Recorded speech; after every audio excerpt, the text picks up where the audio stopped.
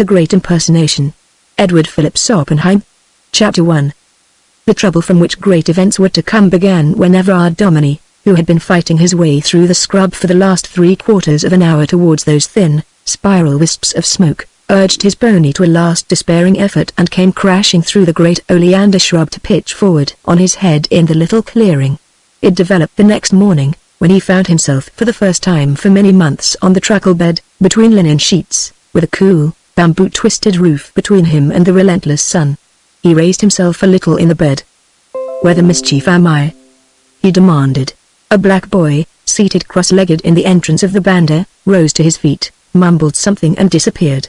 In a few moments the tall, slim figure of a European, in spotless white riding clothes, stooped down and came over to Dominie's side. "You are better?" he inquired politely. "Yes, I am," was the somewhat brusque rejoinder. "Where the mischief am I, and who are you?" The newcomer's manner stiffened. He was a person of dignified carriage, and his tone conveyed some measure of rebuke. "You are within half a mile of the Iriwari River, if you know where that is," he replied, about 72 miles southeast of the Darawaga settlement. "The devil. Then I am in German East Africa?" "Without a doubt. And you are German?" "I have that honor." Dominie whistled softly. "Awfully sorry to have intruded," he said. "I left Marlinstein 2.5 months ago, with 20 boys and plenty of stores. We were doing a big trek after lions. I took some new Ascaris in and they made trouble, looted the stores one night and there was the devil to pay. I was obliged to shoot 1 or 2, and the rest deserted. They took my compass, damn them, and I'm nearly 100 miles out of my bearings." "You couldn't give me a drink, could you?" "With pleasure, if the doctor approves," was the courteous answer. "Here, Jan." The boy sprang up, listened to a word or two of brief command in his own language, and disappeared through the hanging grass which led into another hut. The two men exchanged glances of rather more than ordinary interest. Then Dominie laughed. "I know what you're thinking," he said. "It gave me quite a start when you came in. We're devilishly alike, aren't we?" "There is a very strong likeness between us," the other admitted. Dominie leaned his head upon his hand and studied his host. The likeness was clear enough, although the advantage was all in favor of the man who stood by the side of the camp bedstead with folded arms. Everard Dominie, for the first 26 years of his life, had lived as an ordinary young Englishman of his position, Eton, Oxford, a few years in the army, a few years about town, during which he had succeeded in making a still more hopeless muddle of his already encumbered estates, a few months of tragedy, and then a blank. Afterwards 10 years at first in the cities, then in the dark places of Africa, years of which no man knew anything. The Everard Dominie of 10 years ago had been, without a doubt, good-looking. The finely shaped features remained, but the A's had lost their luster, his figure its elasticity, his mouth its firmness. He had the look of a man run prematurely to seed, wasted by fevers and dissipation. Not so his present companion. His features were as finely shaped, cast in an even stronger though similar mold. His eyes were bright and full of fire, his mouth and chin firm, bespeaking a man of deeds, his tall figure lithe and supple.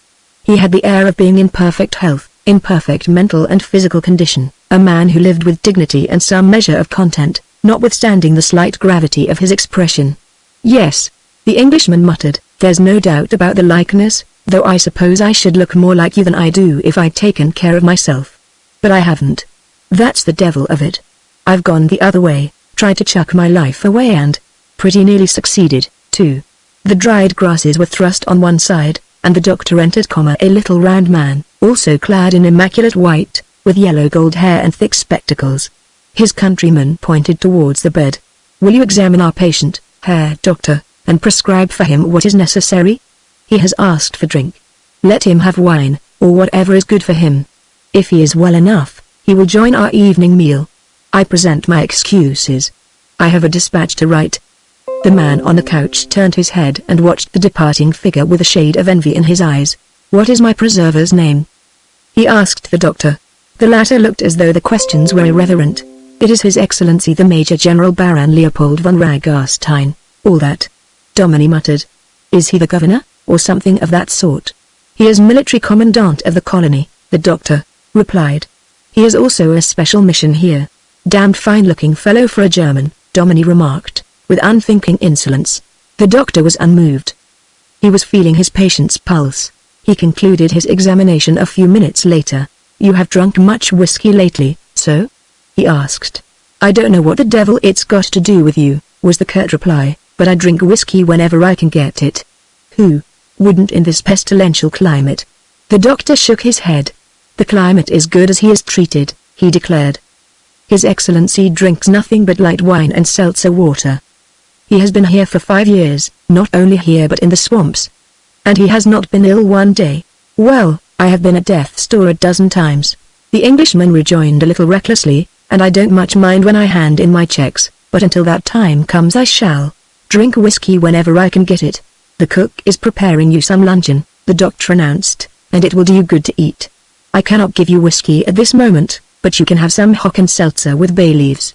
"Send it along," was the enthusiastic reply. "What a constitution I must have, doctor. The smell of that cooking outside is making me ravenous." "Your constitution is still sound if you would only respect it," was the comforting assurance. "Anything been heard of the rest of my party?" Dominie inquired. "Some bodies of Askaris have been washed up from the river," the doctor informed him, "and 2 of your ponies have been eaten by lions. You will excuse. I have the wounds of a native to dress, who was bitten last night by a jaguar." The traveler, left alone, lay still in the hut, and his thoughts wandered backwards. He looked out over the bare, scrubby stretch of land which had been cleared for this encampment to the mass of bush and flowering shrubs beyond, mysterious and impenetrable save for that rough elephant track along which he had traveled, to the broad-bosomed river, blue as the sky above, and to the mountains fading into mist beyond. The face of his host had carried him back into the past. Puzzled reminiscence tugged at the strings of memory.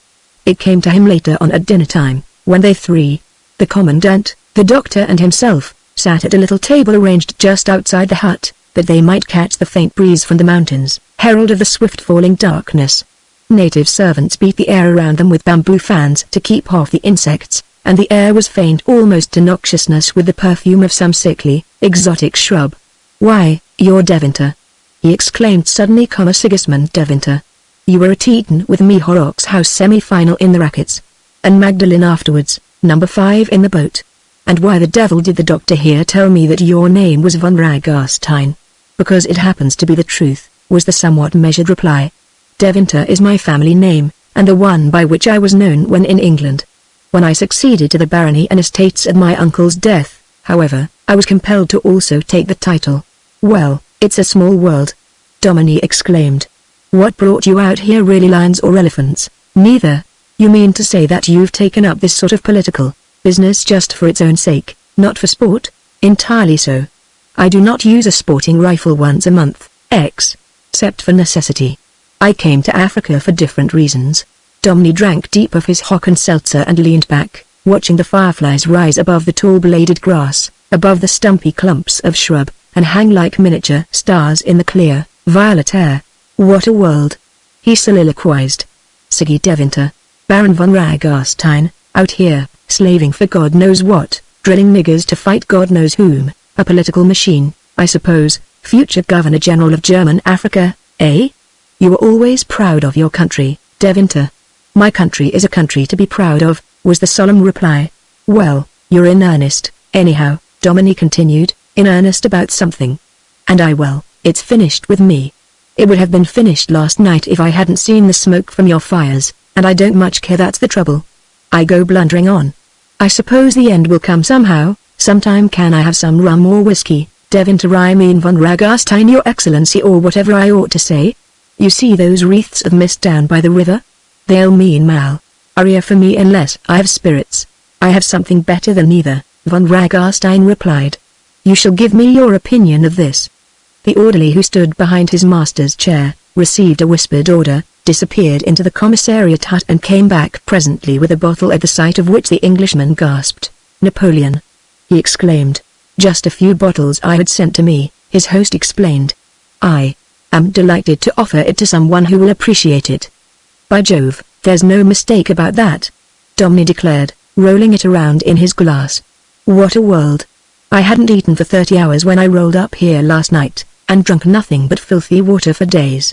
Tonight, fricassee of chicken, white bread, cabinet hock and Napoleon brandy. And tomorrow again, well, who knows? When do you move on, von Ragarstein?" "Not for several days. What the mischief do you find to do so far from headquarters, if you don't shoot lions or elephants? His guest asked curiously. If you really wish to know, von Ragarstein replied, I am annoying your political agents immensely by moving from place to place, collecting natives for drill. But what do you want to drill them for? Domini persisted. I heard some time ago that you have 4 times as many natives under arms as we have. You don't want an army here.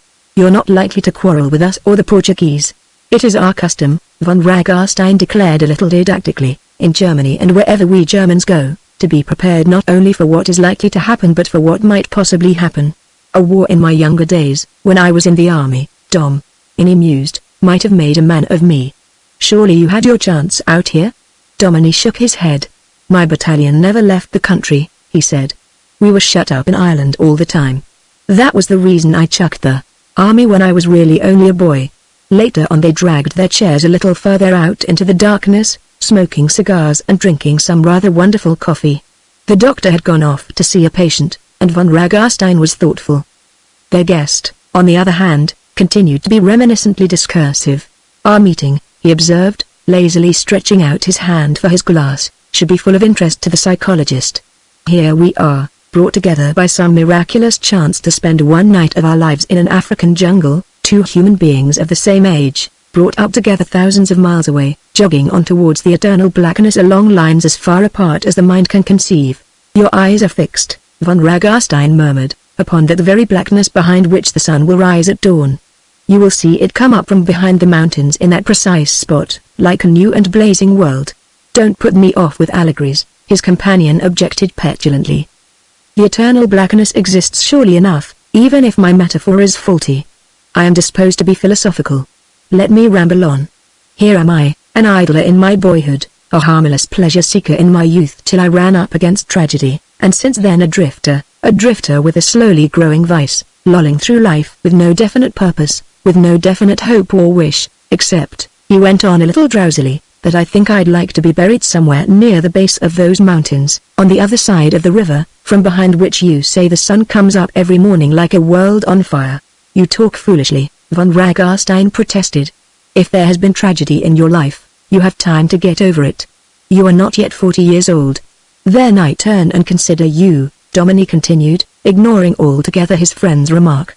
You are only my age, and you look 10 years younger. Your muscles are hard, your eyes are as bright as they were in your school days. You carry yourself like a man with a purpose. You rise at 5 every morning, the doctor tells me, and you return here, worn out, at dusk. You spend every moment of your time drilling those filthy blacks. When you are not doing that, you are prospecting, supervising reports home, trying to make the best of your few millions of acres of fever swamps. The doctor worships you, but who else knows? What do you do it for, my friend? Because it is my duty, was the calm reply. Duty. But why can't you do your duty in your own country, and live a man's life, and hold the hands of white men, and look into the eyes of white women? I go where I am needed most, von Ragarstein answered. I do not enjoy drilling natives, I do not enjoy passing the years as an outcast from the ordinary joys of human life. But I follow my star. And I my will-o'-the-wisp, Domini laughed mockingly. The whole thing's as plain as a pikestaff.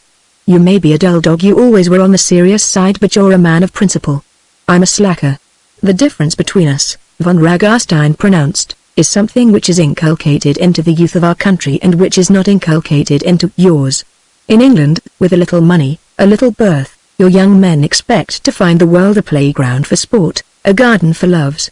The mightiest German noble who ever lived has his work to do. It is work which makes fiber, which gives balance to life.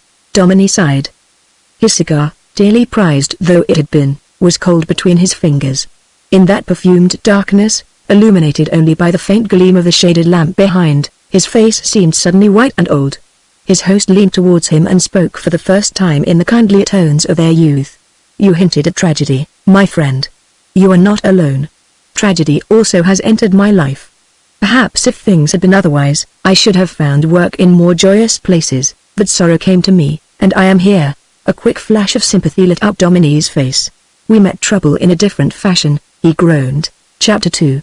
Domini slept till late the following morning, and when he woke at last from a long, dreamless slumber, he was conscious of a curious quietness in the camp. The doctor, who came in to see him, explained it immediately after his morning greeting. His Excellency, he announced, has received important dispatches from home.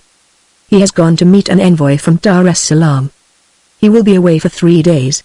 He desired that you would remain his guest until his return. Very good of him, Domini murmured.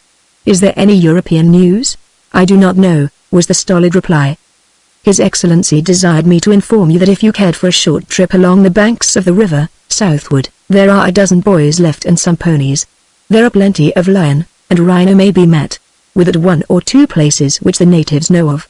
Domini bathed and dressed, sipped his excellent coffee, and lounged about the place in uncertain mood. He unburdened himself to the doctor as they drank tea together late in the afternoon. I am not in the least keen on hunting, he confessed, and I feel like a horrible sponge. But all the same I have a queer sort of feeling that I'd like to see von Ragarstein again. Your silent chief rather fascinates me, Herr Doctor. He is a man. He has something which I have lost. He is a great man, the doctor declared enthusiastically. What he sets his mind to do, he does. I suppose I might have been like that, Domini sighed, if I had had an incentive. Have you noticed the likeness between us, Herr Doctor? The lad nodded.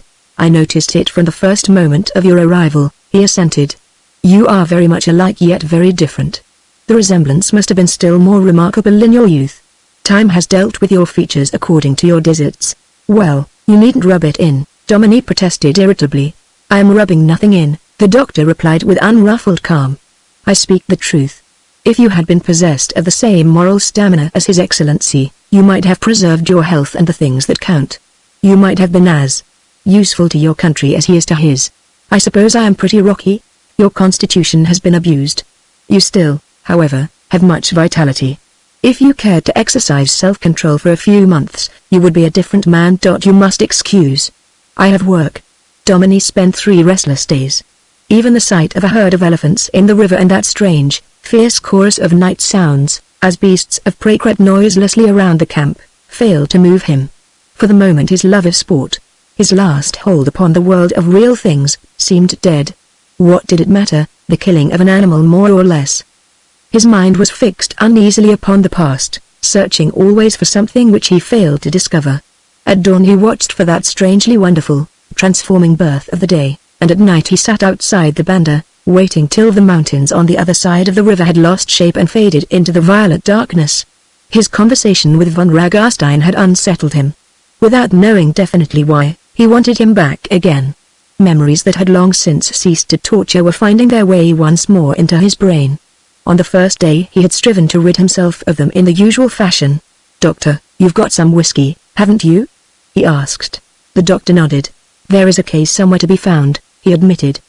His Excellency told me that I was to refuse you nothing, but he advises you to drink only the white wine until his return. He really left that message? Precisely as I have delivered it. The desire for whiskey passed, came again but was beaten back, returned in the night so that he sat up with the sweat pouring down his face and his tongue parched. He drank Lithia water instead. Late in the afternoon of the 3rd day, von Ragarstein rode into the camp.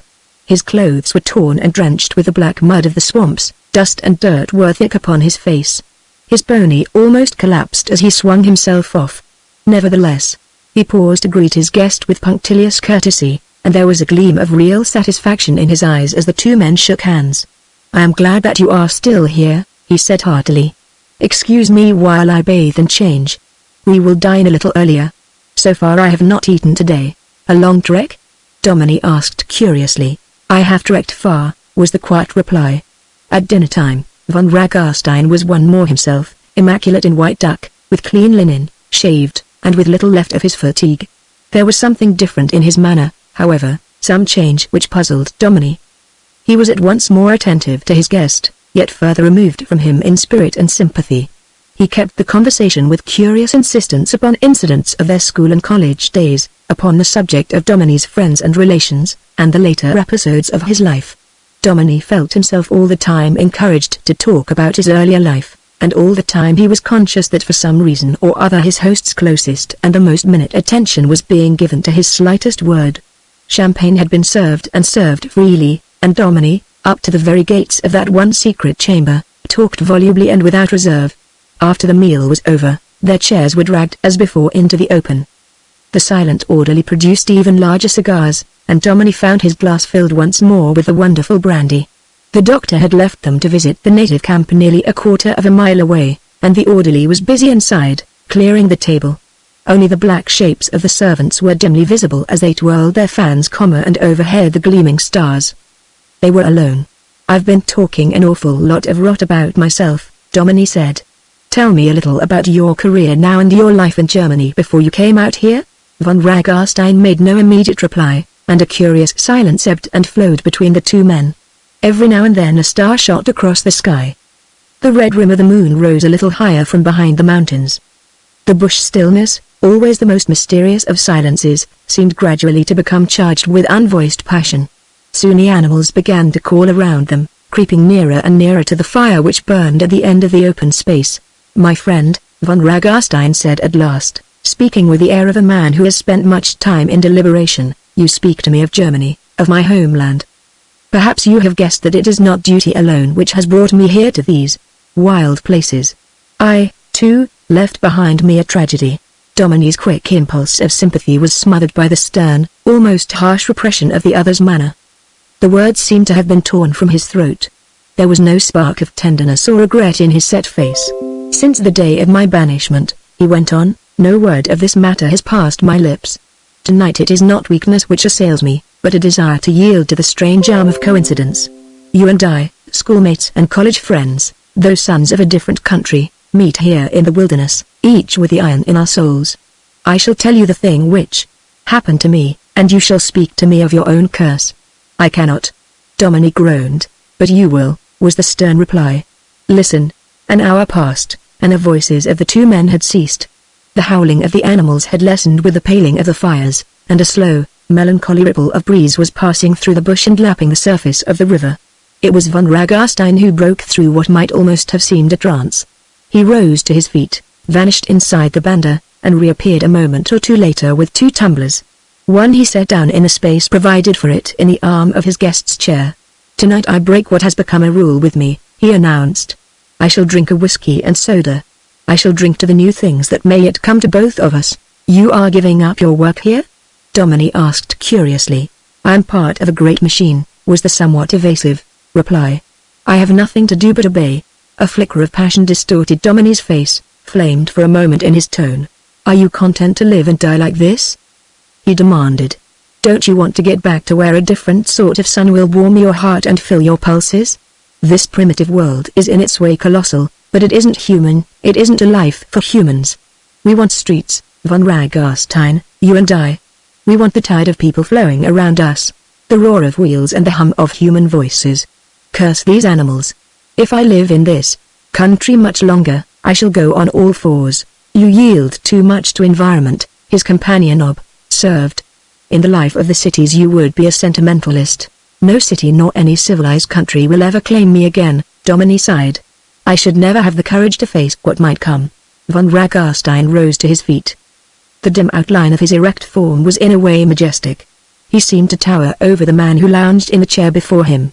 "Finish your whiskey and soda to our next meeting, friend of my school days," he begged. "Tomorrow, before you awake, I shall be gone." "So soon?" "By tomorrow night," von Ragarstein replied. "I must be on the other side of those mountains. This must be our farewell." Domini was querulous, almost pathetic. He had a sudden hatred of solitude. "I must trek westward myself directly," he protested, "or eastward, or northward, it doesn't so much matter." "Can't we travel together?" Von Ragarstein shook his head. "I travel officially, and I must travel alone," he replied. "As for yourself, they will be breaking up here tomorrow, but they will lend you an escort and put you in the direction you wish to take. This, alas, is as much as I can do for you. For us it must be farewell." "Well, I can't force myself upon you," Domini said a little wistfully. "It seems strange, though, to meet right out here, far away even from the byways of life, just to shake hands and pass on. I am sick to death of niggers and animals. It is fate," von Ragarstein decided. "Where I go, I must go alone. Farewell, dear friend. We will drink the toast we drank our last night in your rooms at Magdalen." That Sanskrit man translated it for us. "May each find what he seeks. We must follow our star." Domini laughed a little bitterly. He pointed to a light glowing fitfully in the bush. My will-o'-the-wisp, he muttered recklessly, leading where I shall follow into the swamps. A few minutes later Dominie threw himself upon his couch, curiously and unaccountably drowsy. Von Ragarstein, who had come in to wish him good night, stood looking down at him for several moments with significant intentness. Then, satisfied that his guest really slept, he turned and passed through the hanging curtain of dried grasses into the next banda, where the doctor, still fully dressed, was awaiting him. They spoke together in German and with lowered voices. Von Ragarstein had lost something of his imperturbability. "Everything progresses according to my orders?" he demanded. "Everything, Excellency. The boys are being loaded, and a runner has gone on to Waterwan for ponies to be prepared. They know that I wish to start at dawn. All will be prepared, Excellency." Von Ragarstein laid his hand upon the doctor's shoulder. "Come outside, Schmidt," he said. "I have something to tell you of my plans." The two men seated themselves in the long, wicker chairs, the doctor in an attitude of strict attention. Von Ragarstein turned his head and listened. From Dominie's quarters came the sound of deep and regular breathing. "I have formed a great plan, Schmidt," Von Ragarstein proceeded. "You know what news has come to me from Berlin? Your Excellency has told me a little," the doctor reminded him. "The day arrives," Von Ragarstein pronounced, his voice shaking with deep emotion. He paused a moment in thought and continued, "The time, even the month, is fixed. I am recalled from here to take the place for which I was destined. You know what that place is? You know why I was sent to an English public school and college? I can guess. I am to take up my residence in England. I am to have a special mission. I am to find a place for myself there as an Englishman. The means are left to my ingenuity. Listen, Schmidt. A great idea has come to me." The doctor lit a cigar. "I listen, Excellency." Von Ragarstein rose to his feet. Not content with the sound of that regular breathing, he made his way to the opening of the banda and gazed in at Dominie's slumbering form. Then he returned. "It is something which you do not wish the Englishman to hear?" the doctor asked. "It is. We speak in German. Languages," was the cautious reply, "happen to be that man's only accomplishment.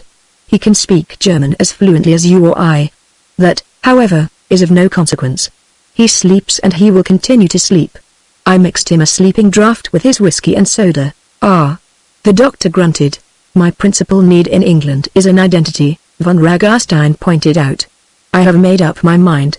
I shall take this Englishman's. I shall return to England as Sir Everard, Dominie. So, there is a remarkable likeness between us, and Dominie has not seen an Englishman who knows him for 8 or 10 years.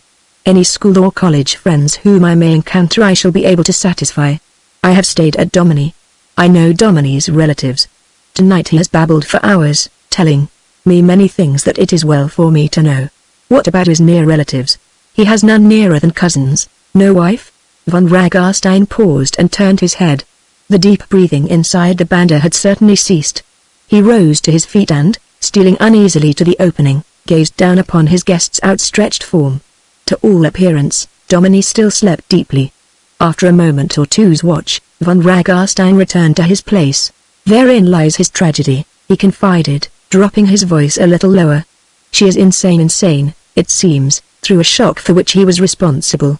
She might have been the only stumbling block, and she is as though she did not exist. It is a great scheme," the doctor murmured enthusiastically. "It is a wonderful one.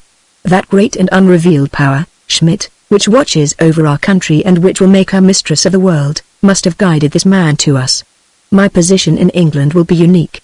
As Sir Everard Dominie I shall be able to penetrate into the inner circles of society, perhaps, even, of political life. I shall be able, if necessary, to remain in England even after the storm bursts. Supposing, the doctor suggested, this man Dominie should return to England?" Von Ragarstein turned his head and looked towards his questioner. "He must not," he pronounced. "So?" the doctor murmured. Late in the afternoon of the following day, Dominie, with a couple of boys for escort and his rifle slung across his shoulder, rode into the bush along the way he had come. The little fat doctor stood and watched him, waving his hat until he was out of sight. Then he called to the orderly. "Heinrich," he said, "you are sure that the Herr Englishman has the whiskey? The water bottles are filled with nothing else, Herr Doctor," the man replied. "There is no water or soda water in the pack. Not one drop, Herr Doctor." "How much food?" "1 day's rations." "The beef is salt?" "It is very salt, Herr Doctor." "And the compass?" "It is 10 degrees wrong." "The boys have their orders?" They understand perfectly, Herr Doctor. If the Englishman does not drink, they will take him at midnight to where His Excellency will be encamped at the bend of the Blue River. The doctor sighed. He was not at heart an unkindly man. I think, he murmured, it will be better for the Englishman that he drinks. Chapter 3. Mr. John Lambert Mangan of Lincoln's Inn gazed at the card which a junior clerk had just presented in blank astonishment, an astonishment which became speedily blended with dismay. Good God! Do you see this, Harrison? He exclaimed, passing it over to his manager, with whom he had been in consultation. Dominie, Sir Everard Dominie, back here in England. The head clerk glanced at the narrow piece of pasteboard and sighed. I'm afraid you will find him rather a troublesome client, sir, he remarked. His employer frowned. Of course I shall, he answered testily. There isn't an extra penny to be had out of the estates, you know that, Harrison. The last 2 quarters allowance which we sent to Africa came out of the timber. Why there, mischief didn't he stay where he was? What shall I tell the gentleman, sir? The boy inquired. Oh, show him in. Mr. Mangan directed ill-temperedly. I suppose I shall have to see him sooner or later. I'll finish these affidavits after lunch, Harrison. The solicitor composed his features to welcome a client who, however troublesome his affairs had become, still represented a family who had been valued patrons of the firm for several generations. He was prepared to greet a seedy-looking and degenerate individual, looking older than his years. Instead, he found himself extending his hand to one of the best turned-out and handsomest men who had ever crossed the threshold of his not very inviting office. For a moment he stared at his visitor, speechless. Then certain points of familiarity, the well-shaped nose, the rather deep-set grey eyes presented themselves. This surprise enabled him to infuse a little real heartiness into his welcome. My dear Sir Everard, he exclaimed. This is a most unexpected pleasure, most unexpected. Such a pity, too, that we only posted a draft for your allowance a few days ago. Dear me, you'll forgive my saying so, how well you look. Dominie smiled as he accepted an easy chair. Africa's a wonderful country, Mangan, he remarked, with just that faint note of patronage in his tone which took his listener back to the days of his present client's father. Pardon my remarking, it has done wonderful things for you, Sir Everard. Let me see, it must be 11 years since we met. Sir Everard tapped the toes of his carefully polished brown shoes with the end of his walking stick. I left London, he murmured reminiscently, in April, 1902. Yes, 11 years, Mr. Mangan. It seems queer to find myself in London again, as I dare say you can understand. Precisely, the lawyer murmured. I was just wondering, I think that last remittance we sent to you could be stopped. I have no doubt you will be glad of a little ready money, he added, with a confident smile. Thanks, I don't think I need any just at present, was the amazing answer. We'll talk about financial affairs a little later on. Mr. Mangan metaphorically pinched himself. He had known his present client even during his school days, had received a great many events, and could not remember one in which the question of finance had been dismissed in so casual a manner. I trust, he observed chiefly for the sake of saying something, that you are thinking of settling down here for a time now? I have finished with Africa, if that is what you mean, was the somewhat grave reply. As to settling down here, well, that depends a little upon what you have to tell me. The lawyer nodded.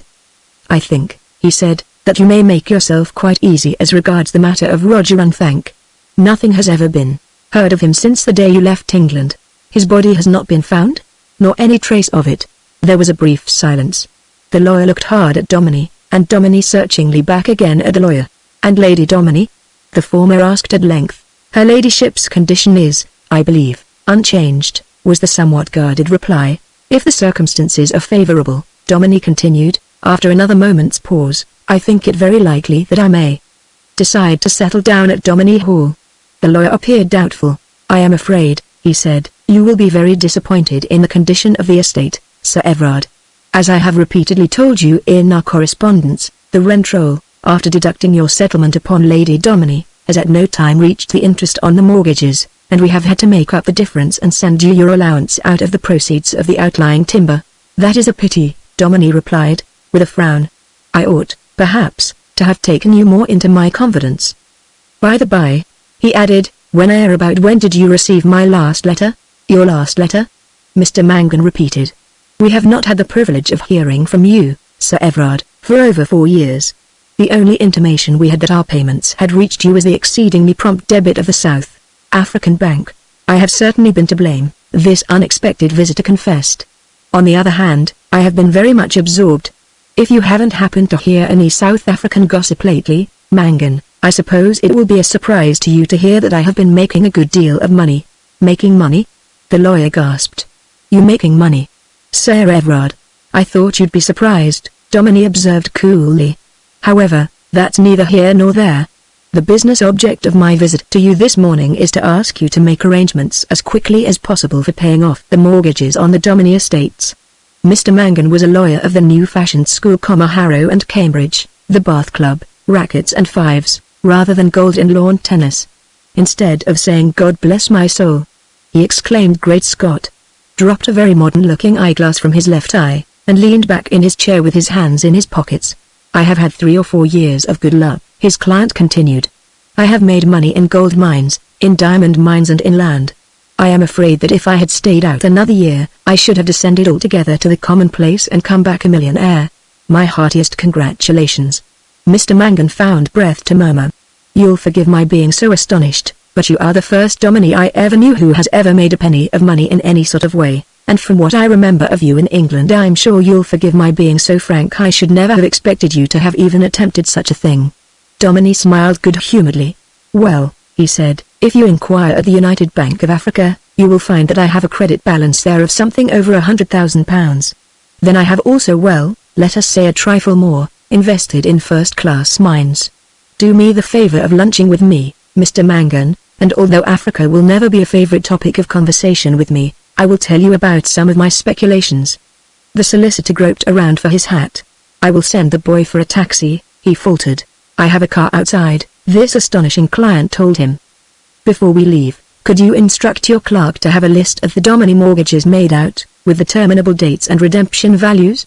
I will leave instructions, Mr. Mangan promised. I think that the total amount is under £80,000. Dominie sauntered through the office, an object of much interest to the little staff of clerks. The lawyer joined him on the pavement in a few minutes. Where shall we lunch? Dominie asked. I'm afraid my clubs are a little out of date. I am staying at the Carlton. The Carlton Grill Room is quite excellent, Mr. Mangan suggested. They are keeping me a table until 1:30, Dominie replied. We will lunch there, by all means. They drove off together, the returned traveller gazing all the time out of the window into the crowded streets, the lawyer a little thoughtful.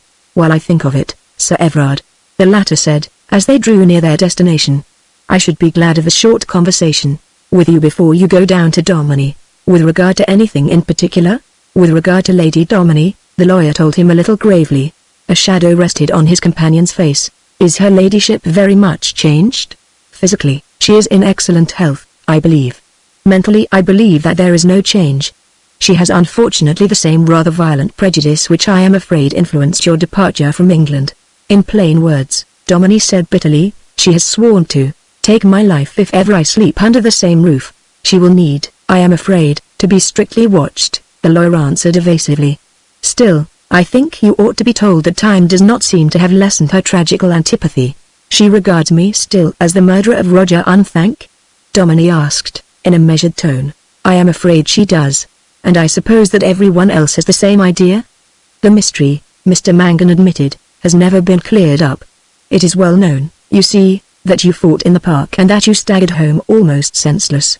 Roger Unthank has never been seen from that day to this. If I had killed him, Dominie pointed out, why was his body not found? The lawyer shook his head. There are all sorts of theories, of course, he said, but for one superstition you may as well be prepared. There is scarcely a man or a woman for miles around Dominie who doesn't believe that the ghost of Roger Unthank still haunts there. Blackwood near where you fought. Let us be quite clear about this, Dominie insisted. If the body should ever be found, am I liable, after all these years, to be indicted for manslaughter? I think you may make your mind quite at ease, the lawyer assured him. In the first place, I don't think you would ever be indicted. And in the second? There isn't a human being in that part of Norfolk would ever believe that the body of man or beast, left within the shadow of the Blackwood, would ever be seen or heard of again. Chapter 4. Mr. Mangan, on their way into the grill room, loitered for a few minutes in the small reception room, chatting with some acquaintances, whilst his host, having spoken to the maitre d'hotel and ordered a cocktail from a passing waiter, stood with his hands behind his back, watching the inflow of men and women with all that interest which one might be supposed to feel in one's fellows after a prolonged absence.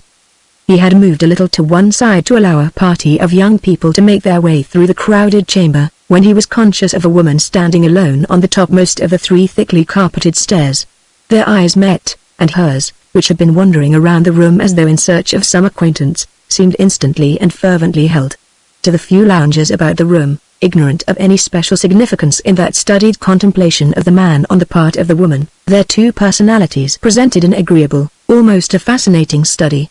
Dominie was 6 feet 2 in height and had to its fullest extent the natural distinction of his class, together with the half-military, half-athletic bearing which seemed to have been so marvelously restored to him. His complexion was no more than becoming neat and, his slight moustache, trimmed very close to the upper lip, was of the same ruddy brown shade as his sleekly brushed hair. The woman, who had commenced now to move slowly towards him, save that her cheeks, at that moment, at any rate, were almost unnaturally pale, was of the same colouring. Her red gold hair gleamed beneath her black hat. She was tall, a Grecian type of figure, large without being coarse, majestic though still young. She carried a little dog under one arm and a plain black silk bag, on which was a coronet in platinum and diamonds, in the other hand. The major domo who presided over the room, watching her approach, bowed with more than his usual urbanity. Her eyes, however, were still fixed upon the person who had engaged so large a share of her attention. She came towards him, her lips a little parted. "Leopold," she faltered. "The holy saints, why did you not let me know?" Dominie bowed very slightly. His words seemed to have a cut and dried flavor. "I am so sorry," he replied, "but I fear that you make a mistake. My name is not Leopold." She stood quite still, looking at him with the air of not having heard a word of his polite disclaimer. "In London, of all places," she murmured. "Tell me, what does it mean?" "I can only repeat, Madame," he said, "that to my very great regret I have not the honor of your acquaintance." She was puzzled, but absolutely unconvinced. "You mean to deny that you are Leopold von Ragarstein?" she asked incredulously. "You do not know me?" "Madame," he answered, "it is not my great pleasure. My name is Dominie Everard Dominie." She seemed for a moment to be struggling with some embarrassment which approached emotion. Then she laid her fingers upon his sleeve and drew him to a more retired corner of the little apartment. "Leopold," she whispered, "nothing can make it wrong or indiscreet for you to visit me. My address is 17, Belgrave Square. I desire to see you tonight at 7 o'clock. But, my dear lady," Dominie began. Her eyes suddenly glowed with a new light. "I will not be trifled with," she insisted. "If you wish to succeed in whatever scheme you have on hand, you must not make an enemy of me. I shall expect you at 7 o'clock. She passed away from him into the restaurant. Mr. Mangan, now freed from his friends, rejoined his host, and the two men took their places at the side table to which they were ushered with many signs of attention. "Wasn't that the Princess Ida Strom with whom you were talking?" the solicitor asked curiously. "A lady addressed me by mistake," Dominie explained. "She mistook me, curiously enough, for a man who used to be called my double at Oxford. Sigismund Deventer he was then, Al, though I think he came into a title later on. The princess is quite a famous personage," Mr. Mangan remarked, "one of the richest widows in Europe. Her husband was killed in a duel some 6 or 7 years ago." Dominie ordered the luncheon with care, slipping into a word or two of German once to assist the waiter, who spoke English with difficulty.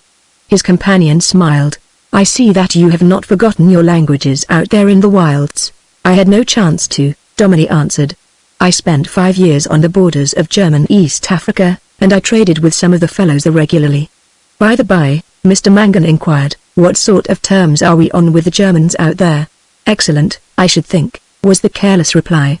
"I never had any trouble." "Of course," the lawyer continued, "this will all be new to you, but during the last few years Englishmen have become divided into 2 classes: the people who believe that the Germans wish to go to war and crush us, and those who don't. Then since my return the number of the don'ts has been increased by 1. I'm amongst the doubtfuls myself," Mr. Mangan remarked. "All the same, I can't quite see what Germany wants with such an immense army, and why she is continually adding to her fleet." Dominie paused for a moment to discuss the matter of a sauce with the head waiter. He returned to the subject a few minutes later on, however. "Of course," he pointed out, "my opinions can only come from a study of the newspapers and from conversations with such Germans as I have met out in Africa. But so far as her army is concerned, I should have said that Russia and France were responsible for that. and the more powerful it is, the less chance of any European conflagration. Russia might at any time come to the conclusion that a war is her only salvation against a revolution, and you know the feeling in France about Alsace-Lorraine as well as I do. The Germans themselves say that there is more interest in military matters and more progress being made in Russia today than ever before. I have no doubt that you are right, agreed Mr. Mangan. It is a matter which is being a great deal discussed just now, however. Let us speak of your personal plans. What do you intend to do for the next few weeks, say? Have you been to see any of your relatives yet? Not one, Domini replied. I am afraid that I am not altogether keen about making advances. Mr. Mangan coughed. You must remember that during the period of your last residence in London, he said, you were in a state of chronic impecuniosity. No doubt that rather affected the attitude of some of those who would otherwise have been more friendly. I should be perfectly content never to see one of them again, declared Domini, with perfect truth. That, of course, is impossible, the lawyer protested. You must go and see the Duchess, at any rate. She was always your champion. The Duchess was always very kind to me, Domini admitted doubtfully, but I am afraid she was rather fed up before I left England. Mr. Mangan smiled. He was enjoying a very excellent lunch, which it seemed hard to believe was ordered by a man just home from the wilds of Africa, and he thoroughly enjoyed talking about duchesses. Her Grace, he began. Well? The lawyer had paused, with his eyes glued upon the couple at a neighboring table. He leaned across towards his companion. The Duchess herself, Sir Everard, just behind you, with Lord Streetomer. This place must certainly be the rendezvous of all the world, Domini declared, as he held out his hand to a man who had approached their table. Seaman, my friend, welcome. Let me introduce you to my friend and legal advisor, Mr. Mangan. Mr. Seaman. Mr. Seaman was a short, fat man, immaculately dressed in most conventional morning attire. He was almost bald, except for a little tuft on either side, and a few long, fair hairs carefully brushed back over a shining scalp. His face was extraordinarily round except towards his chin, where it came to a point, his eyes bright and keen, his mouth the mouth of the professional humorist. He shook hands with the lawyer with an empressement which was scarcely English. Within the space of half an hour, Domini continued, I find a princess who desires to claim my acquaintance, a cousin, he dropped his voice a little, who lunches only a few tables away, and the man of whom I have seen the most during the last 10 years amidst scenes a little different from these. Seaman? Seaman accepted the chair which the waiter had brought and sat down. The lawyer was immediately interested. Do I understand, then, he asked, addressing the newcomer, that you knew Sir Everard in Africa? Seaman beamed. Knew him? He repeated, and with the first words of his speech the fact of his foreign nationality was established. There was no one of whom I knew so much. We did business together, a great deal of business, and when we were not partners, Sir Everard generally got the best of it. Domini laughed. Luck generally comes to a man either early or late in life. My luck came late. I think, Seaman, that you must have been my mascot. Nothing went wrong with me during the years that we did business together. Seaman was a little excited. He brushed upright with the palm of his hand one of those little tufts of hair left on the side of his head, and he laid his plump fingers upon the lawyer's shoulder. Mr. Mangan, he said, you listen to me. I sell this man the controlling interests in a mine, shares which I have held for 4.5 years and never drew a penny dividend. I sell them to him, I say, at par. Well, I need the money, and it seems to me that I had given the shares a fair chance. Within 5 weeks, sir, he repeated, struggling to attune his voice to his civilized surroundings, those shares had gone from par to 14.5. Today they stand at 20. He gave me £5,000 for those shares. Today he could walk into your stock market and sell them for 100,000. That is the way money is made in Africa, Mr. Mangan, where innocents like me are to be found every day. Domini poured out a glass of wine and passed it to their visitor. Come, he said, we all have our ups and downs. Africa owes you nothing, Seaman. I have done well in my small way, Seaman admitted, fingering the stem of his wineglass. But where I have had to plod, Sir Everard here has stood and commanded fate to pour her treasures into his lap. The lawyer was listening with a curious interest and pleasure to this half-bantering conversation. He found an opportunity now to intervene. So you two were really friends in Africa? He remarked, with a queer and almost inexplicable sense of relief. If Sir Everard permits our association to be so called, Seaman replied. We have done business together in the great cities in Johannesburg and Pretoria, in Kimberley and Cape Town, and we have prospected together in the wild places. We have trekked the veldt and been lost to the world for many months at a time. We have seen the real wonders of Africa together, as well as her tawdry civilization. And you, too, Mr. Mangan asked, have you retired? Seaman's smile was almost beatific. The same deal, he said, which brought Sir Everard's fortune to wonderful figures brought me that modest sum which I had sworn to reach before I returned to England. It is true. I have retired from money-making. It is now that I take up again my real life's work. If you are going to talk about your hobby, served, you had better order them to serve your lunch here. I had finished my lunch before you came in, his friend replied. I drink another glass of wine with you, perhaps.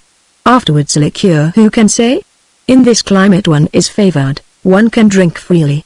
Sir Everard and I, Mr. Mangan, have been in places where thirst is a thing to be struggled against, where for months a little weak brandy and water was our chief dissipation. Tell me about this hobby? The lawyer inquired. Domney intervened promptly. I protest. If he begins to talk of that, he'll be here all the afternoon. Seaman held out his hands and rolled his head from side to side. But I am not so unreasonable, he objected. Just one word so? Very well, then, he proceeded quickly, with the air of one fearing interruption. This must be clear to you, Mr. Mangan. I am a German by birth, naturalized in England for the sake of my business, loving Germany, grateful to England. 1/3 of my life I have lived in Berlin, 1/3 at Forest Hill here in London, and in the city, 1/3 in Africa. I have watched the growth of commercial rivalries and jealousies between the two nations. There is no need for them. They might lead to worse things. I would brush them all away. My aim is to encourage a league for the promotion of more cordial social and business relations between the people of Great Britain and the people of the German Empire. There. Have I wasted much of your time? Can I not speak of my hobby without a flood of words? Conciseness itself, Mangan admitted, and I compliment you most heartily upon your scheme. If you can get the right people into it, it should prove a most valuable society. In Germany I have the right people. Or Germans who live for their country and feel for their country loathe the thought of war. We want peace, we want friends, and, to speak as man to man, he concluded, tapping the lawyer upon the coat sleeve, England is our best customer. I wish one could believe, the latter remarked, that yours was the popular voice in your country. Seaman rose reluctantly to his feet. At 2:30, he announced, glancing at his watch, I have an appointment with a woolen manufacturer from Bradford. I hope to get him to join my council. He bowed ceremoniously to the lawyer, nodded to Domney with the familiarity of an old friend, and made his bustling, good-humored way out of the room. A sound businessman, I should think, was the former's comment. I wish him luck with his league. You yourself, Sir Everard, will need to develop some new interests. Why not politics? I really expect to find life a little difficult at first, admitted Domney, with a shrug of his shoulders. I have lost many of the tastes of my youth, and I am very much afraid that my friends over here will call me colonial. I can't fancy myself doing nothing down in Norfolk all the rest of my days. Perhaps I shall go into Parliament. You must forgive my saying, his companion declared impulsively, that I never knew 10 years make such a difference in a man in my life. The colonies, Domney pronounced, are a kill or cure sort of business. You either take your drubbing and come out a stronger man, or you go under. I had the very narrowest escape from going under myself, but I just pulled together in time. Today I wouldn't have been without my hard times for anything in the world. If you will permit me, Mr. Mangan said, with an inherited pomposity, on our first meeting under the new conditions, I should like to offer you my hearty congratulations, not only upon what you have accomplished but upon what you have become. And also, I hope, Domney rejoined, smiling a little seriously and with a curious glint in his eyes, upon what I may yet accomplish. The Duchess and her companion had risen to their feet, and the former, on her way out, recognizing her solicitor, paused graciously. How do you do, Mr. Mangan? She said. I hope you are looking after those troublesome tenants of mine in Leicestershire. We shall make our report in due course, Duchess, Mangan assured her. Will you permit me, he added, to bring back to your memory a relative who has just returned from abroad, Sir Everard Domney? Domney had risen to his feet a moment previously and now extended his hand. The Duchess, who was a tall, graceful woman, with masses of fair hair only faintly interspersed with grey, very fine brown eyes, the complexion of a girl, and, to quite her own confession, the manners of a kitchen maid, stared at him for a moment without any response. Sir Everard Domney? She repeated. Everard. Ridiculous. Domini's extended hand was at once withdrawn, and the tentative smile faded from his lips. The lawyer plunged into the breach. "I can assure your grace," he insisted earnestly, "that there is no doubt whatever about Sir Everard's identity. He only returned from Africa during the last few days." The Duchess's incredulity remained, wholly good-natured but ministered to by her natural obstinacy. "I simply cannot bring myself to believe it," she declared. "Come, I'll challenge you. When did we meet last?" "At Worcester House," was the prompt reply. "I came to say goodbye to you." The Duchess was a little staggered. Her eyes softened, a faint smile played at the corners of her lips. She was suddenly a very attractive-looking woman. "You came to say goodbye," she repeated, "and I am to take that as a challenge?" Domini asked, standing very upright and looking her in the eyes. "As you will. You were a little kinder to me," he continued, "than you are today. You gave me this," he added, drawing a small picture from his pocketbook, "and you permitted." "For heaven's sake, put that thing away," she cried, "and don't say another word. There's my grown-up nephew, Street Omar, paying his bill almost within earshot. Come and see me at 3:30 this afternoon, and don't be a minute late. And, Street Omar," she went on, turning to the young man who stood now by her side, "this is a connection of yours, Sir Everard Domini. He is a terrible person, but do shake hands with him and come along. I am half an hour late for my dressmaker already." Lord Street Omar chuckled vaguely, then shook hands with his new-found relative, nodded affably to the lawyer and followed his aunt out of the room. Mangan's expression was beatific. "Sir Everard," he exclaimed, "God bless you. If ever a woman got what she deserved. I've seen a duchess blush first time in my life." Chapter 5. Worcester House was one of those semi-palatial residences set down apparently for no reason whatever in the middle of Regent's Park. It had been acquired by a former duke at the instigation of the regent, who was his intimate friend, and retained by later generations in mute protest against the disfiguring edifices which had made a millionaire's highway of Park Lane.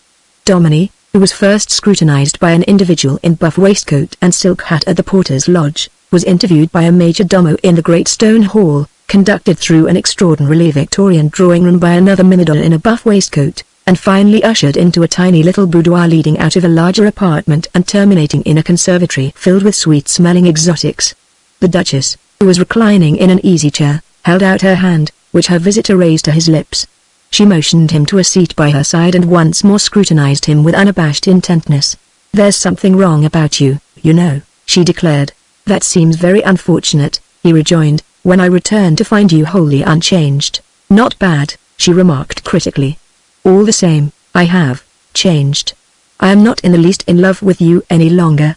It was the fear of that change in you," he sighed, "which kept me for so long in the furthest corners of the world." She looked at him with a severity which was obviously assumed. "Look here," she said, "it is better for us to have a perfectly clear understanding upon one point. I know the exact position of your affairs, and I know, too, that the 200 a year which your lawyer has been sending out to you came partly out of a few old trees and partly out of his own pocket. How you are going to live over here I cannot imagine, but it isn't the least use expecting Henry to do a thing for you. The poor man has scarcely enough pocket money to pay his traveling expenses when he goes lecturing." "Lecturing?" Domini repeated. "What's happened to poor Henry?" "My husband is an exceedingly conscientious man," was the dignified reply. "He goes from town to town with Lord Roberts and a secretary, lecturing on national defense. Dear Henry was always a little cranky, wasn't he?" Domini observed. "Let me put your mind at rest on the other matter, though, Caroline. I can assure you that I have come back to England not to borrow money but to spend it." His cousin shook her head mournfully. "And a few minutes ago I was nearly observing that you had lost your sense of humor." "I am in earnest," he persisted. "Africa has turned out to be my El Dorado. Quite unexpectedly, I must admit, I came in for a considerable sum of money towards the end of my stay there. I am paying off the mortgages at Domini at once, and I want Henry to jot down on paper at once those few amounts he was good enough to lend me in the old days." Caroline, Duchess of Worcester, sat perfectly still for a moment with her mouth open, a condition which was entirely natural but unbecoming. "And you mean to tell me that you really are Everard Domini?" she exclaimed. "The weight of evidence is rather that way," he murmured. He moved his chair deliberately a little nearer, took her hand and raised it to his lips. Her face was perilously near to his. She drew a little back and too abruptly. "My dear Everard," she whispered, "Henry is in the house. Besides, yes, I suppose you must be Everard. Just now there was something in your eyes exactly like his. But you are so stiff. Have you been drilling out there or anything? He shook his head. One spends half one's time in the saddle. And you are really well off? She asked again wonderingly. If I had stayed there another year, he replied, and been able to marry a Dutch Jewess, I should have qualified for Park Lane. She sighed. It's too wonderful. Henry will love having his money back, and you? She looked positively distressed. You've lost all your manners, she complained. You make love like a garden rake. You should have leaned towards me with a quiver in your voice when you said those last two words, and instead of that you look as though you were sitting at tension, with a positive glint of steel in your eyes. One sees a woman once in a blue moon out there, he pleaded. She shook her head. You've changed. It was a sixth sense with you to make love in exactly the right tone, to say exactly the right thing in the right manner. I shall pick it up, he declared hopefully, with a little assistance. She made a little grimace. You won't want an old woman like me to assist you, Everard. You'll have the town at your feet. You'll be able to frivol with musical comedy, flirt with our married beauties, or I'm sorry. Everard, I forgot. You forgot what? He asked steadfastly. I forgot the tragedy which finally drove you abroad. I forgot your marriage. Is there any change in your wife? Not much, I am afraid. And Mr. Mangan, he thinks that you are safe over here? Perfectly. She looked at him earnestly. Perhaps she had never admitted, even to herself, how fond she had been of this scapegrace cousin. You'll find that no one will have a word to say against you, she told him, now that you are wealthy and regenerate. They'll forget everything you want them to. When will you come and dine here and meet all your relatives? Whenever you are kind enough to ask me, he answered. I thought of going down to Domini tomorrow. She looked at him with a new thing in her eyes, something of fear, something, too, of admiration. But your wife? She is there, I believe, he said. I cannot help it. I have been an exile from my home long enough. Don't go, she begged suddenly. Why not be brave and have her removed? I know how tender-hearted you are, but you have your future and your career to consider. For her sake, too, you ought not to give her the opportunity. Dominic could never make up his mind whether the interruption which came at that moment was welcome or otherwise. Caroline suddenly broke off in her speech and glanced warningly towards the larger room. A tall, grey-haired man, dressed in old-fashioned clothes and wearing a pince-nez, had lifted the curtains. He addressed the Duchess in a thin, reedy voice. My dear Caroline, he began, you must forgive me. I did not know that you were engaged. We will not stay, but I should like to present to you a young friend of mine who is going to help me at the meeting this evening. Do bring him in, his wife replied, her voice once more attuned to its natural drawl. And I have a surprise for you too. Henry, a very great surprise, I think you will find it. Dominic rose to his feet, a tall, commanding figure, and stood waiting the approach of the newcomer. The Duke advanced, looking at him inquiringly. A young man, very obviously a soldier in mufti, was hovering in the background. I must plead guilty to the surprise, the Duke confessed courteously. There is something exceedingly familiar about your face, sir, but I cannot remember having had the privilege of meeting you. You see, Caroline observed, I am not the only one, Everard, who did not accept you upon a glance. This is Everard Domini, Henry, returned from foreign exile and regenerated in every sense of the word. How do you do? Domini said, holding out his hand. I seem to be rather a surprise to everyone, but I hope you haven't quite forgotten me. God bless my soul. The Duke exclaimed. You don't mean to say that you're really Everard Domini? I am he, beyond a doubt, was the calm assurance. Most amazing, the Duke declared, as he shook hands. Most amazing. I never saw such a change in my life. Yes, yes, I see same complexion, of course nose and eyes, yes, yes. But you seem taller, and you carry yourself like a soldier. Dear, dear me. Africa has done wonderfully by you. Delighted, my dear Everard. Delighted. You'll be more delighted still when you hear the rest of the news, his wife remarked dryly. In the meantime, do present your friend. Precisely so, the Duke acquiesced, turning to the young man in the background. Most sorry, my dear Captain Bartram. The unexpected return of a connection of my wife must be my apology for this lapse of manners. Let me present you to the Duchess. Captain Bartram is just back from Germany, my dear, and is an enthusiastic supporter of our cause. Sir Everard Domini. Caroline shook hands kindly with her husband's protégé, and Domini exchanged a solemn handshake with him. You, too, are one of those, then, Captain Bartram, who are convinced that Germany has evil designs upon us. The former said, smiling. I have just returned from Germany after 12 months' stay there, the young soldier replied. I went with an open mind. I have come back convinced that we shall be at war with Germany within a couple of years. The Duke nodded vigorously. Our young friend is right, he declared. 3 times a week for many months I have been drumming the fact into the handful of wooden-headed Englishmen who have deigned to come to our meetings. I have made myself a nuisance to the House of Lords and the press. It is a terrible thing to realize how hard it is to make an Englishman reflect, so long as he is making money and having a good time. You are just back from Africa, Everard? Within a week, sir. Did you see anything of the Germans out there? Were you anywhere near their colony? I have been in touch with them for some years, Domini replied. Most interesting. His questioner exclaimed. You may be of service to us, Everard. You may, indeed. Now tell me, isn't it true that they have secret agents out there, trying to provoke unsettlement and disquiet amongst the Boers? Isn't it true that they apprehend a war with England before very long and are determined to stir up the colony against us? I am very sorry, Domini replied, but I am not a politician in any shape or form. All the Germans whom I have met out there seem a most peaceful race of men, and there doesn't seem to be the slightest discontent amongst the Boers or anyone else. The Duke's face fell. This is very surprising. The only people who seem to have any cause for discontent, Domini continued, are the English settlers. I didn't commence to do any good myself until a few years ago, but I have heard some queer stories about the way our own people were treated after the war. What you say about South Africa, Sir Everard, the young soldier remarked, is naturally interesting, but I am bound to say that it is in direct opposition to all I have heard. And I, the Duke echoed fervently. I have lived there for the last 11 years, Domini continued, and although I spent the earlier part of that time trekking after big game, lately I am bound to confess that every thought and energy I possess have been centered upon money-making.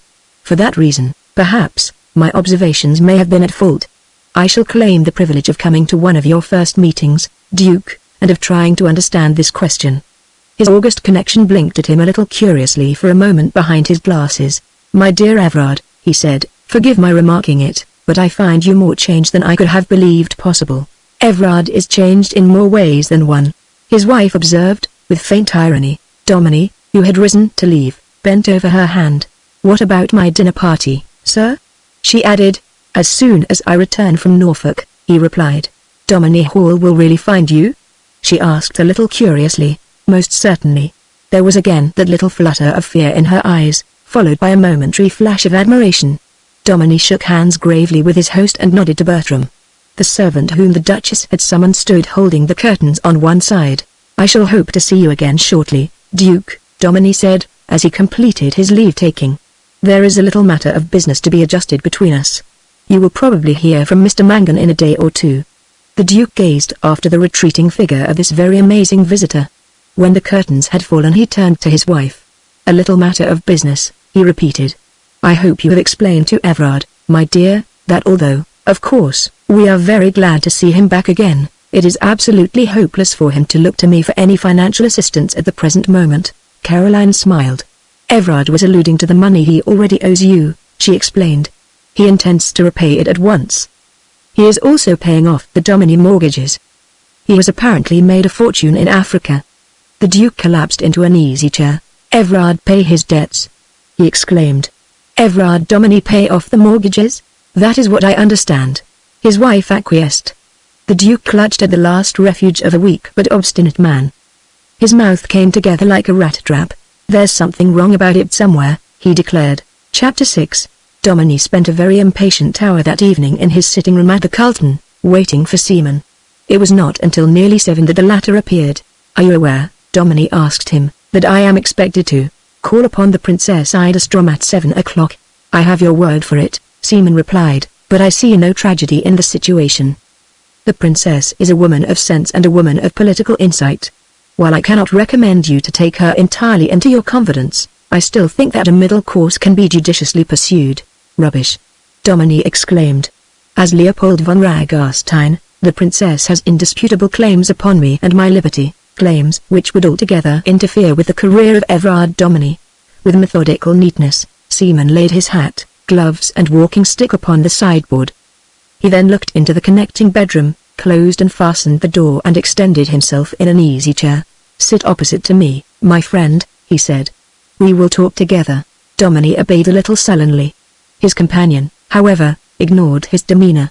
"Now, my friend," he said, beating upon the palm of one hand with the forefinger of his other, "I am a man of commerce and I do things in a business way.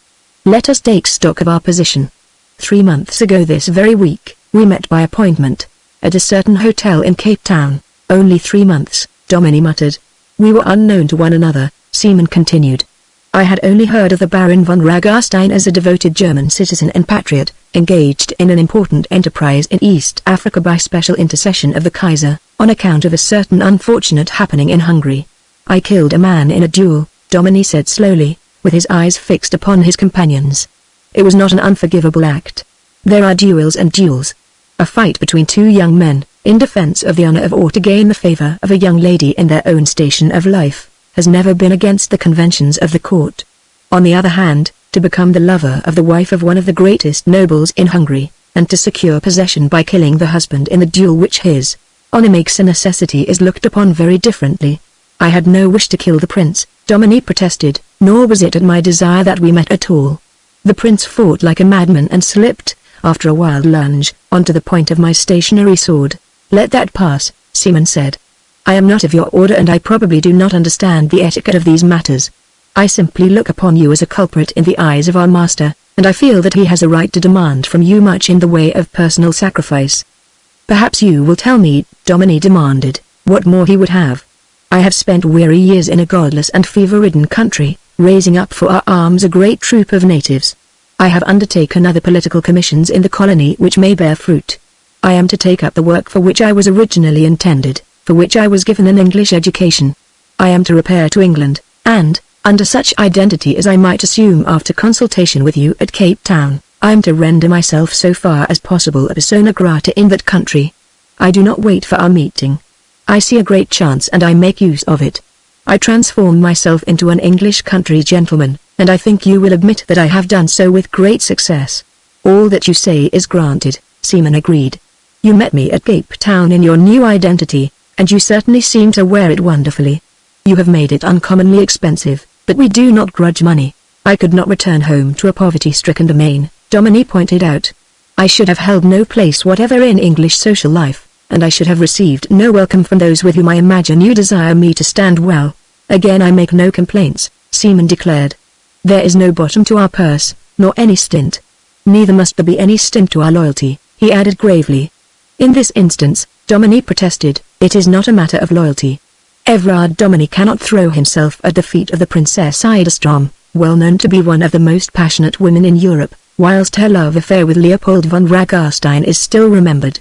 Remember that the question of our identities might crop up any day. We were friends over here in England, at school and at college, and there are many who still remember the likeness between us. Perfectly though I may play my part, here and there may be doubts. There will be doubts no longer if I am to be dragged at the chariot wheels of the princess." Seaman was silent for a moment. "There is reason in what you say," he admitted presently. "It is for a few months only. What is your proposition?" "That you see the princess in my place at once," Domini suggested eagerly. "Point out to her that for the present, for political reasons, I am and must remain Everard Domini, to her as to the rest of the world. Let her be content with such measure of friendship and admiration as Sir Everard Domini might reasonably offer to a beautiful woman whom he met today for the first time, and I am entirely and with all my heart at her service. But let her remember that even between us two, in the solitude of her room as in the drawing room where we might meet, it can be Everard Domini only until my mission is ended. You think, perhaps, that I lay unnecessary stress upon this. I do not. I know the princess and I know myself." Seaman glanced at the clock. "At what hour was your appointment?" "It was not an appointment, it was a command," Domini replied. "I was told to be at Belgrave Square at 7 o'clock. I will have an understanding with the princess," promised Seaman, as he took up his hat. "Dine with me downstairs at 8 o'clock on my return." Domini, descending about an hour later, found his friend Seaman already established at a small, far-away table set in one of the recesses of the grill room. He was welcomed with a little wave of the hand, and cocktails were at once ordered. "I have done your errand," Seaman announced. "Since my visit I am bound to admit that I realize a little more fully your anxiety. You probably had not met the princess before?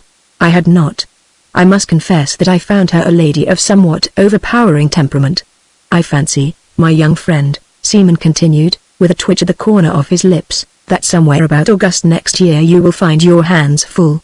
August next year can take care of itself, was the cool reply. In the meantime, Seaman continued, the princess understands the situation and is, I think, impressed. She will at any rate do nothing rash. You and she will meet within the course of the next few hours, but on reasonable terms. To proceed. As I drove back here after my interview with the princess, I decided that it was time you made the acquaintance of the person who is chiefly responsible for your presence here. Turnilov. Precisely. You have maintained, my young friend, Seaman went on after a brief pause, during which one waiter had brought their cocktails and another received their order for dinner, a very discreet and laudable silence with regard to those further instructions which were promised to you immediately you should arrive in London. Those instructions will never be committed to writing. They are here. Seaman touched his forehead and drained the remaining contents of his glass. My instructions are to trust you absolutely, Dominie observed, and, until the greater events stir, to concentrate the greater part of my energies in leading the natural life of their man whose name and place I have taken. Quite so, Seaman acquiesced. He glanced around the room for a moment or two, as though interested in the people. Satisfied at last that there was no chance of being overheard, he continued. The first idea you have to get out of your head, my dear friend, if it is there, is that you are a spy. You are nothing of the sort. You are not connected with a remarkably perfect system of espionage in the slightest degree. You are a free agent in all that you may choose to say or do. You can believe in Germany or fear her whichever you like. You can join your cousin's husband in his crusade for national service, or you can join me in my efforts to cement the bonds of friendship and affection between the citizens of the two countries. We really do not care in the least. Choose your own part. Give yourself thoroughly into the life of Sir Everard Dominie, Baronet, of Dominie Hall, Norfolk, and pursue exactly the course which you think Sir Everard himself would be likely to take. This, Dominie admitted, is very broad-minded. It is common sense, was the prompt reply. With all your ability, you could not in 6 months' time appreciably affect the position either way.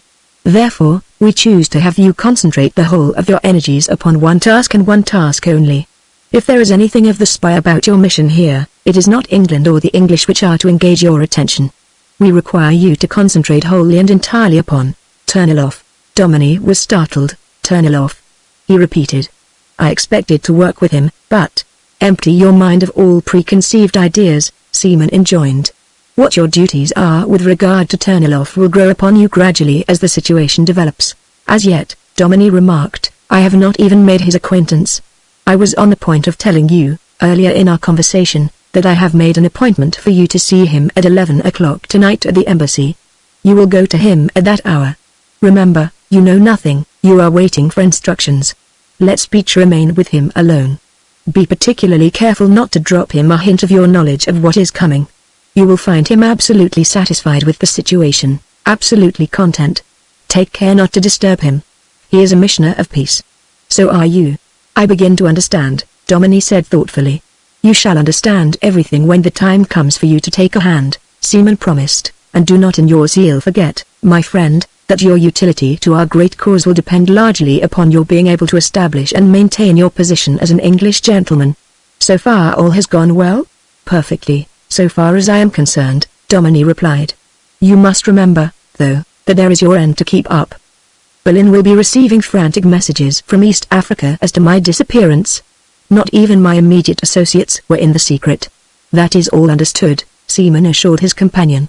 A little doctor named Schmidt has spent many marks of the government money in frantic cables. You must have endeared yourself to him. He was a very faithful associate. He has been a very troublesome friend. It seems that the natives got their stories rather mixed up concerning your namesake, who apparently died in the bush, and Schmidt continually emphasized your promise to let him hear from Cape Town. However, all this has been dealt with satisfactorily. The only real dangers are over here, and so far you seem to have encountered the principal ones. I have at any rate been accepted, Dominie declared, by my nearest living relative, and incidentally I have discovered the one far-seeing person in England who knows what is in store for us. Seaman was momentarily anxious. Whom do you mean? The Duke of Worcester, my cousin's husband, of whom you were speaking just now. The little man's face relaxed. He reminds me of the geese who saved the capital, he said, a brainless man obsessed with one idea. It is queer how often these fanatics discover the truth.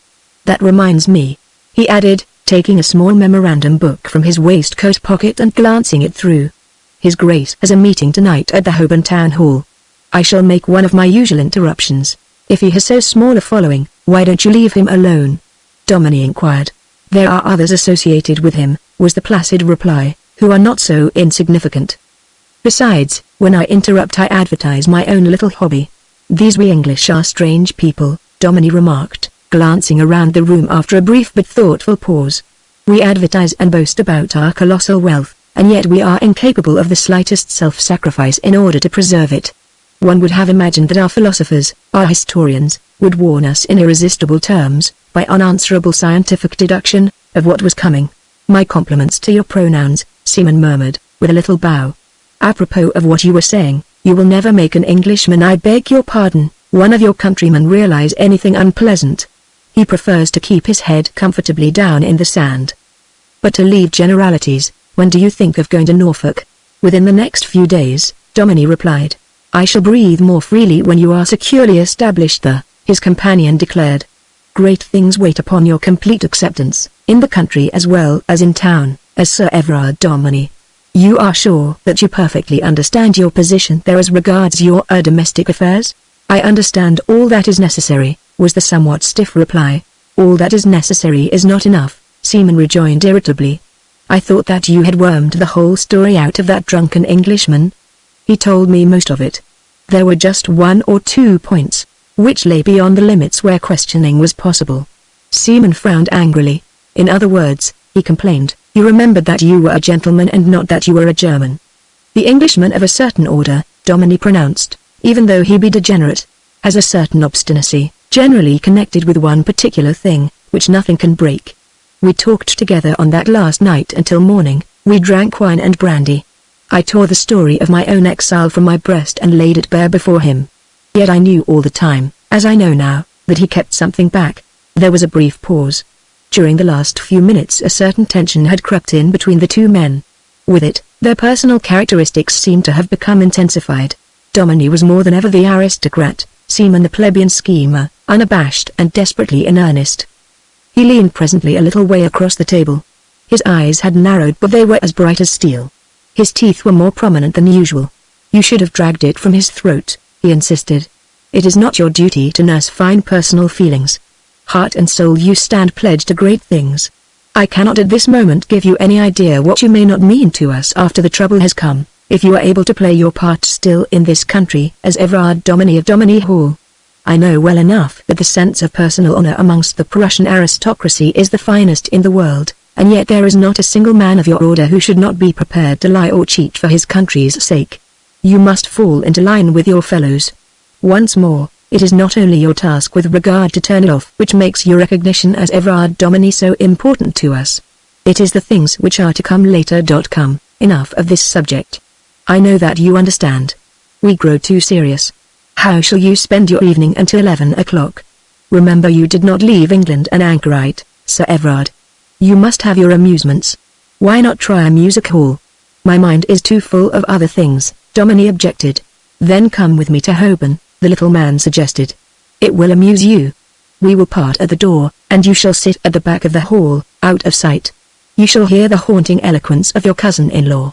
You shall hear him trying to warn the men and women of England of the danger awaiting them from the great and rapacious German nation. What do you say? I will come, Domini replied in spiritless fashion. It will be better than a music hall, at any rate. I'm not at all sure, Seaman, that the hardest part of my task over here will not be this necessity for self-imposed amusements. His companion struck the table gently but impatiently with his clenched fist. Man, you are young, he exclaimed. You are like the rest of us. You carry your life in your hands. Don't nourish past griefs. Cast the memory of them away. There's nothing which narrows a man more than morbidness. You have a past which may sometimes bring the ghosts around you, but remember the sin was not wholly yours, and there is an atonement which in measured fashion you may commence whenever you please. I have said enough about that. Greatness and gaiety go hand in hand. There. You see, I was a philosopher before I became a professor of propaganda. Good. You smile. That is something gained, at any rate. Now we will take a taxicab to Holborn and I will show you something really humorous. At the entrance to the town hall, the two men, at Seaman's instigation, parted, making their way inside by different doors. Dominie found a retired seat under a balcony, where he was unlikely to be recognized from the platform. Seaman, on the other hand, took up a more prominent position at the end of one of the front rows of benches. The meeting was by no means overcrowded, over-enthusiastic, over anything. There were rows of empty benches, a good many young couples who seemed to have come in for shelter from the inclement night, a few sturdy, respectable-looking tradesmen who had come because it seemed to be the respectable thing to do, a few genuinely interested, and here and there, although they were decidedly in the minority, a sprinkling of enthusiasts. On the platform was the Duke, with civic dignitaries on either side of him, a distinguished soldier, a member of Parliament, a half-dozen or so of nondescript residents from the neighborhood, and Captain Bartram. The meeting was on the point of commencement as Dominie settled down in his corner. First of all the Duke rose, and in a few hackneyed but earnest sentences introduced his young friend Captain Bartram. The latter, who sprang at once into the middle of his subject, was nervous and more than a little bitter. He explained that he had resigned his commission and was therefore free to speak his mind. He spoke of enormous military preparations in Germany and a general air of tense expectation. Against whom were these preparations? Without an earthly doubt against Germany's greatest rival, whose millions of young men, even in this hour of danger, preferred playing or watching football or cricket on Saturday afternoons to realizing their duty. The conclusion of an ill-pointed but earnest speech was punctuated by the furtive entrance into the hall of a small boy selling evening newspapers, and there was a temporary diversion from any interest in the proceedings on the part of the younger portion of the audience, whilst they satisfied themselves as to the result of various cup ties. The Member of Parliament then descended upon them in a whirlwind of oratory and in his best House of Commons style. He spoke of black clouds and of the cold breeze that went before the coming thunderstorm. He pointed to the collapse of every great nation throughout history who had neglected the arts of self-defense. He appealed to the youth of the nation to prepare themselves to guard their womenkind, their homes, the sacred soil of their country, and at that point was interrupted by a drowsy member of the audience with stentorian lungs, who seemed just at that moment to have waked up. "What about the Navy, Governor?" The orator swept upon the interrupter in his famous platform manner. The Navy, he declared, could be trusted at all times to do its duty, but it could not fight on sea and land. Would the young man who had just interrupted do his, and enroll his name for drill and national service that evening? And so on. The distinguished soldier, who was suffering from a cold, fired off a few husky sentences only, to the tune of rounds of applause. The proceedings were wound up by the Duke, who was obviously, with the exception of the distinguished soldier, much more in earnest than any of them, and secured upon the whole a respectful attention. He brought in a few historical allusions, pleaded for a greater spirit of earnestness and citizenship amongst the men of the country, appealed even to the women to develop their sense of responsibility, and sat down amidst a little burst of quite enthusiastic applause. The vote of thanks to the chairman was on the point of being proposed when Mr. Seaman, standing up in his place, appealed to the chairman for permission to say a few words. The Duke, who had had some experience with Mr. Seaman before, looked at him severely, but the smile with which Mr. Seaman looked around upon the audience was so good-natured and attractive, that he had no alternative but to assent. Seaman scrambled up the steps onto the platform, coughed apologetically, bowed to the Duke, and took possession of the meeting. After a word or two of compliment to the chairman, he made his confession. He was a German citizen. He was indeed one of that bloodthirsty race. Some laughter. He was also, and it was his excuse for standing there, the founder and secretary of a league, doubtless well known to them, a league for promoting more friendly relations between the businessmen of Germany and England. Some of the remarks which he had heard that evening had pained him deeply. Business often took him to Germany, and as a German he would be doing less than his duty if he did not stand up there and tell them that the average German loved the Englishman like a brother, that the object of his life was to come into greater kinship with him, that Germany even at that moment, was standing with hand outstretched to her relatives across the North Sea, begging for a deeper sympathy, begging for a larger understanding.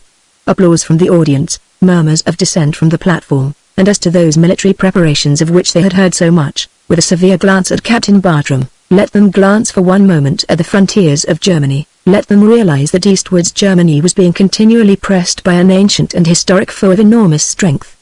He would not waste their time telling them of the political difficulties which Germany had had to face during the last generation.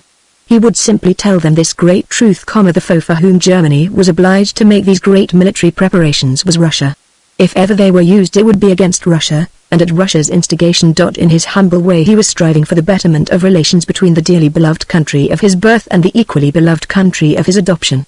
Such meetings as these, instituted, as it seemed to him, for the propagation of unfair and unjustified suspicions, were one of the greatest difficulties in his way. He could not for a moment doubt that these gentlemen upon the platform were patriots. They would prove it more profitably, both to themselves and their country, if they abandoned their present prejudiced and harmful campaign and became patrons of his society. Siemens's little bow to the chairman was good-humored, tolerant, a little wistful. The Duke's few words, prefaced by an indignant protest against the intrusion of a German propagandist into an English patriotic meeting, did nothing to undo the effect produced by this undesired stranger. When the meeting broke up, it was doubtful whether a single adherent had been gained to the cause of national service. The Duke went home full of wrath, and Siemens chuckled with genuine merriment as he stepped into the taxi which Dominie had secured, at the corner of the street. "I promised you entertainment," he observed. "Confess that I have kept my word." Dominie smiled enigmatically. "You certainly succeeded in making fools of a number of respectable and well-meaning men." "The miracle of it extends further," Siemens agreed. "Tonight, in its small way, is a supreme example of the transcendental follies of democracy. England is being slowly choked and strangled with too much liberty. She is like a child being overfed with jam. Imagine, in our dear country, an Englishman being allowed to man the platform and spout, undisturbed, English propaganda in deadly opposition to German interests. The so-called liberty of the Englishman is like the cuckoo in his political nest. Countries must be governed. They cannot govern themselves. The time of war will prove all that. Yet in any great crisis of a nation's history, Dominie queried, surely there is safety in a multitude of councillors? There would be always a multitude of councillors, Siemens replied, in Germany as in England. The trouble for this country is that they would be all expressed publicly and in the press, each view would have its adherents, and the government be split up into factions. In Germany, the real destinies of the country are decided in secret. There are councillors there, too, earnest and wise councillors, but no one knows their varying views. All that one learns is the result, spoken through the lips of the Kaiser, spoken once and for all. Dominie was showing signs of a rare interest in his companion's conversation. His eyes were bright. His usually impassive features seemed to have become more mobile and strained. He laid his hand on Siemens's arm. "Listen," he said, "we are in London, alone in a taxicab, secure against any possible eavesdropping. You preach the advantage of our Kaiser-led country. Do you really believe that the Kaiser is the man for the task which is coming?" Siemens's narrow eyes glittered.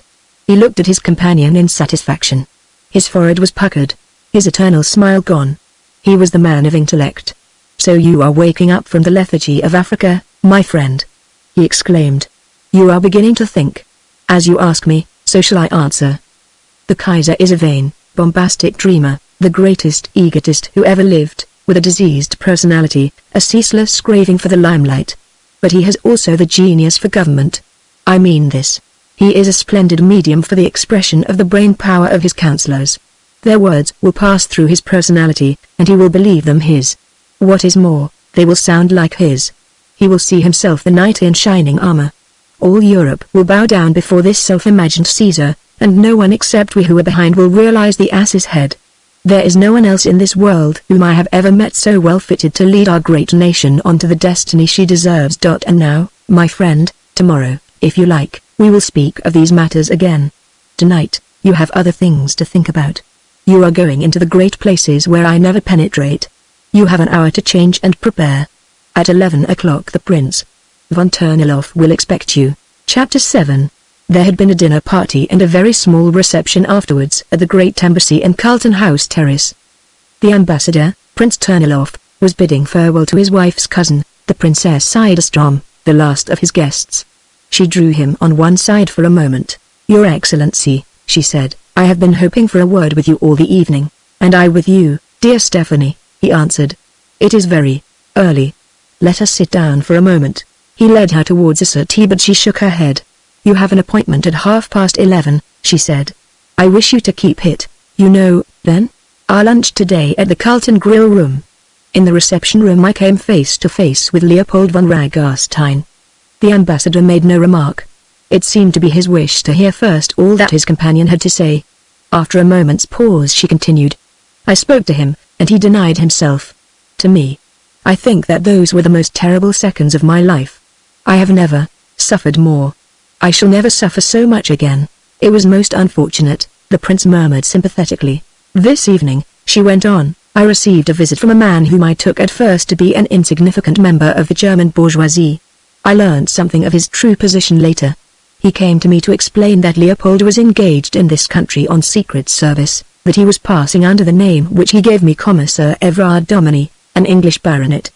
Long lost in Africa. You know of this? I know that tonight I am receiving a visit from Sir Everard Dominy. He is to work under your auspices? By no means, the prince rejoined warmly. I am not favorably inclined towards this network of espionage. The school of diplomacy in which I have been brought up tries to work without such ignoble means. One realizes that, she said. Leopold is coming, however, tonight, to pay his respects to you. He is waiting for me now in my study. The ambassador asserted. You will do me the service of conveying to him a message from me, she continued. This man Seaman pointed out to me the unwisdom of any association between myself and Leopold, under present conditions. I listened to all that he had to say. I reserved my decision. I have now considered the matter. I will compromise with necessity. I will be content with the acquaintance of Sir Everard Dominy, but that I will have, for myself.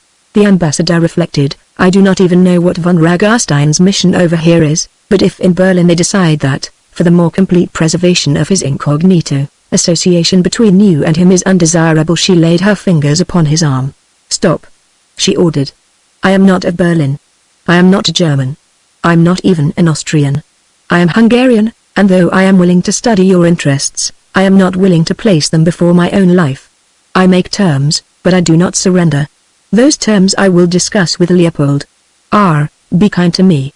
She went on, with a sudden change of voice. Since these few minutes at midday I have lived in a dream. Only one thing can quiet me. I must speak to him. I must decide with him what I will do. You will help. An acquaintance between you and Sir Everard Dominy, he admitted, is certainly a perfectly natural thing. Look at me, she begged. He turned and looked into her face. Underneath her beautiful eyes were dark lines. There was something pitiful about the curve of her mouth. He remembered that although she had carried herself throughout the evening with all the dignity which was second nature to her, he had overheard more than once sympathetic comment upon her appearance. I can see that you are suffering, he remarked kindly. My eyes are hot, and inside I am on fire, she continued. I must speak to Leopold. Frida has asked me to stay and talk to her for an hour. My car waits. Arrange that he drives me home. Oh, believe me, dear friend, I am a very human woman, and there is nothing in the world to be gained by treating me as though I were of wood or stone. Tonight I can see him without observation. If you refuse, I shall take other means. I will make no promises. I will not even promise that I will not call out before him in the streets that he is a liar, that his life is a lie. I will call him Leopold von Ragarstein. Hush. He bade her. Stephanie, you are nervous. I have not yet answered your entreaty. You consent? I consent, he promised. After our interview, I shall bring the young man to Frida's room and present him. You will be there. He can offer you his escort. She suddenly stooped and kissed his hand. An immense relief was in her face. Now I will keep you no longer. Frida is waiting for me. The ambassador strolled thoughtfully away into his own den at the back of the house, where Dominy was waiting for him. I am glad to see you, the former said, holding out his hand. For 5 minutes I desire to talk to your real self. After that, for the rest of your time in England, I will respect your new identity. Dominy bowed in silence. His host pointed to the sideboard. Come, he continued, there are cigars and cigarettes at your elbow, whiskey and soda on the sideboard. Make yourself at home in that chair there. Africa has really changed you very little. Do you remember our previous meeting, in Saxony? I remember it perfectly, Your Excellency. His Majesty knew how to keep court in those days. The ambassador went on. One was tempted to believe oneself at an English country party. However, that much of the past. You know, of course, that I entirely disapprove of your present position here. I gathered as much, Your Excellency. We will have no reserves with one another, the prince declared, lighting a cigar. I know quite well that you form part of a network of espionage in this country which I consider wholly unnecessary. That is simply a question of method. I have no doubt that you are here with the same object as I am. The object which the Kaiser has declared to me with his own lips is nearest to his heart, to cement the bonds of friendship between Germany and England. You believe, sir, that that is possible? I am convinced of it, was the earnest reply. I do not know what the exact nature of your work over here is to be, but I am glad to have an opportunity of putting before you my convictions. I believe that in Berlin the character of some of the leading statesmen here has been misunderstood and misrepresented. I find on all sides of me an earnest and sincere desire for peace. I have convinced myself that there is not a single statesman in this country who is desirous of war with Germany. Dominie was listening intently, with the air of one who hears unexpected things. But, Your Excellency, he ventured, what about the matter from our point of view? There are a great many in our country, whom you and I know of, who look forward to a war with England as inevitable. Germany must become, we all believe, the greatest empire in the world. She must climb there, as one of our friends once said, with her foot upon the neck of the British lion. You are out of date, the ambassador declared earnestly. I see now why they sent you to me. Those days have passed. There is room in the world for Great Britain and for Germany. The disintegration of Russia in the near future is a certainty. It is eastward that we must look for any great extension of territory. These things have been decided? Absolutely. They form the soul of my mission here. My mandate is one of peace, and the more I see of English statesmen and the more I understand the British outlook, the more sanguine I am as to the success of my efforts. This is why all this outside espionage with which Seaman is so largely concerned, seems to me at times unwise and unnecessary. And my own mission? Dominie inquired. Its nature, the prince replied, is not as yet divulged, but if, as I have been given to understand, it is to become closely connected with my own, then I am very sure you will presently find that its text also is peace. Dominie rose to his feet, prepared to take his leave. These matters will be solved for us, he murmured. There is just one word more, on a somewhat more private matter, Turnilov said in an altered tone. The Princess Idastrom is upstairs, in this house, waiting for a word with you. Our friend Seaman has been with her this evening. I understand that she is content to subscribe to the present situation. She makes one condition, however, and that, she insists upon it that I present Sir Everard Dominie. The latter did not attempt to conceal his perturbation. I need scarcely point out to you, sir, he protested, that any association between the princess and myself is likely to largely increase the difficulties of my position here. The ambassador sighed. I quite appreciate that, he admitted. Both Seaman and I have endeavored to reason with her, but, as you are doubtless aware, the princess is a woman of very strong will. She is also very powerfully placed here, and it is the urgent desire of the court at Berlin to placate in every way the Hungarian nobility. You will understand, of course, that I speak from a political point of view only. I cannot ignore the fact of your unfortunate relations with the late prince, but in considering the present position you will, I am sure, remember the greater interests. His visitor was silent for a moment. You say that the princess is waiting here? She is with my wife and asks for your escort home. My wife also looks forward to the pleasure of renewing her acquaintance with you. I shall accept your excellency's guidance in the matter, Dominie decided. The Princess Turnilov was a woman of world culture, an artist, and still an extremely attractive woman. She received the visitor whom her husband brought to her in a very charming little room furnished after the style of the simplest French period, and she did her best to relieve the strain of what she understood must be a somewhat trying moment. We are delighted to welcome you to London, Sir Everard Dominie, she said, taking his hand, and I hope that we shall often see you here. I want to present you to my cousin, who is interested in you, I must tell you frankly, because of your likeness to a very dear friend of hers. Stephanie, this is Sir Everard Dominie, the Princess Idastrom. Stephanie, who was seated upon the couch from which her cousin had just risen, held out her hand to Dominie, who made her a very low and formal bow. Her gown was of unrelieved black. Wonderful diamonds flashed around her neck, and she wore also a tiara fashioned after the Hungarian style, a little low on her forehead. Her manner and tone still indicated some measure of rebellion against the situation. You have forgiven me for my insistence this morning? She asked. It was hard for me to believe that you were not indeed the person for whom I mistook you. Other people have spoken to me of the likeness, Dominie replied. It is a matter of regret to me that I can claim to be no more than a simple Norfolk baronet, without any previous experience of European courts, without any at all. Your German is wonderfully pure for an untraveled man. Languages were the sole accomplishment I brought away from my misspent school days. You are not going to bury yourself in Norfolk, Sir Everard? The Princess Turnilloff inquired. Norfolk is very near London these days, Domini replied, and I have experienced more than my share of solitude during the last few years. I hope to spend a portion of my time here. You must dine with us one night, the princess insisted. And tell us about Africa. My husband would be so interested. You are very kind. Stephanie rose slowly to her feet, leaned gracefully over and kissed her hostess on both cheeks, and submitted her hand to the prince, who raised it to his lips. Then she turned to Domini. Will you be so kind as to see me home? She asked. Afterwards, my car can take you on wherever you choose to go. I shall be very happy, Domini assented. He, too, made his farewells. A servant in the hall handed him his hat and coat, and he took his place in the car by Stephanie's side. She touched the electric switch as they glided off. The car was in darkness. I think, she murmured, that I could not have borne another moment of this juggling with words. Leopold, we are alone. He caught the flash of her jewels, the soft brilliance of her eyes as she leaned towards him. His voice sounded, even to himself, harsh and strident. You mistake, princess. My name is not Leopold. I am Everard Domini. Oh, I know that you are very obstinate, she said softly, very obstinate and very devoted to your marvelous country, but you have a soul, Leopold. You know that there are human duties as great as any your country ever imposed upon you. You know what I look for from you, what I must find from you, or go down into hell, ashamed and miserable. He felt his throat suddenly dry.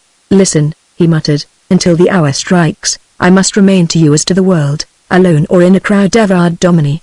There is one way and one way only of carrying through my appointed task. She gave a little hysterical sob. Wait, she begged. I will answer you in a moment. Give me your hand. He opened the fingers which he had kept clenched together, and he felt the hot grip of her hand, holding his passionately, drawing it toward her until the fingers of her other hand, too, fell upon it. So she sat for several moments. Leopold, she continued presently, I understand. You are afraid that I shall betray our love. You have reason. I am full of impulses and passion, as you know, but I have restraint. What we are to one another when we are alone, no soul in this world need know. I will be careful. I swear it. I will never even look at you as though my heart ached for your notice, when we are in the presence of other people.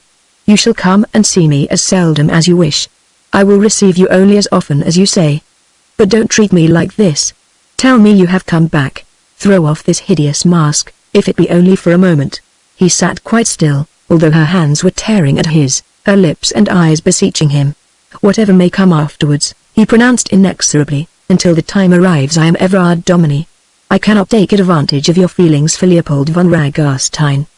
He is not here. He is in Africa. Perhaps someday he will come back to you and be all that you wish. She flung his hands away. He felt her eyes burning into his, this time with something more like furious curiosity. Let me look at you, she cried. Let me be sure. Is this just some ghastly change, or are you an impostor? My heart is growing chilled. Are you the man I have waited for all these years?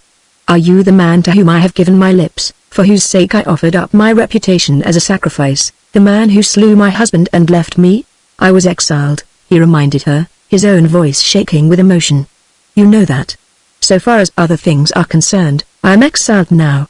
I am working out my expiation. She leaned back in her seat with an air of exhaustion. Her eyes closed. Then the car drove in through some iron gates and stopped in front of her door, which was immediately opened. A footman hurried out. She turned to Domini. You will not enter, she pleaded, for a short time? If you will permit me to pay you a visit, it will give me great pleasure, he answered formally. I will call, if I may, on my return from Norfolk. She gave him her hand with a sad smile. Let my people take you wherever you want to go, she invited, and remember, she added, dropping her voice, I do not admit defeat. This is not the last word between us. She disappeared in some state, escorted through the great front door of one of London's few palaces by an attractive major-domo and footman in the livery of her house. Domini drove back to the Carlton, where in the lounge he found the band playing, crowds still sitting around, amongst whom Seaman was conspicuous, in his neat dinner clothes and with his cherubic air of inviting attention from prospective new acquaintances. He greeted Domini enthusiastically. Come, he exclaimed, I am weary of solitude. I have seen scarcely a face that I recognize. My tongue is parched with inaction. I like to talk, and there has been no one to talk to. I might as well have opened up my little house in Forest Hill. I'll talk to you if you like, Dominique promised a little grimly, glancing at the clock and hastily ordering a whiskey and soda. I will begin by telling you this, he added, lowering his tone. I have discovered the greatest danger I shall have to face during my enterprise. What is that? A woman, the Princess Idastrom. Seaman lit one of his inevitable cigars and threw one of his short, fat legs over the other. He gazed for a moment with an air of satisfaction at his small foot, neatly encased in court shoes. You surprise me, he confessed. I have considered the matter. I cannot see any great difficulty. Then you must be closing your eyes to it willfully, Dominique retorted, or else you are wholly ignorant of the princess's temperament and disposition. I believe I appreciate both, Seaman replied, but I still do not see any peculiar difficulty in the situation. As an English nobleman you have a perfect right to enjoy the friendship of the Princess Idastrom. And I thought you were a man of sentiment. Dominique scoffed. I thought you understood a little of human nature. Stephanie Idastrom is Hungarian born and bred. Even race has never taught her self-restraint. You don't seriously suppose that after all these years, after all she has suffered and she is going to be content with an emasculated form of friendship? I talk to you without reserve, Seaman. She has made it very plain tonight that she is going to be content with nothing of the sort. What takes place between you in private, Seaman began. Rubbish. His companion interrupted. The princess is an impulsive, a passionate, a distinctly primitive woman, with a good deal of the wild animal in her still. Plots or political necessities are not likely to count a snap of the fingers with her. But surely, Seaman protested, she must understand that your country has claimed you for a great work? Dominique shook his head. She is not German, he pointed out. On the contrary, like a great many other Hungarians, I think she rather dislikes Germany and Germans. Her only concern is the personal question between us. She considers that every moment of the rest of my life should be devoted to her. Perhaps it is as well, Seaman remarked, that you have arranged to go down tomorrow to Dominique. I will think out a scheme. Something must be done to pacify her. The lights were being put out. The two men rose a little unwillingly. Dominique felt singularly indisposed for sleep, but anxious at the same time to get rid of his companion. They strolled into the darkened hall of the hotel together. I will deal with the matter for you as well as I can, Seaman promised. To my mind, your greatest difficulty will be encountered tomorrow. You know what you have to deal with down at Dominique. Dominique's face was very set and grave. I am prepared, he said. Seaman still hesitated. Do you remember, he asked, that when we talked over your plans at Cape Town, you showed me a picture of Lady Dominique? I remember. May I have one more look at it? Dominique, with fingers that trembled a little, drew from the breast pocket of his coat a leather case, and from that a worn picture. The two men looked at it side by side beneath one of the electric standards which had been left burning. The face was the face of a girl, almost a child, and the great eyes seemed filled with a queer, appealing light. There was something of the same suggestion to be found in the lips, a certain helplessness, an appeal for love and protection to some stronger being. Seaman turned away with a little grunt, and commented, permitting myself to reassume for a moment or two the ordinary sentiments of an ordinary human being, I would sooner have a dozen of your princesses to deal with than the original of that picture. Chapter 8. Your ancestral home, Mr. Mangan observed, as the car turned the first bend in the grass-grown avenue and Dominique Hall came into sight. Damned fine house, too. His companion made no reply. A storm had come up during the last few minutes, and, as though he felt the cold, he had dragged his hat over his eyes and turned his coat collar up to his ears. The house, with its great double front, was now clearly visible, the time-worn, Elizabethan, red brick outline that faced the park southwards, and a stone-supported, grim and weather-stained back which confronted the marshes and the sea. Mr. Mangan continued to make amiable conversation. We have kept the old place weathertight, somehow or other, he said, and I don't think you'll miss the timber much. We've taken it as far as possible from the outlying woods. Any from the Blackwood? Dominique asked, without turning his head. Not a stump, he replied, and for a very excellent reason. Not one of the woodmen would ever go near the place. The superstition remains then? The villagers are absolutely rabid about it. There are at least a dozen who declare that they have seen the ghost of Roger Unthank, and a score or more who will swear by all that is holy that they have heard his call at night. Does he still select the park and the terrace outside the house for his midnight perambulations? Dominique inquired. The lawyer hesitated. The idea is, I believe, he said, that the ghost makes his way out from the wood and sits on the terrace underneath Lady Dominie's window. All bunkum, of course, but I can assure you that every servant and caretaker we've had there has given notice within a month. That is the sole reason why I haven't ventured to recommend long ago that you should get rid of Mrs. Unthank. She is still in attendance upon Lady Dominie, then? Simply because we couldn't get anyone else to stay there, the lawyer explained, and her ladyship positively declines to leave the hall. Between ourselves, I think it's time a change was made. We'll have a chat after dinner, if you've no objection. You see, we've left all the trees in the park, he went on, with an air of satisfaction. Beautiful place, this, in the springtime. I was down last May for a night, and I never saw such buttercups in my life. The cows here were almost up to their knees in pasture, and the bluebells in the homewoods were wonderful. The whole of the little painting colony down at Flankney turned themselves loose upon the place last spring. Some of the old wall is down, I see, Dominie remarked with a frown, as he gazed towards the enclosed kitchen garden. Mr. Mangan was momentarily surprised. That wall has been down, to my knowledge, for 20 years, he reminded his companion. Dominie nodded. I had forgotten, he muttered. We wrote you.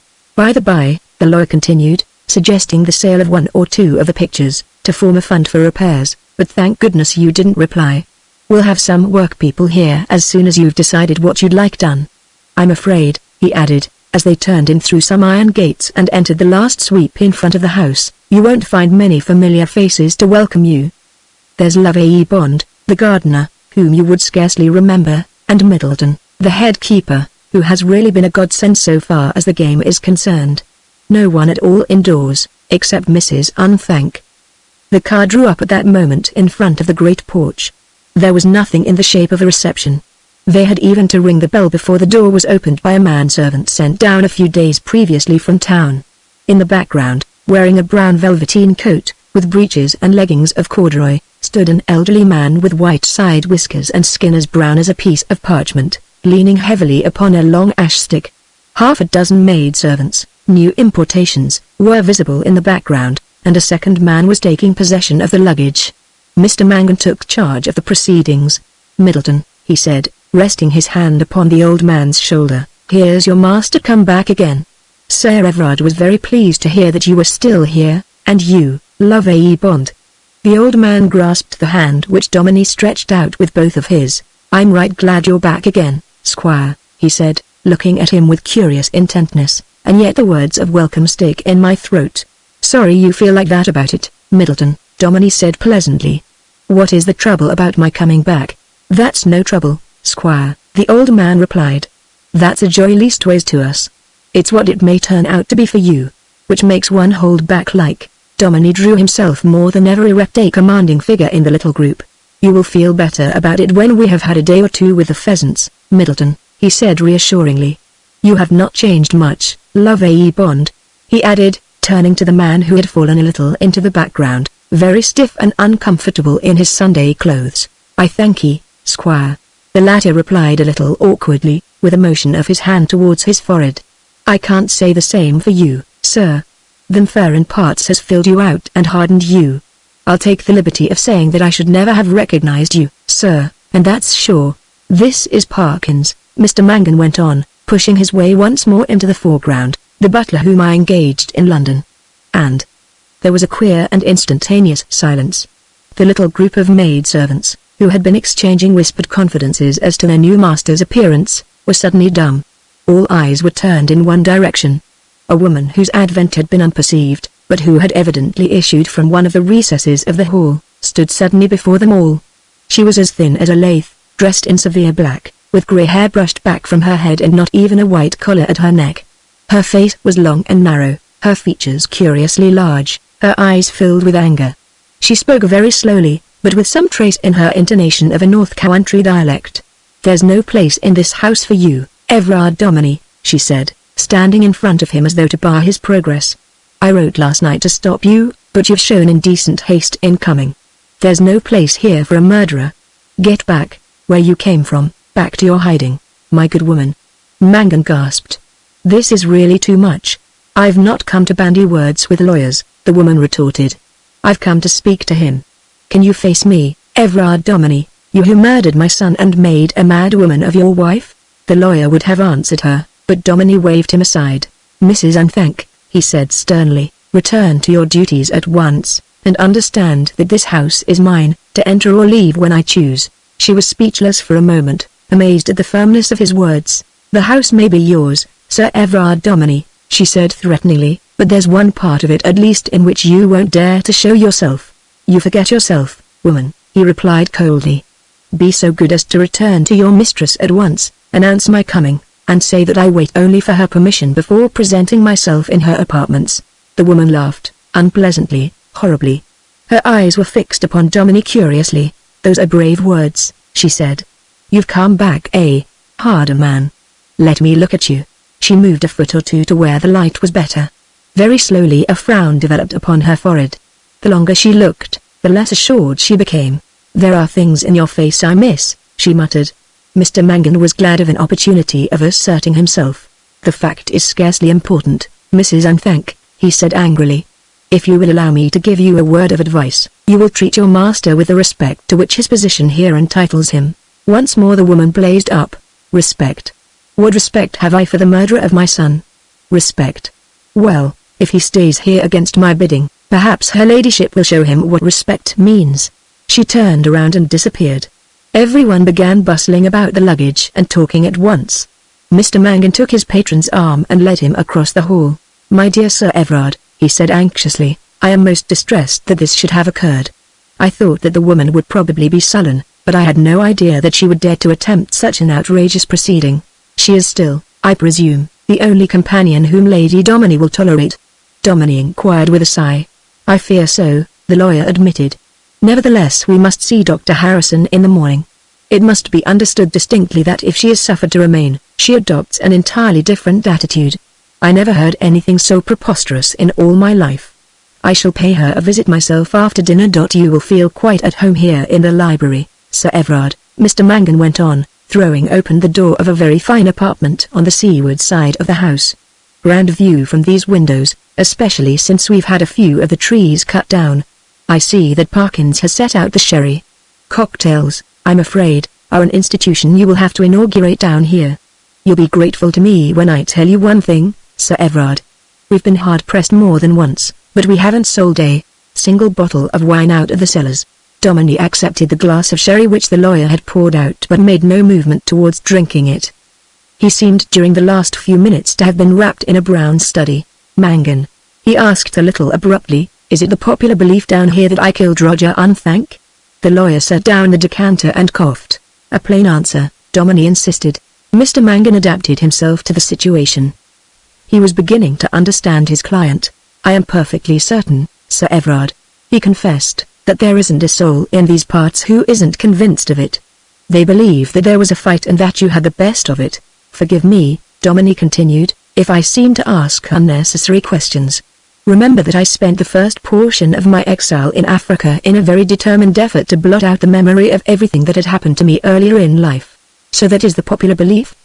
"The popular belief seems to match fairly well with the facts," Mr. Mangan declared, wielding the decanter again in view of his client's more reasonable manner. "At the time of your unfortunate visit to the hall, Miss Felbrigg was living practically alone at the vicarage after her uncle's sudden death there, with Mrs. Unthank as housekeeper. Roger Unthank's infatuation for her was patent to the whole neighborhood and a source of great annoyance in Miss Felbrigg. I am convinced that at no time did Lady Domini give the young man the slightest encouragement." "Has anyone ever believed the contrary?" Domini demanded. "Not a soul," was the emphatic reply. "Nevertheless, when you came down, fell in love with Miss Felbrigg and carried her off, everyone felt that there would be trouble. Roger Unthank was a lunatic," Domini pronounced deliberately. "His behavior from the first was the behavior of a madman. The Eugene Aram type of village schoolmaster gradually drifting into positive insanity," Mangan acquiesced. "So far, everyone is agreed." The mystery began when he came back from his holidays and heard the news. "The sequel was perfectly simple," Domini observed.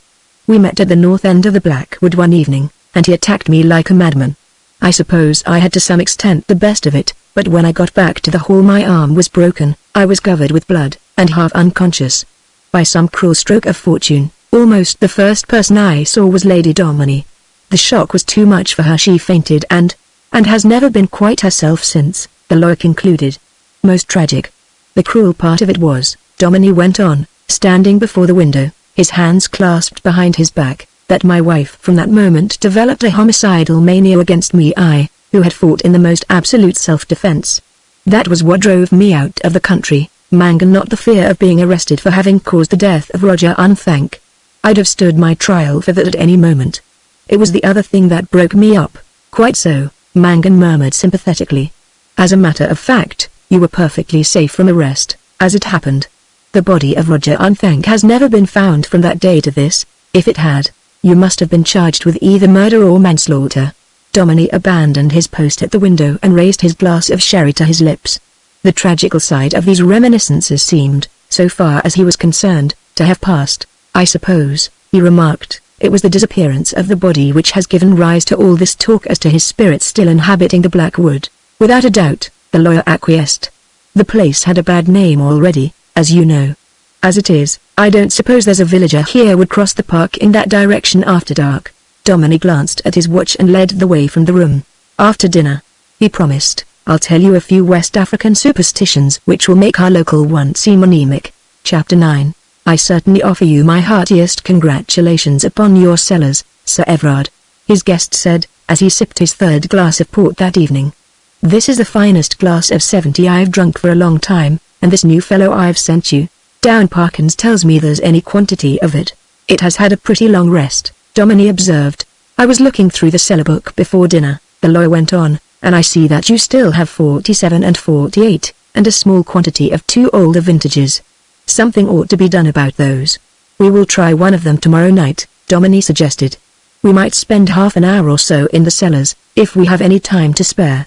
And another half an hour, Mr. Mangan said gravely, I should like to spend in interviewing Mrs. Unthank. Apart from any other question, I do not for one moment believe that she is the proper person to be entrusted with the care of Lady Dominie. I made up my mind to speak to you on this subject, Sir Everard, as soon as we had arrived here.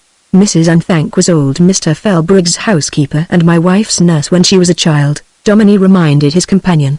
Whatever her faults may be, I believe she is devoted to Lady Dominie. She may be devoted to your wife, the lawyer admitted, but I am convinced that she is your enemy. The situation doesn't seem to me to be consistent. Mrs. Unthank is firmly convinced that, whether in fair fight or not, you killed her son. Lady Dominie believes that, too, and it was the sight of you after the fight that sent her insane. I cannot but believe that it would be far better for Lady Dominie to have someone with her unconnected with this unfortunate chapter of your past. We will consult Dr. Harrison tomorrow, Dominie said. I am very glad you came down with me, Mangan, he went on, after a minute's hesitation. I find it very difficult to get back into the atmosphere of those days.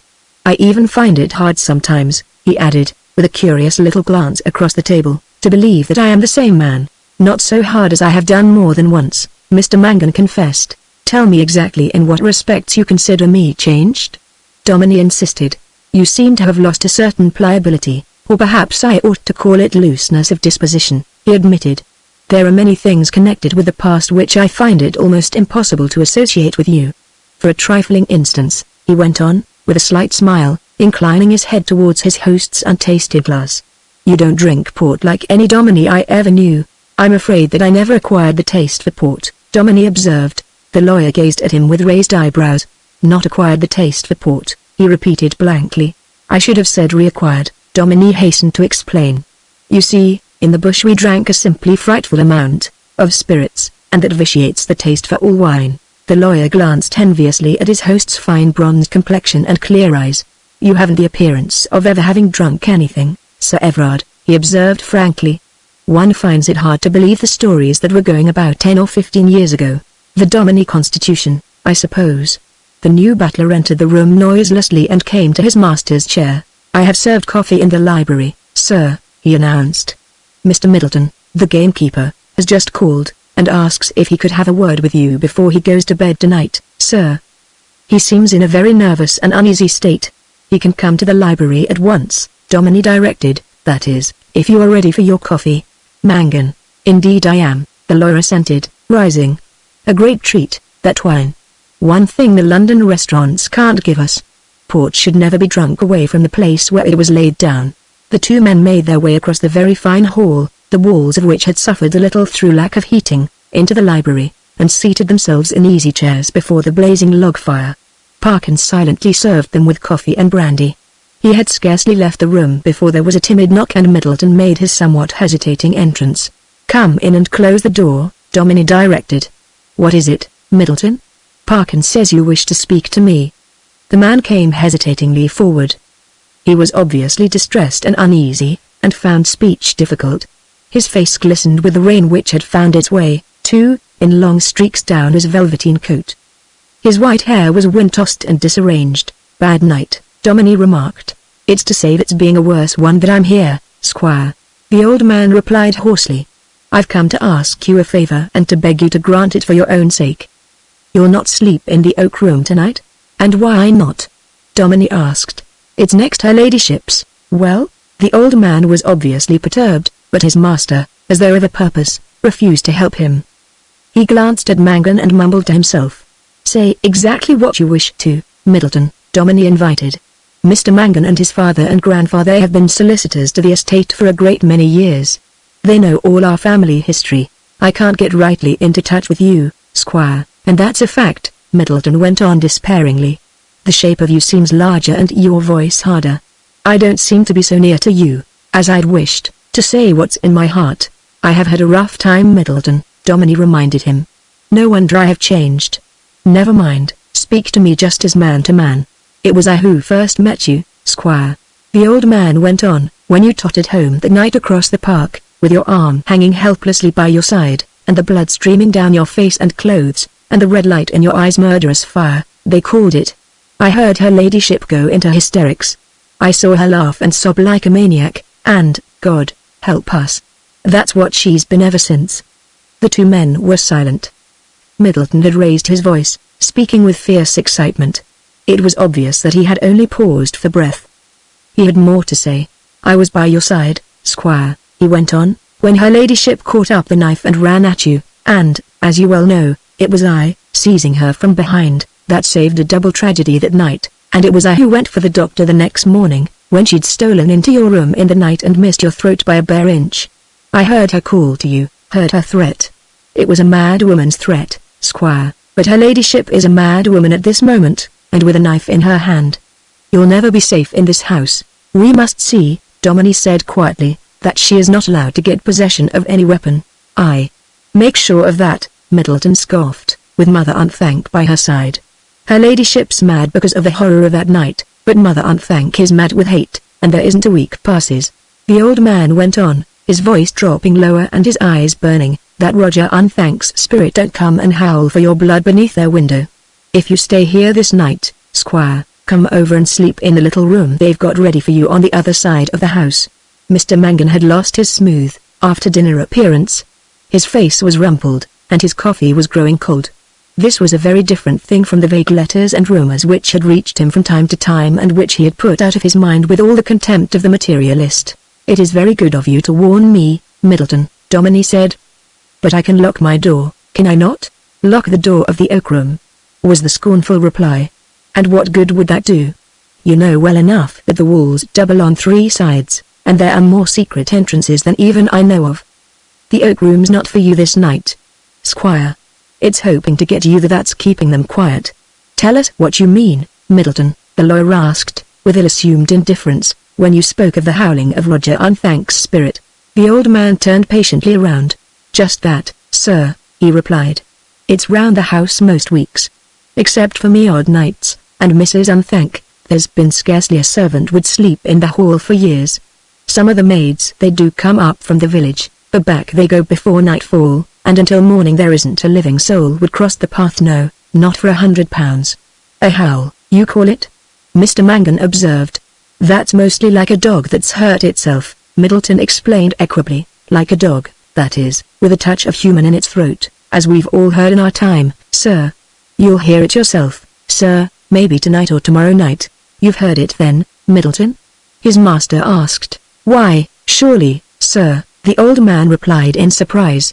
"Most weeks for the last 10 years. Haven't you ever got up and gone out to see what it was?" The old man shook his head. "But I knew right well what that was, sir," he said, "and I'm not one for looking on spirits.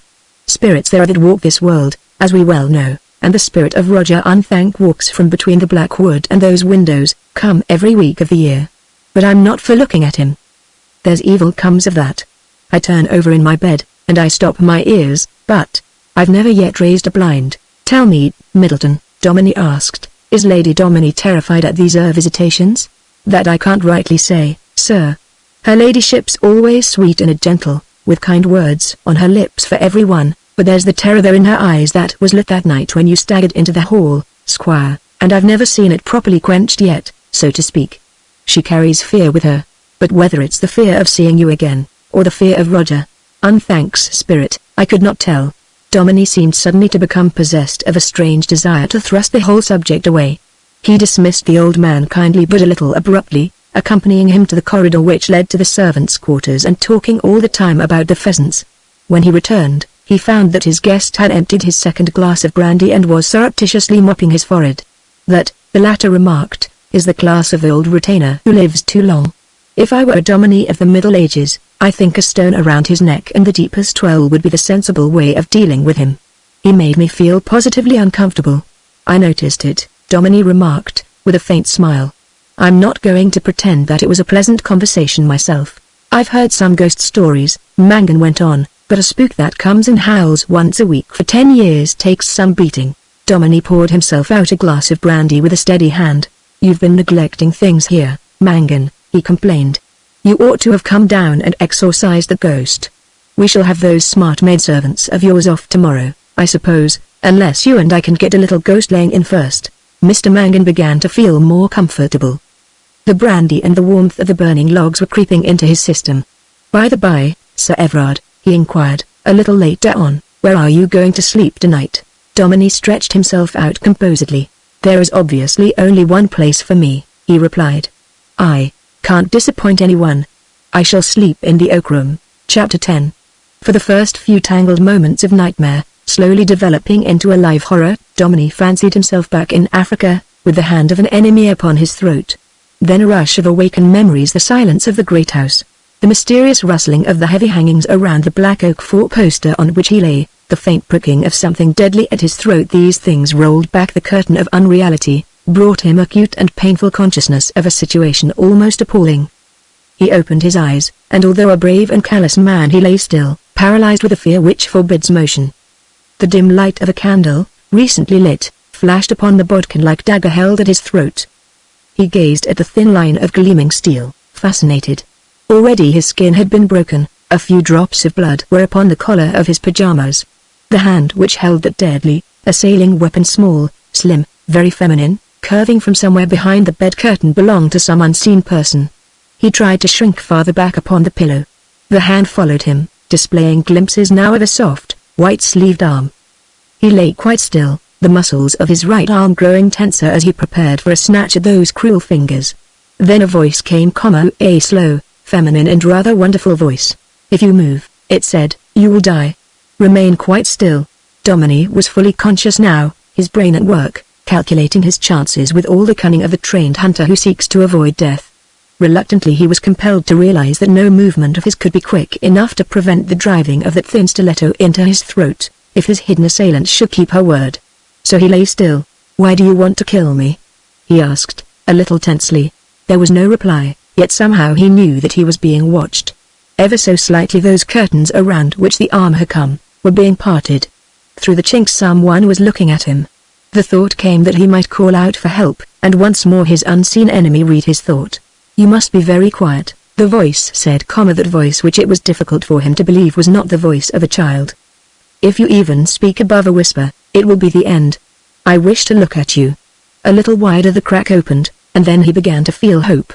The hand which held the stiletto was shaking. He heard something which sounded like quick breathing from behind the curtains, the breathing of a woman astonished or terrified, and then, so suddenly that for several seconds he could not move or take advantage of the circumstance, the hand with its cruel weapon was withdrawn around the curtain and a woman began to laugh, softly at first, and then with a little hysterical sob thrusting its way through that incongruous note of mirth.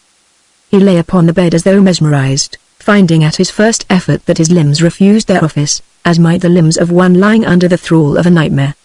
The laugh died away, there was a sound like a scraping upon the wall. The candle was suddenly blown out. Then his nerve began to return, and with it his control over his limbs.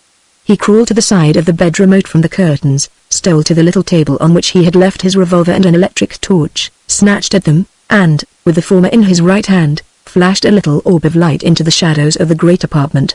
Once more something like terror seized him. The figure which had been standing by the side of his bed had vanished. There was no hiding place in view. Every inch of the room was lit up by the powerful torch he carried, and, save for himself, the room was empty. The first moment of realization was chill and unnerving. Then the slight smarting of the wound at his throat became convincing proof to him that there was nothing supernatural about this visit. He lit up half a dozen of the candles distributed about the place and laid down his torch. He was ashamed to find that his forehead was dripping with perspiration. One of the secret passages, of course, he muttered to himself, stooping for a moment to examine the locked, folding doors which separated his room from the adjoining one. Perhaps, when one reflects, I have run unnecessary risks. Dominic was standing at the window, looking out at the tumbled grey waters of the North Sea, when Parkins brought him hot water and tea in the morning. He thrust his feet into slippers and held out his arms for a dressing gown. "Find out where the nearest bathroom is, Parkins," he ordered, "and prepare it. I have quite forgotten my way about here." "Very good, sir." The man was motionless for a moment, staring at the blood on his master's pajamas. Dominic glanced down at it and turned the dressing gown up to his throat. "I had a slight accident this morning," he remarked carelessly. "Any ghost alarms last night?" "None that I heard of, sir," the man replied. "I am afraid we should have difficulty in keeping the young women from London, if they heard what I heard the night of my arrival." "Very terrible, was it?" Dominic asked with a smile. Parkins' expression remained immovable. There was in his tone, however, a mute protest against his master's levity. "The cries were the most terrible I have ever heard, sir," he said. "I am not a nervous person, but I found them most disturbing." "Human or animal?" "A mixture of both, I should say, sir." "You should camp out for the night on the skirts of an African forest," Dominic remarked. "There you get a whole orchestra of wild animals, every one of them trying to freeze your blood up." "I was out in South Africa during the Boer War, sir," Parkins replied, "and I went big game hunting with my master afterwards. I do not think that any animal was ever born in Africa, with so terrifying a cry as we heard the night before last." "We must look into the matter," Dominic muttered. "I have already prepared a bath, sir, at the end of the corridor," the man announced. "If you will allow me, I will show you the way." Dominic, when he descended about an hour later, found his guest awaiting him in the smaller dining room, which looked out eastwards towards the sea, a lofty apartment with great windows and with an air of faded splendor which came from the Ilkedford tapestries, hanging in places from the wall. Mr. Mangan had, contrary to his expectations, slept well and was in excellent spirits. The row of silver dishes upon the sideboard inspired him with an added cheerfulness. "So there were no ghosts walking last night?" he remarked, as he took his place at the table. "Wonderful thing this absolute quiet is after London. Give you my word, I never heard a sound from the moment my head touched the pillow until I woke a short while ago." Dominic returned from the sideboard, carrying also a well-filled plate. "I had a pretty useful night's rest myself," he observed. Mangan raised his eyeglass and gazed at his host's throat. "Cut yourself?" he queried. "Razor slipped," Dominic told him. "You get out of the use of those things in Africa. You've managed to give yourself a nasty gash," Mr. Mangan observed curiously. "Parkins is going to send up for a new set of safety razors for me," Dominic announced.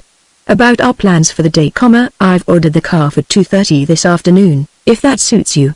We can look around the place quietly this morning. Mr. Johnson is sleeping over at a farmhouse near here. We shall pick him up en route. And I have told Lees, the bailiff, to come with us too." Mr. Mangan nodded his approval. "Upon my word," he confessed, "it will be a joy to me to go and see some of these fellows without having to put them off about repairs and that sort of thing. Johnson has had the worst of it, poor chap, but there are one or two of them took it into their heads to come up to London and worry me at the office. I intend that there shall be no more dissatisfaction amongst my tenants." Mr. Mangan set off for another prowl towards the sideboard. "Satisfied tenants you never will get in Norfolk," he declared. "I must admit, though, that some of them have had cause to grumble lately. There's a fellow round by Wells who farms nearly 800 acres. He broke off in his speech. There was a knock at the door, not an ordinary knock at all, but a measured, deliberate tapping, 3 times repeated. "Come in," Dominic called out. Mrs. Unthank entered, severe, more unattractive than ever in the hard morning light. She came to the end of the table, facing the place where Domini was seated. "Good morning, Mrs. Unthank," he said. She ignored the greeting. "I am the bearer of a message," she announced. "Pray deliver it," Domini replied. "Her ladyship would be glad for you to visit her in her apartment at once." Domini leaned back in his chair. His eyes were fixed upon the face of the woman whose antagonism to himself was so apparent. She stood in the path of a long gleam of morning sunlight. The wrinkles in her face, her hard mouth, her cold, steely eyes were all clearly revealed. "I'm not at all sure," he said, with a purpose in the words, "that any further meeting between Lady Domini and myself is at present desirable." If he had thought to disturb this messenger by his suggestion, he was disappointed. "Her ladyship desires me to assure you," she added, with a note of contempt in her tone, "that you need be under no apprehension." Domini admitted defeat and poured himself out some more coffee. Neither of the two noticed that his fingers were trembling. "Her ladyship is very considerate," he said. "Kindly say that I shall follow you in a few minutes." Domini, following within a very few minutes of his summons, was ushered into an apartment large and somberly elegant, an apartment of faded white and gold walls, of chandeliers glittering with lustres, of Louise Quinn's furniture, shabby but priceless. To his surprise, although he scarcely noticed it at the time, Mrs. Unthank promptly disappeared. He was from the first left alone with the woman whom he had come to visit. She was sitting up on her couch and watching his approach. A woman? Surely only a child, with pale cheeks, large, anxious eyes, and masses of brown hair brushed back from her forehead. After all, was he indeed a strong man, vowed to great things? There was a queer feeling in his throat, almost a mist before his eyes. She seemed so fragile, so utterly, sweetly pathetic. And all the time there was the strange light, or was it want of light, in those haunting eyes. His speech of greeting was never spoken. "So you have come to see me, Everard," she said, in a broken tone. "You are very brave." He possessed himself of her hand, the hand which a few hours ago had held a dagger to his throat, and kissed the waxen-like fingers. It fell to her side like a lifeless thing. Then she raised it and began rubbing softly at the place where his lips had fallen. "I have come to see you at your bidding," he replied, "and for my pleasure." "Pleasure?" she murmured, with a ghastly little smile. "You have learnt to control your words, Everard. You have slept here and you live. I have broken my word. I wonder why?" "Because," he pleaded, "I have not deserved that you should seek my life." "That sounds strangely," she reflected. "Doesn't it say somewhere in the Bible a life for a life? You killed Roger Unthank." "I have killed other men since in self-defense," Domini told her. "Sometimes it comes to a man that he must slay or be slain. It was Roger Unthank. I shall not talk about him any longer," she decided quite calmly. "The night before last, his spirit was calling to me below my window. He wants me to go down into hell and live with him. The very thought is horrible." "Come," Domini said, "we shall speak of other things. You must tell me what presents I can buy you." "I have come back from Africa rich." "Presents?" For a single wonderful moment, hers was the face of a child who had been offered toys. Her smile of anticipation was delightful, her eyes had lost that strange vacancy. Then, before he could say another word, it all came back again. "Listen to me," she said. "This is important. I have sent for you because I do not understand why, quite suddenly last night, after I had made up my mind, I lost the desire to kill you. It is gone now. I am not sure about myself any longer. Draw your chair nearer to mine. Or no, come to my side, here at the other end of the sofa." She moved her skirts to make room for him. When he sat down, he felt a strange trembling through all his limbs. "Perhaps," she went on, "I shall break my oath. Indeed, I have already broken it. Let me look at you, my husband. It is a strange thing to own after all these years a husband." Domini felt as though he were breathing an atmosphere of turgid and poisoned sweetness.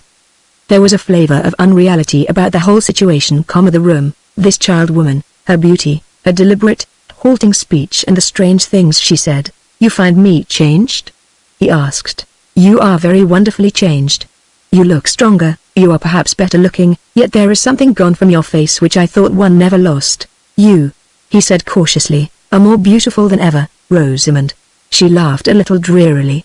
"Of what use has my beauty been to me, Everard, since you came to my little cottage and loved me and made me love you, and took me away from dear Roger? Do you remember the school children used to call him dear Roger ? But that does not matter. Do you know, Everard, that since you left me my feet have not passed outside these gardens? That can be altered when you wish, he said quickly. You can visit where you will. You can have a motorcar, even a house in town. I shall bring some wonderful doctors here, and they will make you quite strong again. Her large eyes were lifted almost piteously to his. But how can I leave here? She asked plaintively. Every week, sometimes oftener, he calls to me. If I went away, his spirit would break loose and follow me. I must be here to wave my hand, then he goes away. Domini was conscious once more of that strange and most unexpected fit of emotion. He was unrecognizable even to himself. Never before in his life had his heart beaten as it was beating now. His eyes, too, were hot. He had traveled around the world in search of new things, only to find them in this strange, faded chamber, side by side with the suffering woman. Nevertheless, he said quietly, we must send you some place where the people are kinder and where life is pleasanter. Perhaps you love music and to see beautiful pictures. I think that we must try and keep you from thinking. She sighed in a perplexed fashion. I wish that I could get it out of my blood that I want to kill you.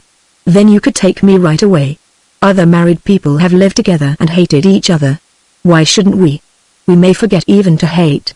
Domini staggered to his feet, walked to a window, threw it open and leaned out for a moment. Then he closed it and came back. This new element in the situation had been a shock to him. All the time she was watching him composedly. Well? She asked, with a strange little smile. What do you say? Would you like to hold as a wife's the hand which frightened you so last night? She held it out to him, soft and warm. Her fingers even returned the pressure of his. She looked at him pleasantly, and once more he felt like a man who has wandered into a strange country and has lost his bearings. I want you so much to be happy, he said hoarsely, but you are not strong yet, Rosamund. We cannot decide anything in a hurry. How surprised you are to find that I am willing to be nice to you. She murmured. But why not? You cannot know why I have so suddenly changed my mind about you, and I have changed it. I have seen the truth these few minutes. There is a reason, Everard, why I should not kill you. What is it? He demanded. She shook her head with all the joy of a child who keeps a secret. You are clever, she said. I will leave you to find it out. I am excited now, and I want you to go away for a little time. Please send Mrs. Unthank to me. The prospect of release was a strange relief, mingled still more strangely with regret. He lingered over her hand. If you walk in your sleep tonight, then, he begged, you will leave your dagger behind? I have told you, she answered, as though surprised, that I have abandoned my intention. I shall not kill you. Even though I may walk in my sleep and sometimes the nights are so long, it will not be your death I seek. Chapter 11. Domini left the room like a man in a dream, descended the stairs to his own part of the house, caught up a hat and stick and strode out into the sea mist which was fast enveloping the gardens. There was all the chill of the North Pole in that ice-cold cloud of vapor, but nevertheless his forehead remained hot, his pulses burning. He passed out of the postern gate which led from the walled garden onto a broad marsh, with dikes running here and there, and lapping tongues of sea water creeping in with the tide. He made his way seaward with uncertain steps until he reached a rough and stony road. Here he hesitated for a moment, looked about him, and then turned back at right angles. A village of ancient cottages, with seasoned, red brick tiles, trim little patches of garden, a church embowered with tall elm trees, a triangular green at the crossroads. On one side a low, thatched building, the Domini Arms, on another, an ancient, square stone house, on which was a brass plate. He went over and read the name, rang the bell, and asked the trim maidservant who answered it, for the doctor. Presently, a man of youthful middle age presented himself in the surgery and bowed. Domini was for a moment at a loss. I came to see Dr. Harrison, he ventured. Dr. Harrison retired from practice some years ago, was the courteous reply. I am his nephew. My name is Stillwell. I understood that Dr. Harrison was still in the neighborhood, Domini said. My name is Domini, Sir Everard Domini. I guessed as much, the other replied. My uncle lives with me here, and to tell you the truth he was hoping that you would come and see him. He retains one patient only, Dr. Stillwell added, in a graver tone. You can imagine who that would be. His caller bowed. Lady Domini, I presume. The young doctor opened the door and motioned to his guest to precede him. My uncle has his own little apartment on the other side of the house, he said. You must let me take you to him. They moved across the pleasant white stone hall into a small apartment with French windows leading out to a flagged terrace and tennis lawn. An elderly man, broad-shouldered, with weather-beaten face, grey hair, and of somewhat serious aspect, looked around from the window before which he was standing examining a case of fishing flies. "Uncle, I have brought an old friend in to see you," his nephew announced. The doctor glanced expectantly at Domini, half moved forward as though to greet him, then checked himself and shook his head doubtfully. "You certainly remind me very much of an old friend, sir," he said. "But I can see now that you are not he. I do not believe that I have ever seen you before in my life." There was a moment's somewhat tense silence. Then Domini advanced a little stiffly and held out his hand. "Come, doctor," he said. "I can scarcely have changed as much as all that. Even these years of strenuous life. You mean to tell me that I am speaking to Everard Domini?" The doctor interposed. "Without a doubt." The doctor shook hands coolly. His was certainly not the enthusiastic welcome of an old family attendant to the representative of a great family. "I should certainly never have recognized you," he confessed. "My presence here is nevertheless indisputable," Domini continued. "Still attracted by your old pastime, I see, doctor?" "I have only taken up fly fishing," the other replied dryly. "Since I gave up shooting."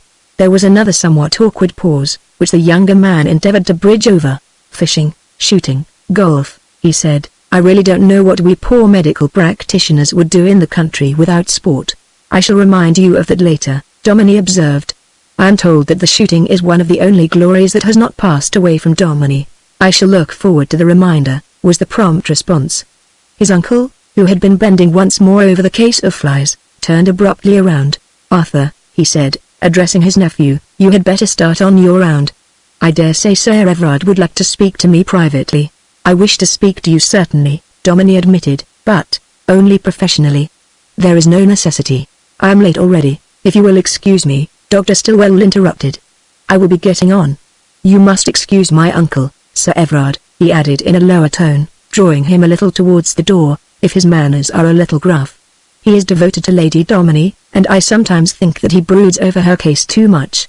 Domini nodded and turned back into the room to find the doctor, his hands in his old-fashioned breeches pockets, eyeing him steadfastly. "I find it very hard to believe," he said a little curtly, "that you are really Everard Domini. I am afraid you will have to accept me as a fact, nevertheless. Your present appearance," the old man continued, eyeing him appraisingly, "does not in any way bear out the description I had of you some years ago.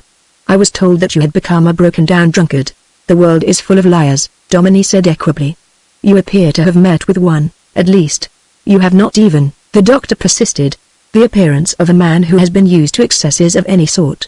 "Good old stock, ours," his visitor observed carelessly. "Plenty of two-bottle men behind my generation. You have also gained courage since the days when you fled from England. You slept at the Hall last night?" "Where else?" "I also, if you want to know, occupied my own bedchamber with results," Domini added, throwing his head a little back, to display the scar on his throat, "altogether insignificant." "That's just your luck," the doctor declared. "You've no right to have gone there without seeing me, no right, after all that has passed, to have even approached your wife." "You seem rather a martinet as regards my domestic affairs," Domini observed. "That's because I know your history," was the blunt reply. Uninvited, Domini seated himself in an easy chair. "You were never my friend, doctor," he said. "Let me suggest that we conduct this conversation on a purely professional basis." "I was never your friend," came the retort, "because I have known you always as a selfish brute, because you were married to the sweetest woman on God's earth, gave up none of your bad habits, frightened her into insanity by reeling home with another man's blood on your hands, and then stayed away for over 10 years instead of making an effort to repair the mischief you had done. This," observed Domini, "is history, dished up in a somewhat partial fashion. I repeat my suggestion that we confine our conversation to the professional." "This is my house," the other rejoined, "and you came to see me. I shall say exactly what I like to you, and if you don't like it you can get out. If it weren't for Lady Domini's sake, you shouldn't have passed this threshold." "Then for her sake," Domini suggested in a softer tone, "can't you forget how thoroughly you disapprove of me? I am here now with only one object. I want you to point out to me any way in which we can work together for the improvement of my wife's health. There can be no question of a partnership between us. You refuse to help. My help isn't worth the snap of the fingers. I have done all I can for her physically. She is a perfectly sound woman. The rest depends upon you, and you alone, and I am not very hopeful about it." "Upon me?" Domini repeated, a little taken aback. "Fidelity," the doctor grunted. is second nature with all good women. Lady Domini is a good woman, and she is no exception to the rule. Her brain is starved because her heart is aching for love. If she could believe in your repentance and reform, if any atonement for the past were possible and were generously offered, I cannot tell what the result might be. They tell me that you are a rich man now, although heaven knows, when one considers what a lazy, selfish fellow you were, that sounds like a miracle. You could have the great specialists down. They couldn't help, but it might salve your conscience to pay them a few hundred guineas. Would you meet them? Domini asked anxiously. Tell me whom to send for? Pooh. Those days are finished with me, was the curt reply. I would meet none of them. I am a doctor no longer. I have become a villager. I go to see Lady Domini as an old friend. Give me your advice, Domini begged. Is it of any use sending for specialists? Just for the present, none at all. And what about that horrible woman, Mrs. Unthank? Part of your task, if you are really going to take it up. She stands between your wife and the son. Then why have you suffered her to remain there all those years? Domini demanded. For one thing, because there has been no one to replace her, the doctor replied, and for another, because Lady Domini, believing that you slew her son, has some fantastic idea of giving her a home and shelter as a kind of expiation. You think there is no affection between the two? Domini asked. Not a scrap, was the blunt reply, except that Lady Domini is of so sweet and gentle a nature. The doctor paused abruptly. His visitor's fingers had strayed across his throat. That's a different matter, the former continued fiercely. That's just where the weak spot in her brain remains. If you ask me, I believe it's pandered to by Mrs. Unthank. Come to think of it, he went on, the Dominis were never cowards.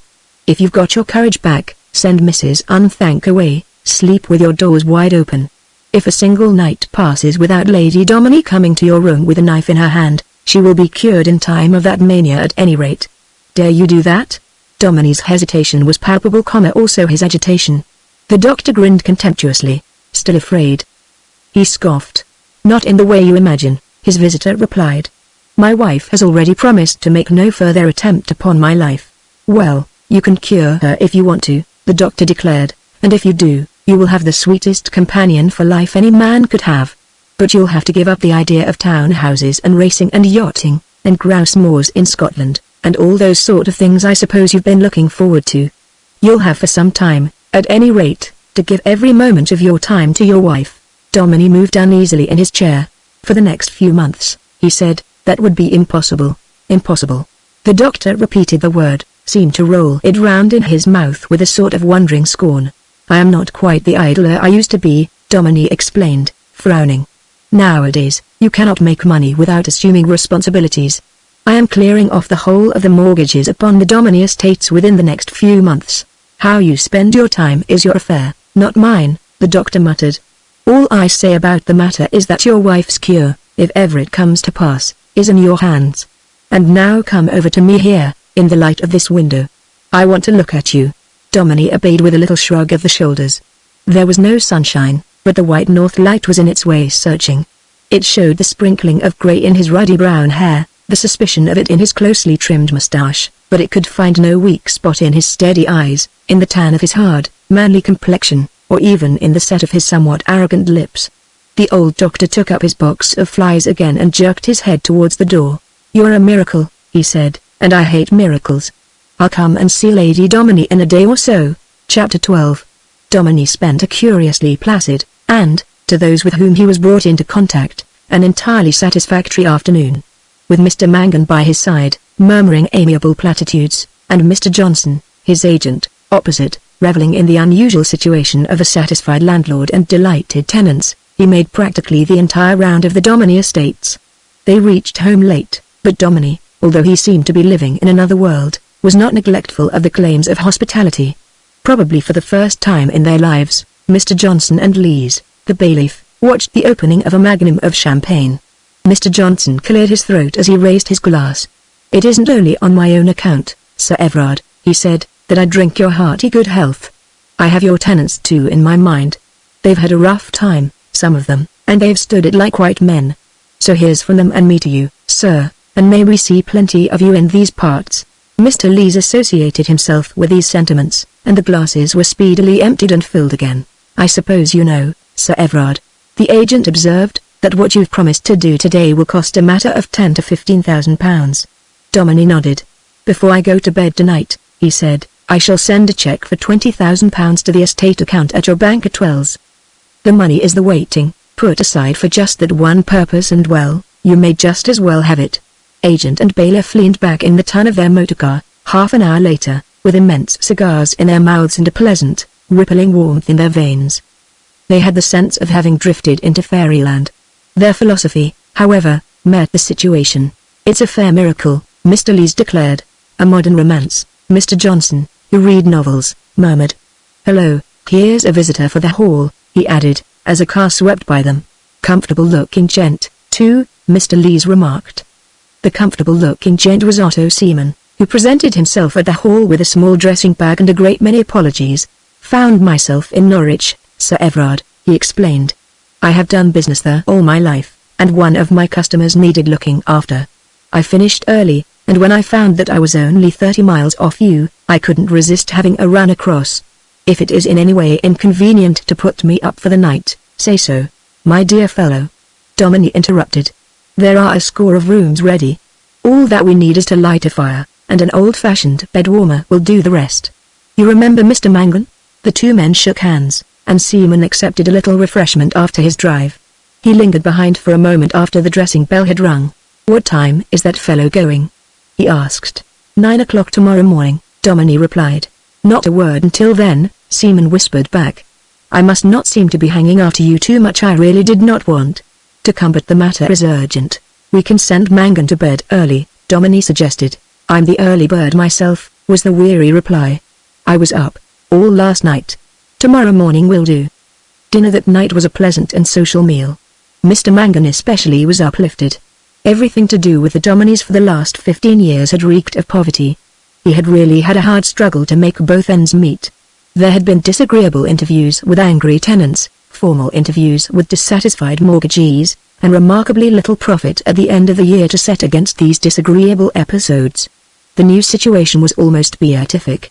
The concluding touch, perhaps, was in Parkin's congratulatory whisper as he set a couple of decanters upon the table. I have found a bin of Coburn's 51, sir, he announced, including the lawyer in his confidential whisper. I thought you might like to try a couple of bottles, as Mr. Mangan seems rather a connoisseur, sir. The corks appear to be in excellent condition. After this, Mr. Mangan sighed, it will be hard to get back to the austere life of a Pall Mall club. Seaman, very early in the evening, pleaded an extraordinary sleepiness and retired, leaving his host and Mangan alone over the port. Dominie, although an attentive host, seemed a little abstracted. Even Mr. Mangan, who was not an observant man, was conscious that a certain hardness, almost arrogance of speech and manner, seemed temporarily to have left his patron. I can't tell you, Sir Everard, he said, as he sipped his first glass of wine, what a pleasure it is to me to see, as it were, this recrudescence of an old family. If I might be allowed to say so, there's only one thing necessary to round the whole business off, as it were. And that? Dominie asked unthinkingly. The return of Lady Dominie to health. I was one of the few, you may remember, privileged to make her acquaintance at the time of your marriage. I paid a visit this morning, Dominie said, to the doctor who has been in attendance upon her since her marriage. He agrees with me that there is no reason why Lady Dominie should not, in course of time, be restored to perfect health. I take the liberty of finishing my glass to that hope, Sir Everard, the lawyer murmured. Both glasses were set down empty, only the stem of Dominie's was snapped in two. Mr. Mangan expressed his polite regrets. This old glass, he murmured, looking at his own admiringly, becomes very fragile. Dominie did not answer. His brain had served him a strange trick. In the shadows of the room he had fancied that he could see Stephanie Idestrom holding out her arms, calling to him to fulfill the pledges of long ago, and behind her, have you ever been in love, Mangan? Dominie asked his companion. I, sir? Well, I'm not sure, the man of the world replied, a little startled by the abruptness of the question. It's an old-fashioned way of looking at things now, isn't it? Dominie relapsed into thoughtfulness. I suppose so, he admitted. That night a storm rolled up from somewhere across that grey waste of waters, a storm heralded by a wind which came booming over the marshes, shaking the latticed windows of Dominie Place, shrieking and wailing amongst its chimneys and around its many corners. Black clouds leaned over the land, and drenching streams of rain dashed against the loose-framed sashes of the windows. Dominic lit the tall candles in his bedroom, fastened a dressing gown around him, threw himself into an easy chair, and, fixing an electric reading lamp by his side, tried to read. Very soon the book slipped from his fingers. He became suddenly tense and watchful. His eyes counted one by one the panels in the wall by the left-hand side of the bed. The familiar click was twice repeated. For a moment a dark space appeared. Then a woman, stooping low, glided into the room. She came slowly towards him, drawn like a moth towards that semicircle of candle. Her hair hung down her back like a girl's, and the white dressing gown which floated diaphanously about her was unexpectedly reminiscent of Bond Street. "You are not afraid?" she asked anxiously. "See, I have nothing in my hands. I almost think that the desire has gone. You remember the little stiletto I had last night? Today I threw it into the well. Mrs. Unthank was very angry with me. I am not afraid," he assured her, but you will not scold me?" she begged. "It is the storm which terrifies me." He drew a low chair for her into the little circle of light and arranged some cushions. As she sank into it, she suddenly looked up at him and smiled, a smile of rare and wonderful beauty. Dominic felt for a moment something like the stab of a knife at his heart. "Sit here and rest," he invited. "There is nothing to fear." "In my heart I know that," she answered simply.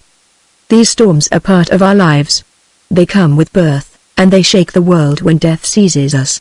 One should not be afraid, but I have been so ill, Everard." "Shall I call you Everard still?" "Why not?" he asked. "Because you are not like Everard to me anymore," she told him, "because something has gone from you, and something has come to you. You are not the same man." "What is it? Had you troubles in Africa? Did you learn what life was like out there?" He sat looking at her for a moment, leaning back in his chair, which he had pushed a few feet into the shadows. Her hair was glossy and splendid, and against it her skin seemed whiter and more delicate than ever. Her eyes were lustrous but plaintive, and with something of the child's fear of harm in them. She looked very young and very fragile to have been swayed through the years by an evil passion. "I learned many things there, Rosamund," he told her quietly. "I learned a little of the difference between right-doing and wrong-doing. I learned, too, that all the passions of life burn themselves out, save one alone." She twisted the girdle of her dressing gown in her fingers for a moment. His last speech seemed to have been outside the orbit of her comprehension or interest. "You need not be afraid of me any more, Everard," she said, a little pathetically. "I have no fear of you," he answered. "Then why don't you bring your chair forward and come and sit a little nearer to me?" she asked, raising her eyes.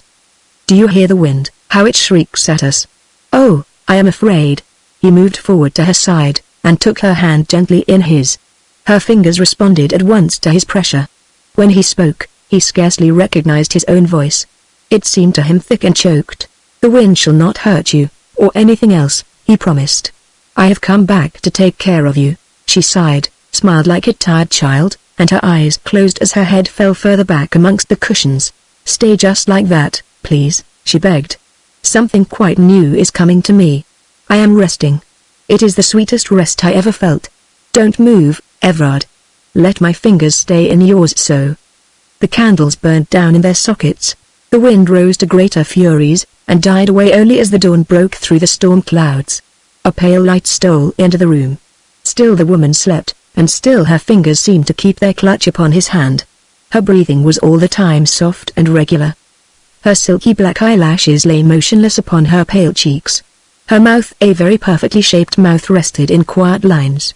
Somehow he realized that about this slumber there was a new thing. With hot eyes and aching limbs he sat through the night. Dream after dream rose up and passed away before that little background of tapestried wall. When she opened her eyes and looked at him, the same smile parted her lips as the smile which had come there when she had passed away to sleep. "I am so rested," she murmured. "I feel so well. I have had dreams, beautiful dreams." The fire had burned out, and the room was chilly. "You must go back to your own room now," he said. Very slowly her fingers relaxed. She held out her arms. "Carry me," she begged. "I am only half awake. I want to sleep again." He lifted her up. Her fingers closed around his neck, her head fell back with a little sigh of content. He tried the folding doors, and, finding some difficulty in opening them, carried her out into the corridor, into her own room, and laid her upon the untouched bed. "You are quite comfortable?" he asked. "Quite," she murmured drowsily. "Kiss me." Everard. Her hands drew his face down. His lips rested upon her forehead. Then he drew the bedclothes over her and fled. Chapter 13. There was a cloud on Seaman's good-humoured face as, muffled up in their overcoats, he and his host walked up and down the terrace the next morning, after the departure of Mr. Mangan. He disclosed his mind a little abruptly. In a few minutes, he said, I shall come to the great purpose of my visit. I have great and wonderful news for you. But it will keep. The time for action has arrived? Dominie asked curiously. I hope you will remember that as yet I am scarcely established here. It is with regard to your establishment here, Seaman explained dryly, that I desire to say a word. We have seen much of one another since we met in Cape Town.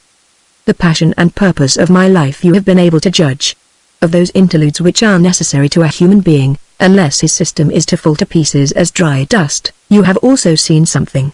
I trust you will not misunderstand me when I say that apart from the necessities of my work, I am a man of sentiment. I am prepared to admit it, Dominie murmured a little idly. You have undertaken a great enterprise. It was, without a doubt, a miraculous piece of fortune which brought the Englishman, Dominie, to your camp just at the moment when you received your orders from headquarters. Your self-conceived plan has met with every encouragement from us. You will be placed in a unique position to achieve your final purpose. Now mark my words and do not misunderstand me. The very keynote of our progress is ruthlessness. To take even a single step forward towards the achievement of that purpose is worth the sacrifice of all the scruples and delicacies conceivable. But when a certain course of action is without profit to our purpose, I see ugliness in it. It distresses me. What the devil do you mean? Dominie demanded. I sleep with one ear open, Seaman replied. Well, I saw you leave your room early this morning, Seaman continued, carrying Lady Dominie in your arms. There were little streaks of pallor underneath the down in Dominie's face. His eyes were like glittering metal. It was only when he had breathed once or twice quickly that he could command his voice. What concern is this of yours? He demanded. Seaman gripped his companion's arm. Look here, he said, we are too closely allied for bluff. I am here to help you fill the shoes of another man, so far as regards his estates, his position, and character, which, by the by, you are rehabilitating. I will go further. I will admit that it is not my concern to interfere in any ordinary amour you might undertake, but I shall tell you this, my friend, to your face that to deceive a lady of weak intellect, however beautiful, to make use of your position as her supposed husband, is not, save in the vital interests of his country, the action of a Prussian nobleman. Dominie's passion seemed to have burned itself out without expression. He showed not the slightest resentment at his companion's words. Have no fear, Seaman, he enjoined him. The situation is delicate, but I can deal with it as a man of honor. You relieve me, Seaman confessed. You must admit that the spectacle of last night was calculated to inspire me with uneasiness. I respect you for your plain words, Dominie declared. The fact is, that Lady Dominie was frightened of the storm last night and found her way into my room. You may be sure that I treated her with all the respect and sympathy which our positions demanded. Lady Dominie, Seaman remarked meditatively, seems to be curiously falsifying certain predictions. In what way? The common impression in the neighborhood here is that she is a maniac chiefly upon one subject, her detestation of you. She has been known to take an oath that you should die if you slept in this house again. You naturally, being a brave man, ignored all this, yet in the morning after your first night here, there was blood upon your night clothes. Dominie's eyebrows were slowly raised. You are well served here, he observed, with involuntary sarcasm. That, for your own sake as well as ours, is necessary, was the terse reply. To continue, people of unsound mind are remarkably tenacious of their ideas. There was certainly nothing of the murderess in her demeanor towards you last night. Cannot you see that a too friendly attitude on her part might become fatal to our schemes? In what way? If ever your identity is doubted, Seaman explained, the probability of which is, I must confess, becoming less every day, the fact that Lady Dominie seems to have so soon forgotten all her enmity towards you would be strong presumptive evidence that you are not the man you claim to be. Ingenious, Dominie assented, and very possible. All this time, however, we speak on what you yourself admit to be a side issue. You are right, Seaman confessed. Very well, then, listen. A great moment has arrived for you, my friend. Explain if you please. I shall do so. You have seen proof, during the last few days, that you have an organization behind you to whom money is dross. It is the same in diplomacy as in war. Germany will pay the price for what she intends to achieve. £90,000 was yesterday passed to the credit of your account for the extinction of certain mortgages. In a few months or a few years' time, some distant dominee will benefit to that extent. We cannot recover the money. It is just an item in our day-by-day expenses. It was certainly a magnificent way of establishing me, Dominey admitted. Magnificent, but safest in the long run, Seaman declared. If you had returned a poor man, everybody's hand would have been against you. Suspicions, now absolutely unkindled, might have been formed, and, more important, perhaps, than neither, you would not have been able to take your place in society, which is absolutely necessary for the furtherance of our scheme. Is it not almost time, Dominey inquired, that the way was made a little clearer for me? That would have been my task this morning, Seaman replied, but for the news I bring. In passing, however, let me promise you this. You will never be asked to stoop to the crooked ways of the ordinary spy. We want you for a different purpose. And the news? What must be the greatest desire in your heart, Seaman said solemnly, is to be granted. The Kaiser has expressed a desire to see you, to give you his instructions in person. Dominey stopped short upon the terrace. He withdrew his arm from his companion's and stared at him blankly. The Kaiser? He exclaimed. You mean that I am to go to Germany? We shall start at once, Seaman replied. Personally, I do not consider the proceeding discreet or necessary. It has been decided upon, however, without consulting me. I consider it suicidal, Dominey protested.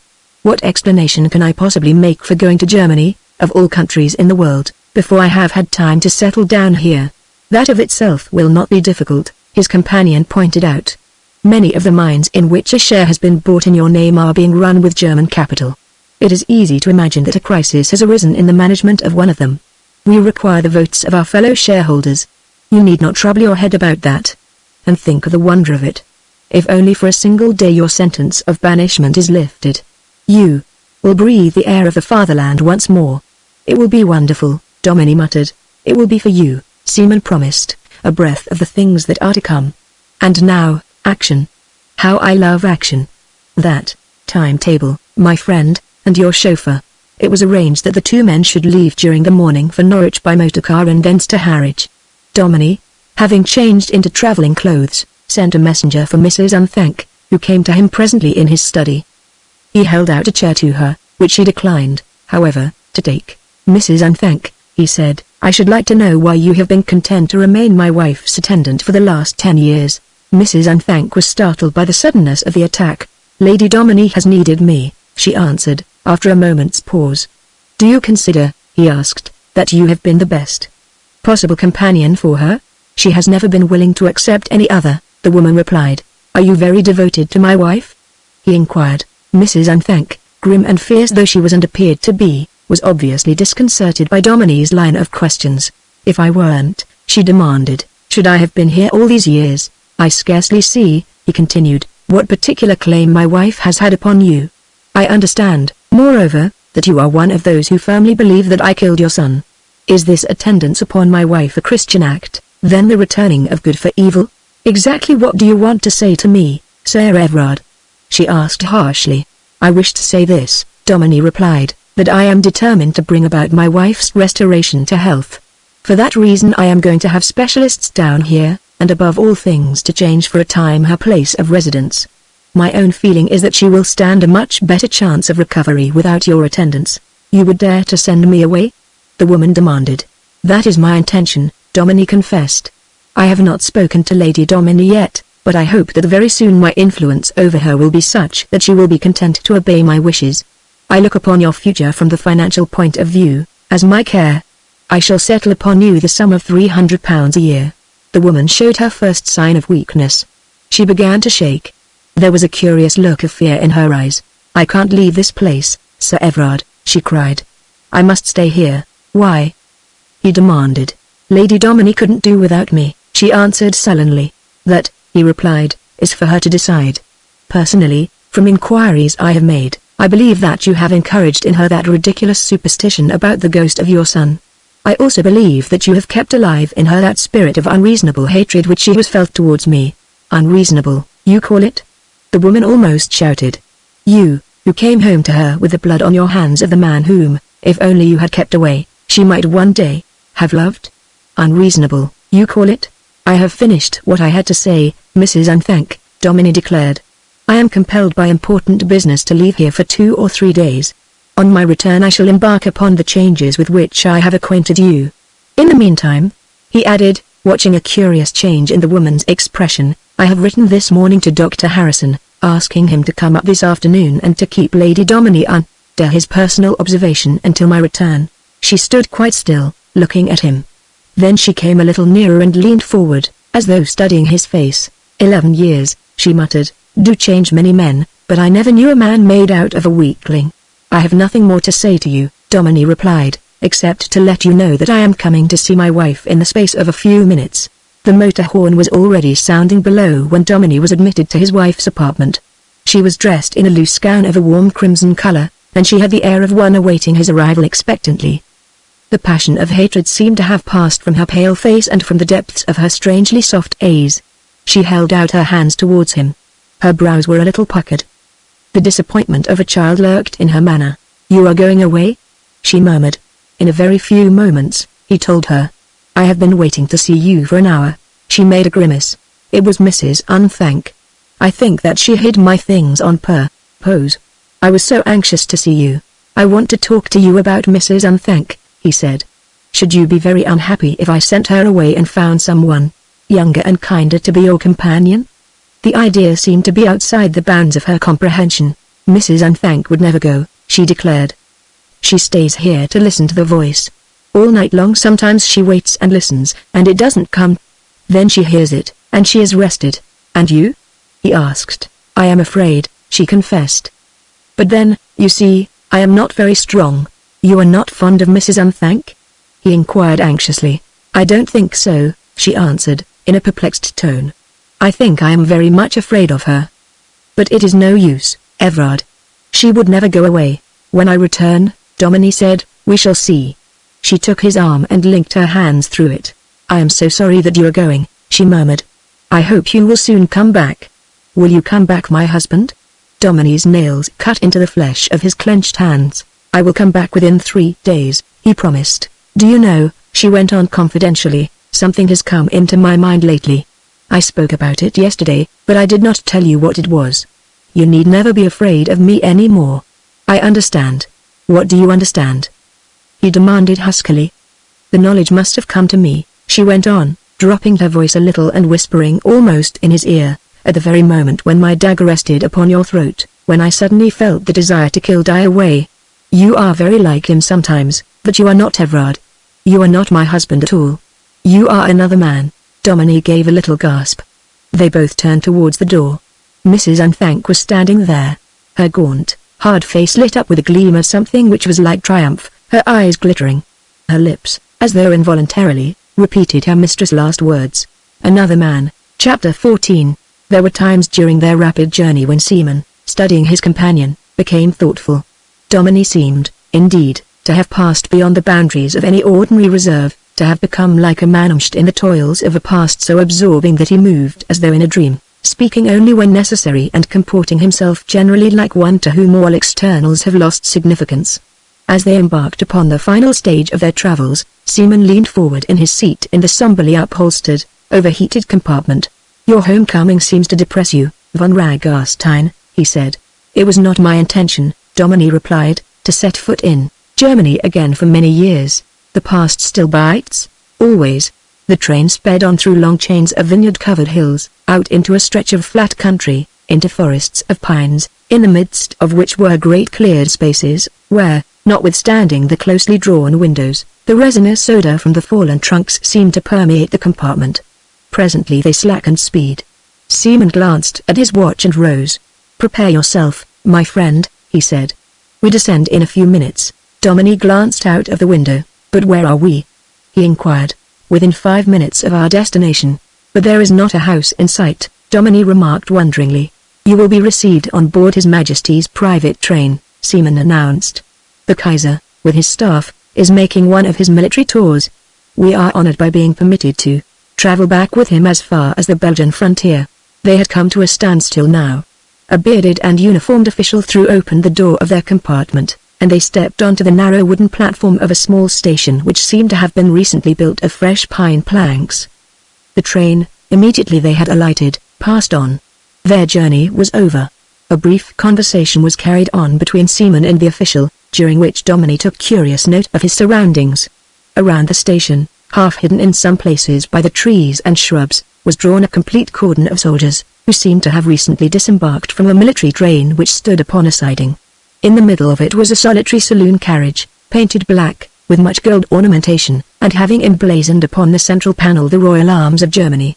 Seaman, when he had finished his conversation, took Domini by the arm and led him across the line towards it. An officer received them at the steps and bowed punctiliously to Domini, at whom he gazed with much interest.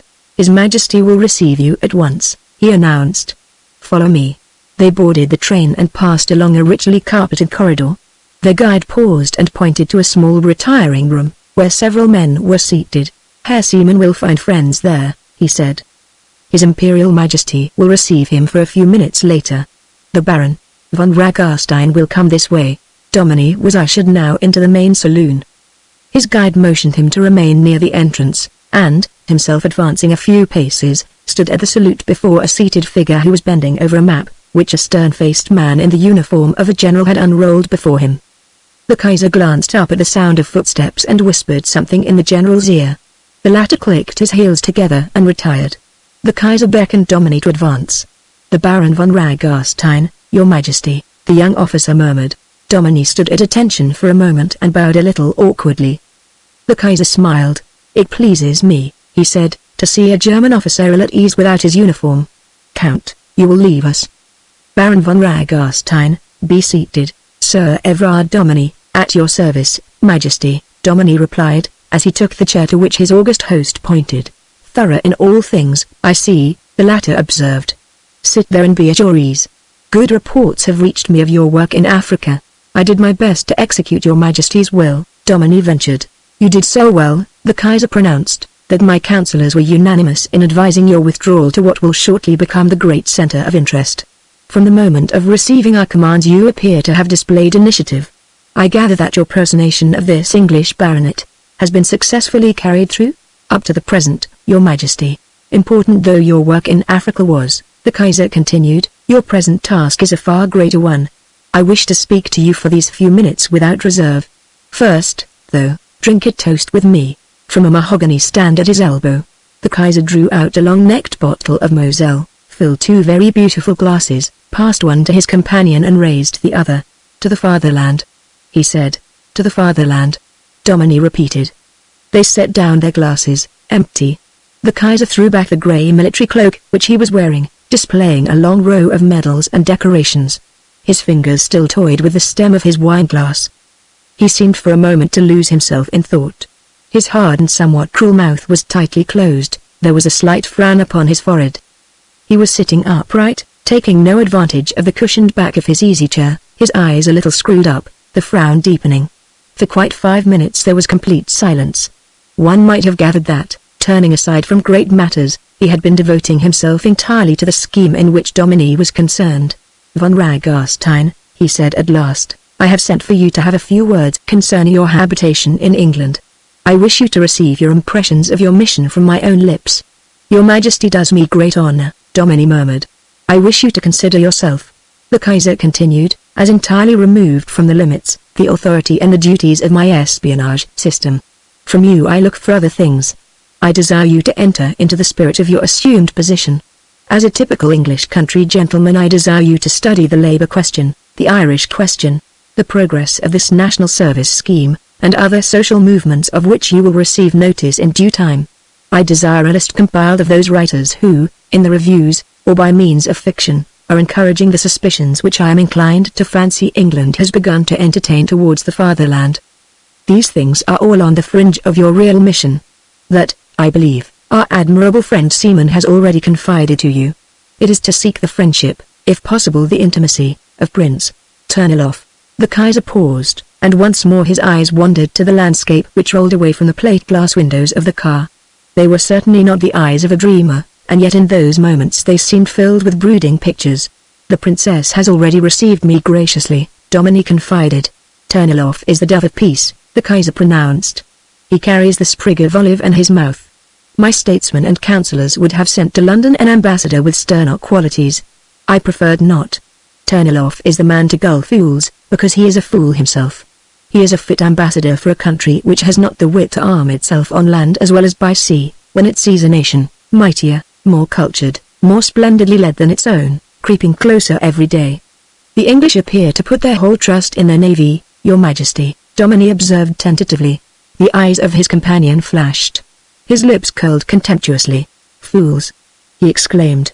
Of what use will their navy be when my sword is once drawn, when I hold the coast towns of Calais and Boulogne, when my cannon command the straits of Dover? The days of insular nations are past as surely as the days of England's arrogant supremacy upon the seas.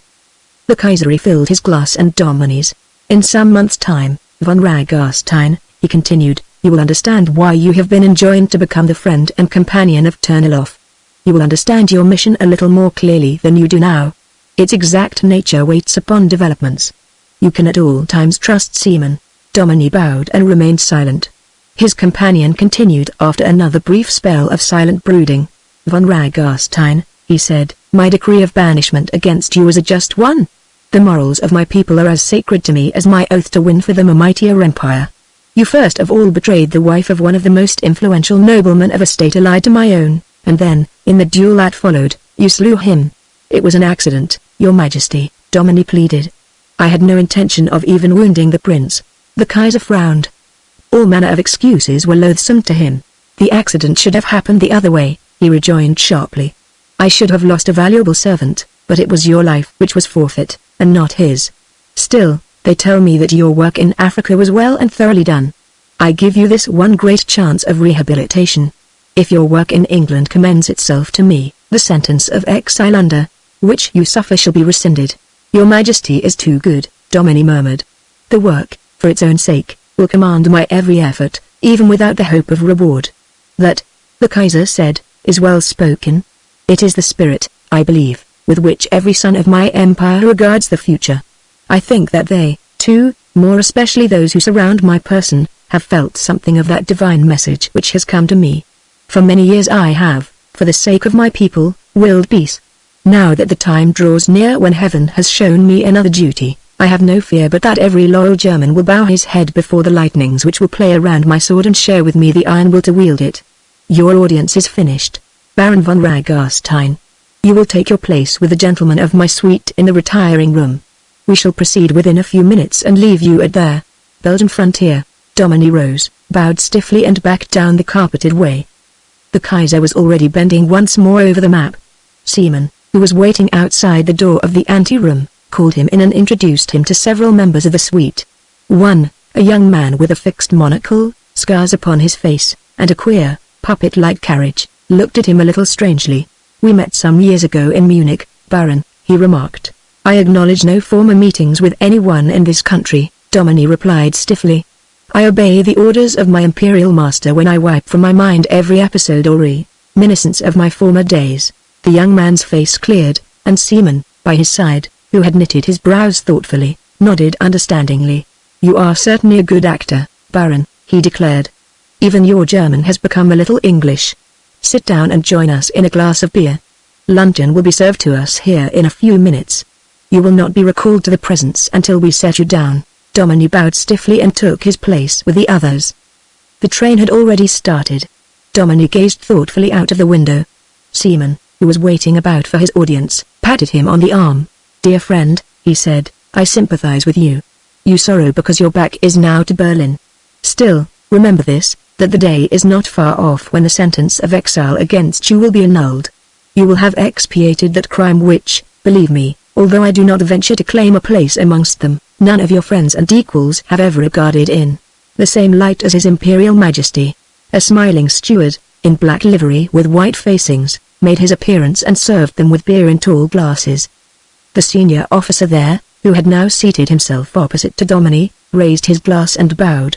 To the Baron von Ragastein, he said, whose acquaintance I regret not having made before today.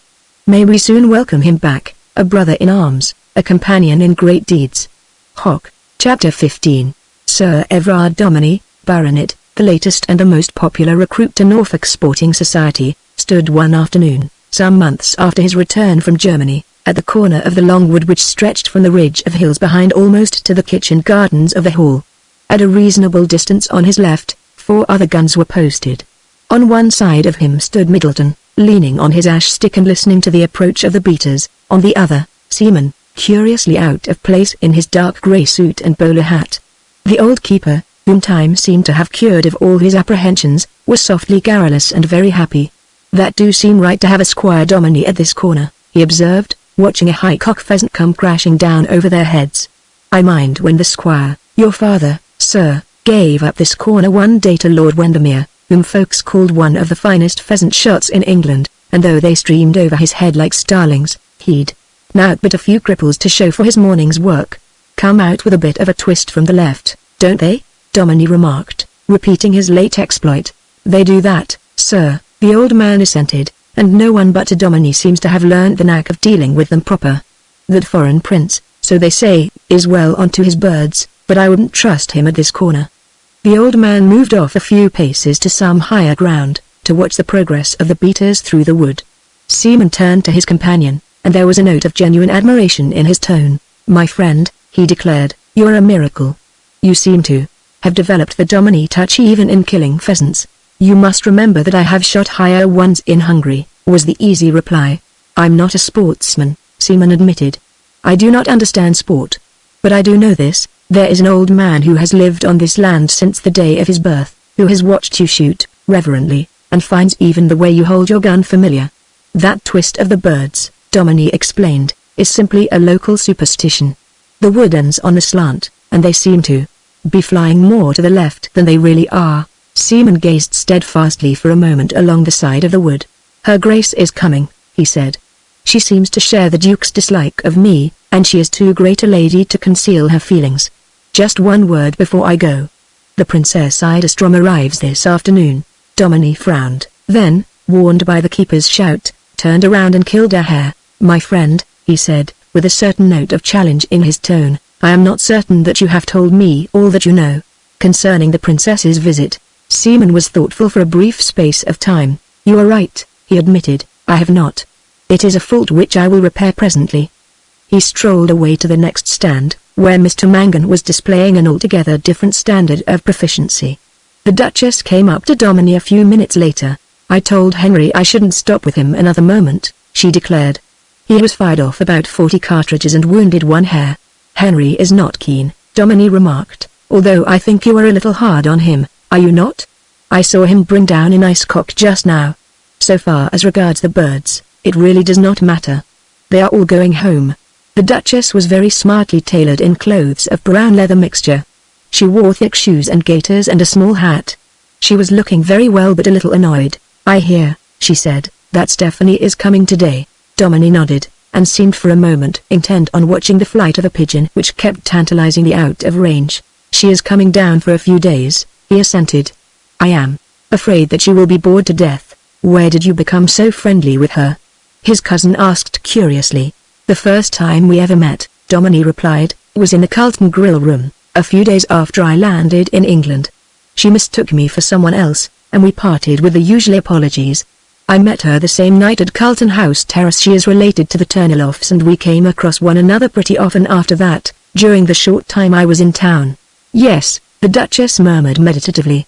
"That is another of the little surprises you seem to have already dished up for us. How on earth did you become so friendly with the German ambassador?" Dominie smiled tolerantly. "Really," he replied, "there is not anything so very extraordinary about it, is there? Mr. Seaman, my partner in 1 or 2 mining enterprises, took me to call upon him. He is very interested in East Africa, politically and as a sportsman. Our conversations seemed to interest him and led to a certain intimacy of which I may say that I am proud. I have the greatest respect and liking for the prince." "So have I," Caroline agreed. "I think he's charming. Henry declares that he must be either a fool or a knave." "Henry is blinded by prejudice," Dominie declared a little impatiently. "He cannot imagine a German who feasts with anyone else but the devil." "Don't get annoyed, dear," she begged, resting her fingers for a moment upon his coat sleeve. "I admire the prince immensely. He is absolutely the only German I ever met whom one felt instinctively to be a gentleman. Now what are you smiling at?" Dominie turned a perfectly serious face towards her. "Not guilty," he pleaded. "I saw you smile. It was just a quaint thought. You are rather sweeping, are you not, Caroline?" I'm generally right, she declared. To return to the subject of Stephanie. Well, do you know whom she mistook you for in the Carlton grill room? Tell me. He answered evasively. She mistook you for a Baron Leopold von Ragarstein, Caroline continued dryly. Von Ragarstein was her lover in Hungary. He fought a duel with her husband and killed him. There, Kaiser was furious and banished him to East Africa. Dominie picked up his shooting stick and handed his gun to Middleton. The beaters were through the wood. Yes, I remember now, he said. She addressed me as Leopold.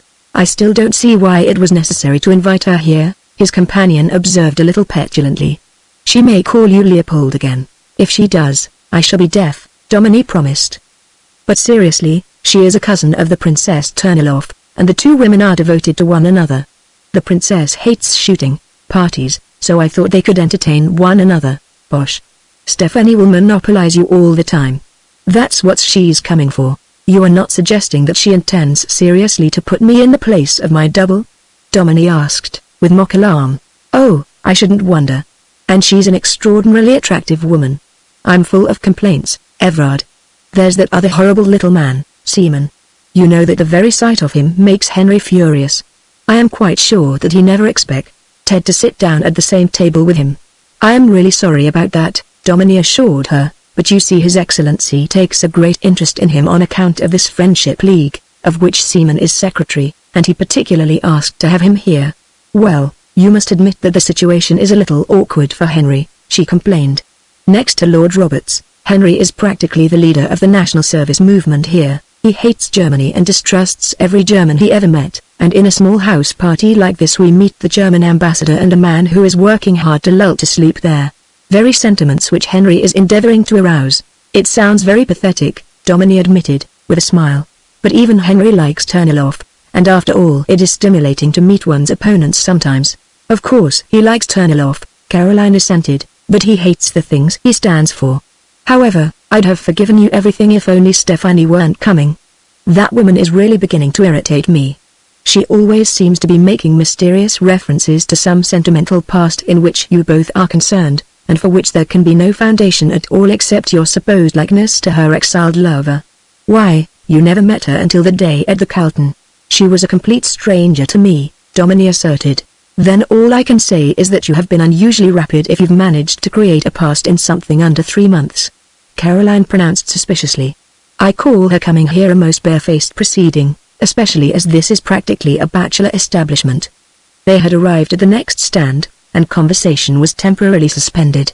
A flight of wild duck were put out from a pool in the wood, and for a few minutes everyone was busy.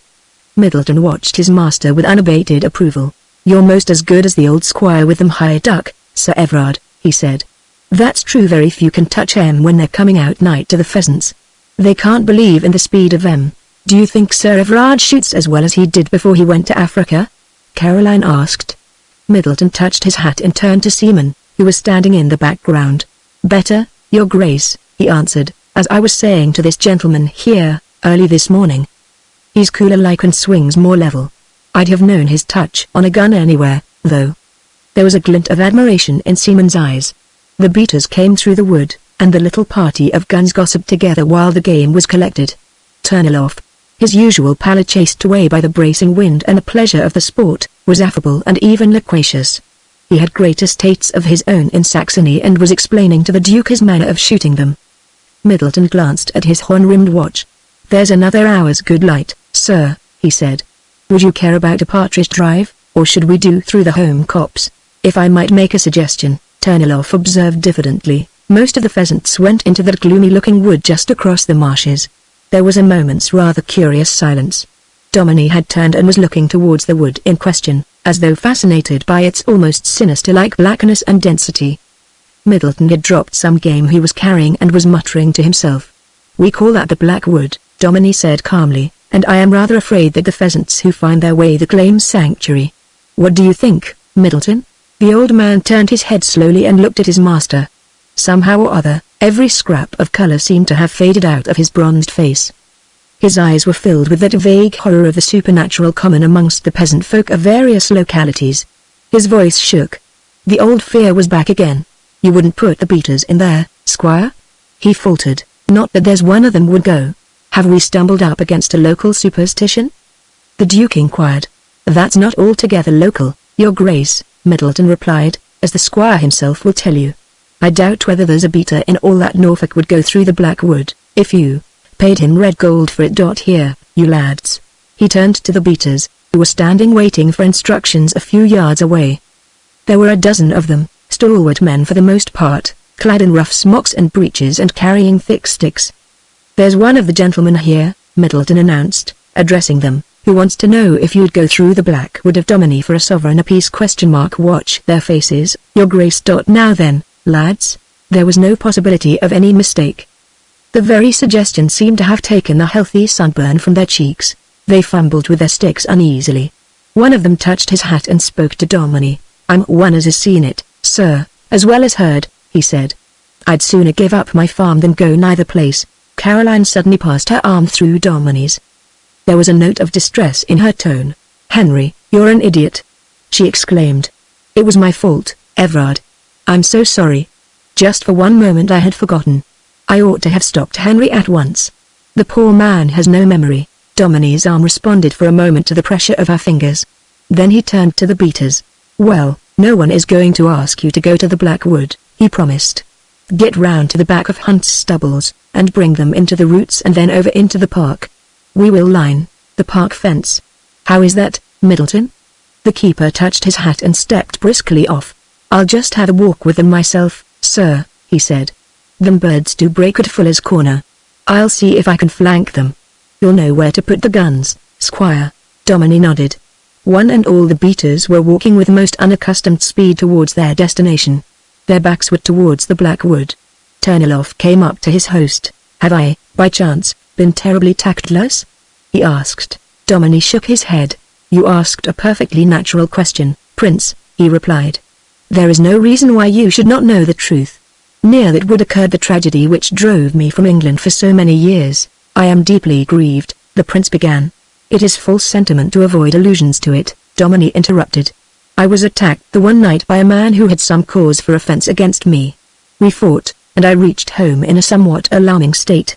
My condition terrified my wife so much that she has been an invalid ever since. But here is the point which has given birth to all these superstitions, and which made me for many years a suspected person. The man with whom I fought has never been seen since. Turniloff was at once too fascinated by the story and puzzled by his host's manner of telling it to maintain his apologetic attitude. Never seen since, he repeated. My own memory as to the end of our fight is uncertain, Domini continued. My impression is that I left my assailant unconscious upon the ground. Then it is his ghost, I imagine, who haunts the Black Wood. Domini shook himself as one who would get rid of an unwholesome thought. The wood itself, Prince, he explained, as they walked along, is a noisome place. There are quagmires even in the middle of it, where a man may sink in and be never heard of again. Every sort of vermin abounds there, every unclean insect and bird are to be found in the thickets. I suppose the character of the place has encouraged the local superstition in which every one of those men firmly believes. They absolutely believe the place to be haunted, then? The superstition goes further, Domini continued. Our locals say that somewhere in the heart of the wood, where I believe that no human being for many years has dared to penetrate, there is living in the spiritual sense some sort of a demon who comes out only at night and howls underneath my windows. Has anyone ever seen it? One or two of the villagers, to the best of my belief, no one else, Domini replied. Turniloff seemed on the point of asking more questions, but the Duke touched him on the arm and drew him to one side, as though to call his attention to the sea fogs which were rolling up from the marshes. Prince, he whispered, the details of that story are inextricably mixed up with the insanity of Lady Domini. I am sure you understand. The prince, a diplomatist to his fingertips, appeared shocked, although a furtive smile still lingered upon his lips. I regret my faux pas most deeply, he murmured. Sir Everard, he went on, you promised to tell me of some of your days with a shotgun in South Africa. Isn't there a bird which corresponds with your partridges? Domini smiled. If you can kill the partridges which Middleton is going to send over in the next 10 minutes, he said, you could shoot anything of the sort that comes along in East Africa, with a catapult. If you will stand just a few paces there to the left, Henry, Turniloff by the gate, still well up by the left-hand corner, Mangan next, Eddie next, and I shall be just beyond towards the oak clump. Will you walk with me, Caroline? He His cousin took his arm as they walked off and pressed it. "Everard, I congratulate you," she said. "You have conquered your nerve absolutely. You did a simple and a fine thing to tell the whole story. Why, you were almost matter of fact. I could even have imagined you were telling it about someone else." Her host smiled enigmatically. "Curious that it should have struck you like that," he remarked. "Do you know, when I was telling it I had the same feeling. Do you mind crouching down a little now? I am going to blow the whistle." Chapter 16. Even in the great dining room of Domini Hall, the mahogany table which was its great glory was stretched that evening to its extreme capacity. Besides the house party, which included the Right Honourable Gerald Watson, a recently appointed cabinet minister, there were several guests from the neighbourhood, the Lord Lieutenant of the county and other notabilities. Caroline, with the Lord Lieutenant on one side of her and Turniloff on the other, played the part of hostess adequately but without enthusiasm. Her eyes seldom left along the other end of the table, where Stephanie, at Domini's left hand, with her crown of exquisitely coiffured red gold hair, her marvellous jewellery, her languorous grace of manner, seemed more like one of the beauties of an ancient Venetian court than a modern Hungarian princess gowned in the Rue de la Paix. Conversation remained chiefly local and concerned the day's sport and kindred topics. It was not until towards the close of the meal that the Duke succeeded in launching his favourite bubble. "I trust, Everard," he said, raising his voice a little as he turned towards his host, "that you make a point of inculcating the principles of national service into your tenantry here." Domini's reply was a little dubious. "I am afraid they do not take to the idea very kindly in this part of the world," he confessed. "Purely agricultural districts are always a little difficult. It is your duty as a landowner," the Duke insisted, "to alter their point of view. There is not the slightest doubt," he added, looking belligerently over the top of his pince-nez at Seaman, who was seated at the opposite side of the table, "that before long we shall find ourselves in a shocking state of unpreparedness, mind you, at war with Germany." Lady Madley, the wife of the Lord Lieutenant, who sat at his side, seemed a little startled. She was probably one of the only people present who was not aware of the Duke's foible. "Do you really think so?" she asked. "The Germans seem such civilized people, so peaceful and domestic in their home life, and that sort of thing." The Duke groaned. He glanced down the table to be sure that Prince Turniloff was out of hearing. "My dear Lady Madley," he declared, "Germany is not governed like England. When the war comes, the people will have had nothing to do with it. A great many of them will be just as surprised as you will be, but they will fight all the same." Seaman, who had kept silence during the last few moments with great difficulty, now took up the Duke's challenge. "Permit me to assure you, Madame," he said, bowing across the table, "that the war with Germany of which the Duke is so afraid will never come. I speak with some amount of knowledge because I am a German by birth, although naturalized in this country. I have as many and as dear friends in Berlin as in London, and with the exception of my recent absence in Africa, where I had the pleasure to meet our host, I spent a great part of my time going back and forth between the two capitals. I have also the honor to be the secretary of a society for the promotion of a better understanding between the citizens of Germany and England." "Rubbish!" the Duke exclaimed. "The Germans don't want a better understanding. They only want to fool us into believing that they do." Seaman looked a little pained. He stuck to his guns, however. "His Grace and I," he observed, "are old opponents on this subject." "We are indeed," the Duke agreed. "You may be an honest man, Mr. Seaman, but you are a very ignorant one upon this particular topic." "You are probably both right in your way," Domini intervened, very much in the manner of a well-bred host making his usual effort to smooth over two widely divergent points of view. "There is no doubt a war party in Germany and a peace party, statesmen who place economic progress first, and others who are tainted with a purely military lust for conquest. In this country it is very hard for us to strike a balance between the two." Seaman beamed his thanks upon his host. "I have friends," he said impressively, "in the very highest circles of Germany, who are continually encouraging my work here, and I have received the benediction of the Kaiser himself upon my efforts to promote a better feeling in this country. And if you will forgive my saying so, Duke, it is such ill-advised and ill-founded statements as you are constantly making about my country which is the only bar to a better understanding between us. I have my views," the Duke snapped, "and they have become convictions. I shall continue to express them at all times and with all the eloquence at my command." The ambassador, to whom portions of this conversation had now become audible, leaned a little forward in his place.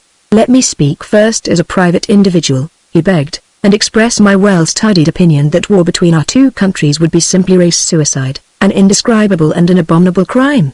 Then I will remember what I represent over here, and I will venture to add in my ambassadorial capacity that I come with an absolute and heartfelt mandate of peace. My task over here is to secure and ensure it." Caroline flashed a warning glance at her husband. "How nice of you to be so frank, Prince," she said. "The Duke sometimes forgets, in the pursuit of his hobby, that a private dinner table is not a platform. I insist upon it that we discuss something of more genuine interest.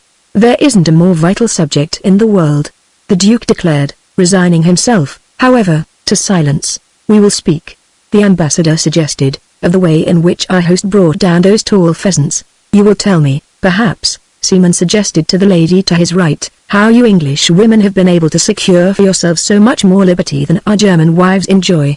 Later on, Stephanie whispered to her host, with a little tremble in her voice, "I have a surprise for you." After dinner, Domini's guests passed naturally enough to the relaxations which each preferred. There were 2 bridge tables, Turnilov and the cabinet minister played billiards, and Seaman, with a touch which amazed everyone, drew strange music from the yellow keys of the old-fashioned grand piano in the drawing room. Stephanie and her host made a slow progress through the hall and picture gallery. For some time their conversation was engaged solely with the objects to which Domini drew his companion's attention. When they had passed out of possible hearing, however, of any of the other guests, Stephanie's fingers tightened upon her companion's arm. "I wish to speak to you alone," she said, without the possibility of anyone overhearing. Domini hesitated and looked behind. "Your guests are well occupied," she continued a little impatiently, "and in any case I am one of them. I claim your attention." Domini threw open the door of the library and turned on a couple of the electric lights. She made her way to the great open fireplace, on which a log was burning, looked down into the shadows of the room and back again at her host's face. "For one moment," she begged, "turn on all the lights. I wish to be sure that we are alone." Domini did as he was bidden. The furthermost corners of the room, with its many wings of book-filled shelves, were illuminated. She nodded. "Now turn them all out again except this one," she directed, "and wheel me up an easy chair." "No, I choose this settee. Please seat yourself by my side." "Is this going to be serious?" he asked, with some slight disquietude. "Serious but wonderful," she murmured, lifting her eyes to his. "Will you please listen to me, Leopold?" She was half curled up in a corner of the settee, her head resting slightly upon her long fingers, her brown eyes steadily fixed upon her companion. There was an atmosphere about her of serious yet of tender things. Domini's face seemed to fall into more rigid lines as he realized the appeal of her eyes. "Leopold," she began, "I left this country a few weeks ago, feeling that you were a brute, determined never to see you again, half inclined to expose you before I went as an impostor and a charlatan. Germany means little to me, and a patriotism which took no account of human obligations left me absolutely unresponsive. I meant to go home and never to return to London. My heart was bruised, and I was very unhappy." She paused, but her companion made no sign. She paused for so long, however, that speech became necessary. "You are speaking, Princess," he said calmly, "to one who is not present. My name is no longer Leopold." She laughed at him with a curious mixture of tenderness and bitterness. "My friend," she continued, "I am terrified to think, besides your name, how much of humanity you have lost in your new identity. To proceed, it suited my convenience to remain for a few days in Berlin, and I was therefore compelled to present myself at Potsdam. There I received a great surprise. Wilhelm spoke to me of you, and though, alas, my heart is still bruised, he helped me to understand. Is this wise?" he asked a little desperately. She ignored his words. "I was taken back into favor at court," she went on. "For that I owe to you my thanks. Wilhelm was much impressed by your recent visit to him, and by the way in which you have established yourself here. He spoke also with warm commendation of your labors in Africa, which he seemed to appreciate all the more as you were sent there in exile. He asked me, Leopold," she added, dropping her voice a little, "if my feelings towards you remained unchanged." Domini's face remained unrelaxed. Persistently he refused the challenge of her eyes. "I told him the truth," she proceeded. "I told him how it all began, and how it must last with me to the end. We spoke even of the duel. I told him what both your seconds had explained to me, that turn of the wrist, Conrad's wild lunge, how he literally threw himself upon the point of your sword. Wilhelm understands and forgives, and he has sent you this letter." She drew a small grey envelope from her pocket. On the seal were the Imperial Hohenzollern arms. She passed it to him. "Leopold," she whispered, "please read that." He shook his head, although he accepted the letter with reluctant fingers. "Read the superscription," she directed. He obeyed her. It was addressed in a strange, straggling handwriting to Sir Everard Dominy, Baronet. He broke the seal unwillingly and drew out the letter. It was dated barely a fortnight back. There was neither beginning or ending, just a couple of sentences scrawled across the thick notepaper. "It is my will that you offer your hand in marriage to the Princess Stephanie of Idestrom. Your union shall be blessed by the Church and approved by my court. Wilhelm." Dominy sat as a man enthralled with silence. She watched him. "Not on your knees yet?" she asked, with faint but somewhat resentful irony. "Can it be, Leopold, that you have lost your love for me? You have changed so much and in so many ways. Has the love gone?" Even to himself his voice sounded harsh and unnatural, his words instinct with the graceless cruelty of a clown. "This is not practical," he declared. "Think. I am as I have been addressed here, and as I must remain yet for months to come, Everard Dominy, an Englishman and the owner of this house, the husband of Lady Dominy. Where is your reputed wife?" Stephanie demanded, frowning. "In the nursing home where she has been for the last few months," he replied. "She has already practically recovered. She cannot remain there much longer. You must insist upon it that she does. I ask you to consider the suspicions which would be excited by such a course," Dominy pleaded earnestly, "and further, can you explain to me in what way I, having already, according to belief of everybody, another wife living, can take advantage of this mandate?" She looked at him wonderingly. "You make difficulties? You sit there like the cold Englishman whose place you are taking, you whose tears have fallen before now upon my hand, whose lips—" "You speak of one who is dead," Dominy interrupted, "dead until the coming of great events may bring him to life again. Until that time your love must be dumb." Then her anger blazed out.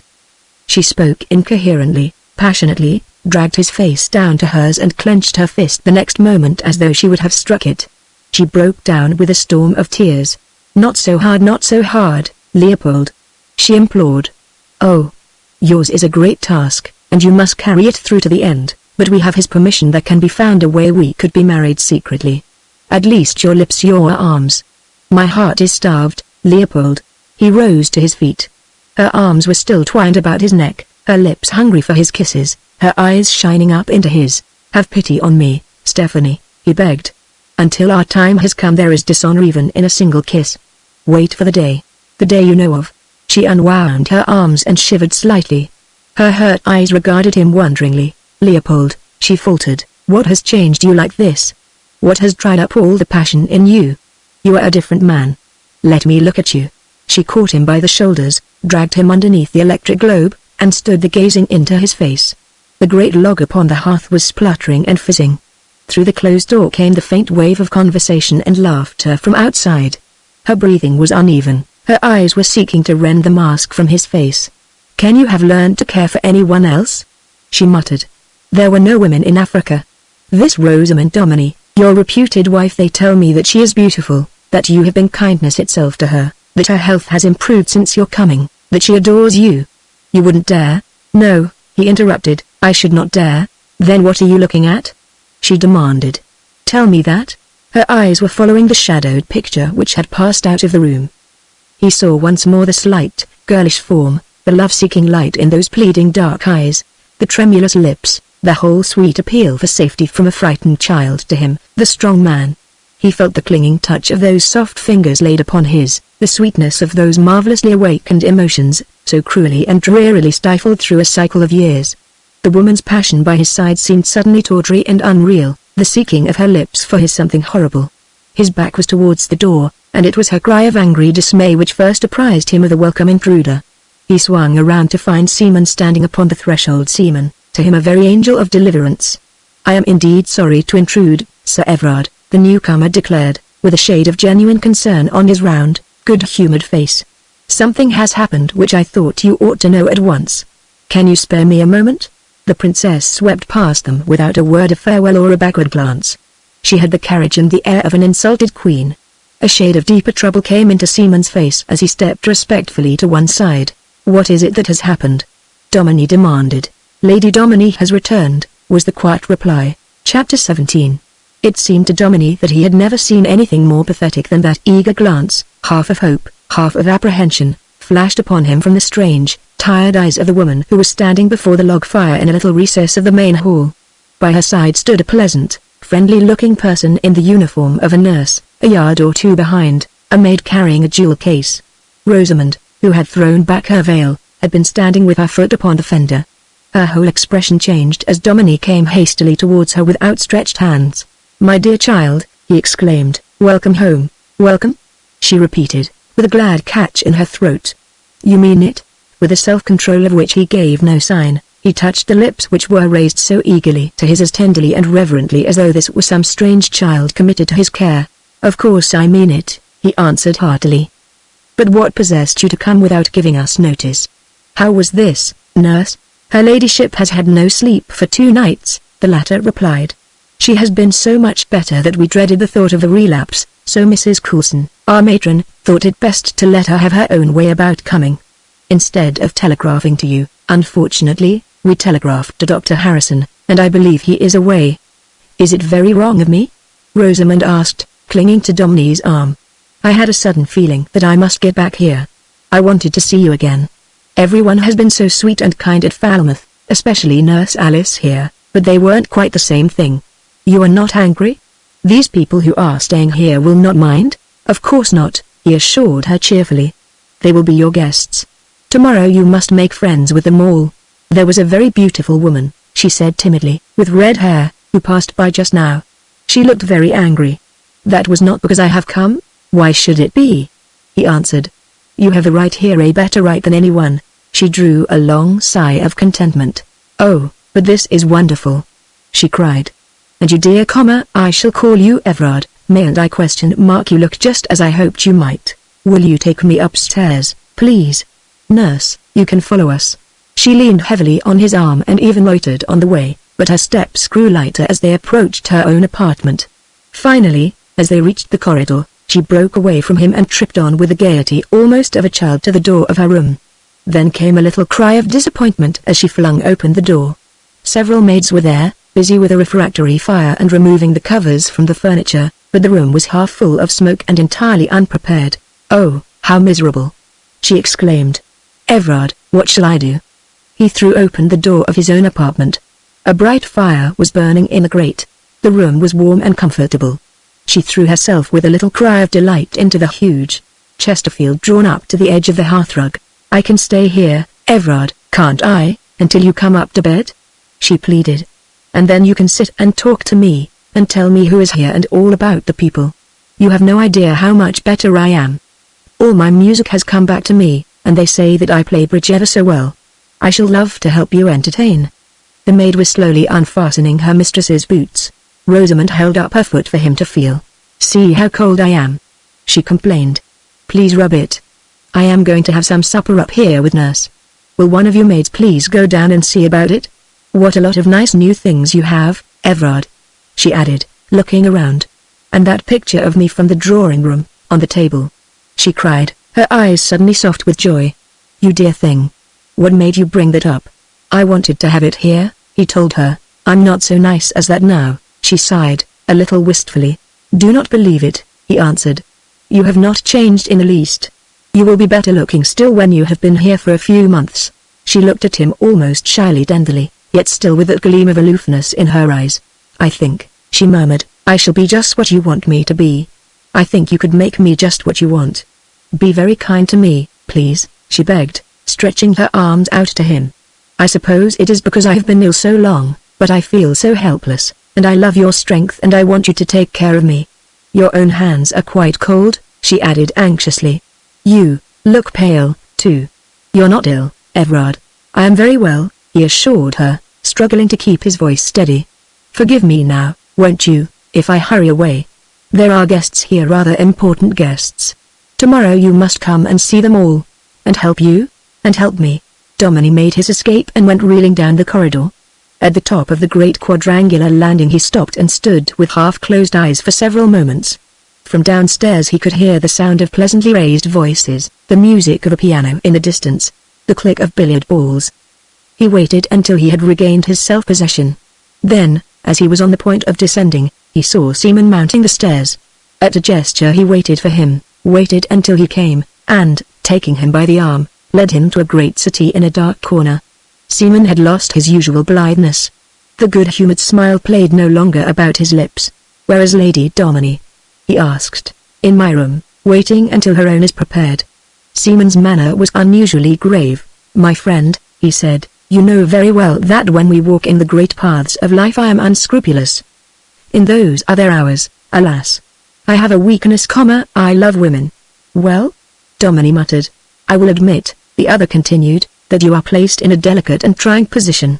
Lady Domini seems disposed to offer to you the affection which, notwithstanding their troubles together, she doubtless felt for her husband. I risk your anger, my friend, but I warn you to be very careful how you encourage her." A light flashed in Domini's eyes. For the moment angry words seemed to tremble upon his lips. Seaman's manner, however, was very gentle. He courted no offense. "If you were to take advantage of your position with any other, I would shrug my shoulders and stand on one side, but this mad Englishman's wife, or rather his widow, has been mentally ill. She is still weak-minded, just as she is tender-hearted. I watched her as she passed through the hall with you just now. She turns to you for love as a flower to the sun after a long spell of cold, wet weather. Von Ragarstein, you are a man of honor. You must find means to deal with this situation. However difficult it may become." Domini had recovered from his first wave of weakness. His companion's words excited no sentiment of anger. He was conscious even of regarding him with a greater feeling of kindness than ever before. "My friend," he said, "you have shown me that you are conscious of one dilemma in which I find myself placed, and which I confess is exercising me to the utmost. Let me now advise you of another. The Princess Idastrom has brought me an autograph letter from the Kaiser, commanding me to marry her. The situation," Seaman declared grimly, "but for its serious side, would provide all the elements for a Palais Royal farce. For the present, however, you have duties below." I have said the words which were thumping against the walls of my heart. Their descent was opportune. Some of the local guests were preparing to make their departure, and Domini was in time to receive their adux. They all left messages for Lady Domini, spoke of a speedy visit to her, and expressed themselves as delighted to hear of her return and recovery. As the last car rolled away, Caroline took her host's arm and led him to a chimney seat by the huge log fire in the inner hall. "My dear Everard," she said, "you really are a very terrible person." "Exactly why?" he demanded. "Your devotion to my sex," she continued, "is flattering but far too Catholic. Your return to England appears to have done what we understood to be impossible, restored your wife's reason. A fiery-headed Hungarian princess has pursued you down here, and has now gone to her room in a tantrum because you left her side for a few minutes to welcome your wife. And there remains our own sentimental little flirtation, a broken and, alas, a discarded thing. There is no doubt, whatever, Everard, that you are a very bad lot. You are distressing me terribly," Domini confessed. "But all the same, after a somewhat agitated evening I must admit that I find it pleasant to talk with someone who is not wielding the lightnings. May I have a whiskey and soda?" "Bring me one, too, please," Caroline begged. "I fear that it will seriously impair the note which I had intended to strike in our conversation, but I am thirsty. And a handful of those Turkish cigarettes, too. You can devote yourself to me with a perfectly clear conscience. Your most distinguished guest has found a task after his own heart. He has got Henry in a corner of the billiard room and is trying to convince him of what I am sure the dear man really believes himself, that Germany's intentions towards England are of a particularly dove-like nature. Your right honourable guest has gone to bed, and Eddie Pelham is playing billiards with Mr. Mangan. Everyone is happy. You can devote yourself to soothing my wounded vanity, to say nothing of my broken heart." "Always jibing at me," Domini grumbled. "Not always," she answered quietly, raising her eyes for a moment. "There was a time, Everard, before that terrible tragedy, the last time you stayed at dinner, to when I didn't jibe. When, on the contrary, you were sweetness itself," he reflected. She sighed reminiscently. "That was a wonderful month," she murmured. "I think it was then for the first time that I saw traces of something in you, which I suppose accounts for your being what you are today. You think that I have changed, then?" She looked him in the eyes. "I sometimes find it difficult to believe," she admitted, "that you are the same man." He turned away to reach for his whiskey and soda. "As a matter of curiosity," he asked, "why, to begin with, then," she commented, "you have become almost a precisian in your speech. You used to be rather slangy at times. What else? You used always to clip your final G's." "Shocking habit," he murmured. "I cured myself of that by reading aloud in the bush." "Go on, please, you carry yourself so much more stiffly. Sometimes you have the air of being surprised that you are not in uniform. Trifles, all these things, he declared. Now for something serious? The serious things are pretty good, she admitted. You used to drink whiskies and sodas at all hours of the day, and quite as much wine as was good for you at dinner time. Now, although you are a wonderful host, you scarcely take anything yourself. You should see me at the port, he told her, when you ladies are well out of the way. Some more of the good, please. All your best qualities seem to have come to the surface, she went on, and I think that the way you have come back and faced it all is simply wonderful. Tell me, if that man's body should be discovered after all these years, would you be charged with manslaughter? He shook his head. I do not think so, Caroline. Everard, well? Did you kill Roger Unthank? A portion of the burning log fell onto the hearth. Then there was silence. They heard the click of the billiard balls in the adjoining room. Dominic leaned forward and with a pair of small tongs replaced the burning wood upon the fire. Suddenly he felt his hands clasped by his companions. Everard dear, she said, I am so sorry. You came to me a little tired tonight, didn't you? I think that you needed sympathy, and here I am asking you once more that horrible question. Forget it, please. Talk to me like your old dear self. Tell me about Rosamund's return. Is she really recovered? Do you think? I saw her only for a few minutes, Dominic replied, but she seemed to me absolutely better. I must say that the weekly reports I have received from the nursing home quite prepared me for a great improvement. She is very frail, and her eyes still have that restless look, but she talks quite coherently. What about that horrible woman? I have pensioned Mrs. Unthank. To my surprise I hear that she is still living in the village. And your ghost? Not a single howl all the time that Rosamund has been away. There is one thing more, Caroline began hesitatingly. That one thing lacked forever the clothing of words. There came a curious, almost a dramatic interruption. Through the silence of the hall there pealed the summons of the great bell which hung over the front door. Dominic glanced at the clock in amazement. Midnight! He exclaimed. Who on earth can be coming here at this time of night? Instinctively they both rose to their feet. A manservant had turned the great key, drawn the bolts, and opened the door with difficulty. Little flakes of snow and a gust of icy wind swept into the hall, and following them the figure of a man, white from head to foot, his hair tossed with the wind, almost unrecognizable after his struggle. Why, Dr. Harrison! Dominic cried, taking a quick step forward. What brings you here at this time of night? The doctor leaned upon his stick for a moment. He was out of breath, and the melting snow was pouring from his clothes onto the oak floor. They relieved him of his coat and dragged him towards the fire. I must apologize for disturbing you at such an hour, he said, as he took the tumbler which Dominic pressed into his hand. I have only just received Lady Dominic's telegram. I had to see you at once. Chapter 18. The doctor, with his usual bluntness, did not hesitate to make it known that this unusual visit was of a private nature. Caroline promptly withdrew, and the two men were left alone in the great hall. The lights in the billiard room and drawing room were extinguished. Everyone in the house except a few servants had retired. Sir Everard, the doctor began, this return of Lady Dominic's has taken me altogether by surprise. I had intended tomorrow morning to discuss the situation with you. I am most anxious to hear your report, Dominic said. My report is good, was the confident answer. Although I would not have allowed her to have left the nursing home so suddenly had I known, there was nothing to keep her there. Lady Dominic, except for one hallucination, is in perfect health, mentally and physically. And this one hallucination, that you are not her husband. Dominic was silent for a moment. Then he laughed a little unnaturally. Can a person be perfectly sane, he asked, and yet be subject to an hallucination which must make the whole of her surroundings seem unreal? Lady Dominic is perfectly sane, the doctor answered bluntly, and as for that hallucination, it is up to you to dispel it. Perhaps you can give me some advice? Dominic suggested. I can, and I am going to be perfectly frank with you, the doctor replied. To begin with then, there are certain obvious changes in you which might well minister to Lady Dominic's hallucination. For instance, you have been in England now some 8 months, during which time you have reveled an entirely new personality. You seem to have got rid of every one of your bad habits, you drink moderately, as a gentleman should, you have subdued your violent temper, and you have collected around you, where your personality could be the only inducement, friends of distinction and interest. This is not at all what one expected from the Everard Dominic who scuttled out of England a dozen years ago. You're excusing my wife, Dominic remarked. She needs no excuses, was the brusque reply. She has been a long-enduring and faithful woman, suffering from a cruel illness, brought on, to take the kindest of you if it, through your clumsiness and lack of discretion.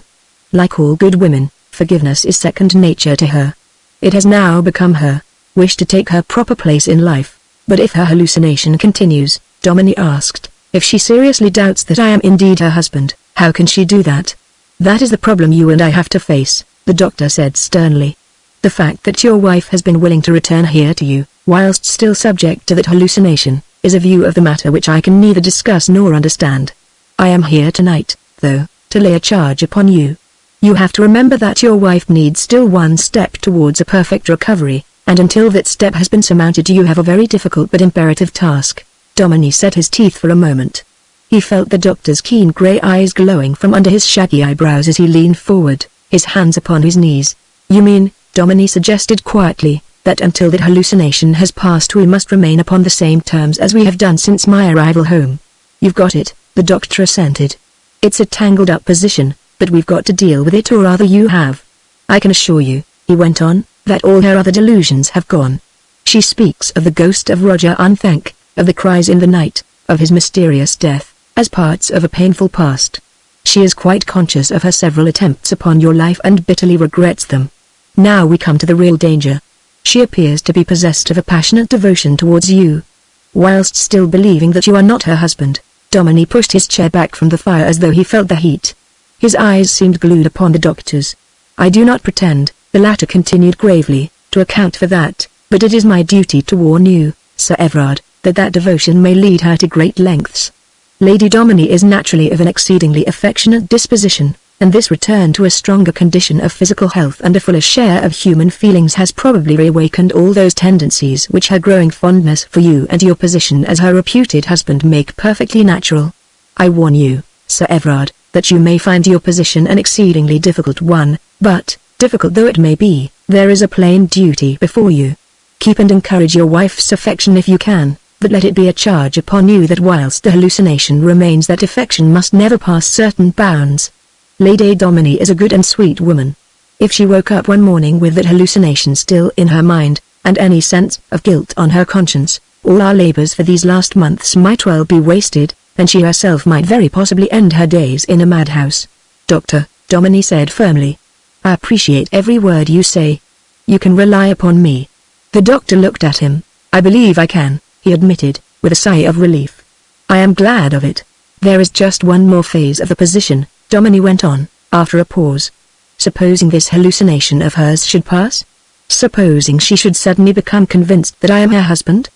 In that case, the doctor replied earnestly, the position would be exactly reversed, and it would be just as important for you not to check the affection which she might offer to you as it would be in the other case for you not to accept it. The moment she realizes, with her present predispositions, that you really are her lawful husband, that moment will be the beginning of a new life for her. Somehow they both seemed to feel that the last words had been spoken. After a brief pause, the doctor helped himself to a farewell drink, filled his pipe and stood up. The car which Domini had ordered from the garage was already standing at the door. It was curious how both of them seemed disinclined to refer again even indirectly to the subject which they had been discussing. Very good of you to send me back, the doctor said gruffly. I started out all right, but it was a drear walk across the marshes. I am very grateful to you for coming, Domini replied, with obvious sincerity. You will come and have a look at the patient in a day or two? I'll stroll across as soon as you've got rid of some of this houseful, the doctor promised. Good night. The two men parted, and curiously enough Domini was conscious that with those few awkward words of farewell some part of the incipient antagonism between them had been buried. Left to himself, he wandered for some moments up and down the great, dimly lit hall. A strange restlessness seemed to have fastened itself upon him. He stood for a time by the dying fire, watching the grey ashes, stirred uneasily by the wind which howled down the chimney. Then he strolled to a different part of the hall, and one by one he turned on, by means of the electric switches, the newly installed lights which hung above the sombre oil pictures upon the wall.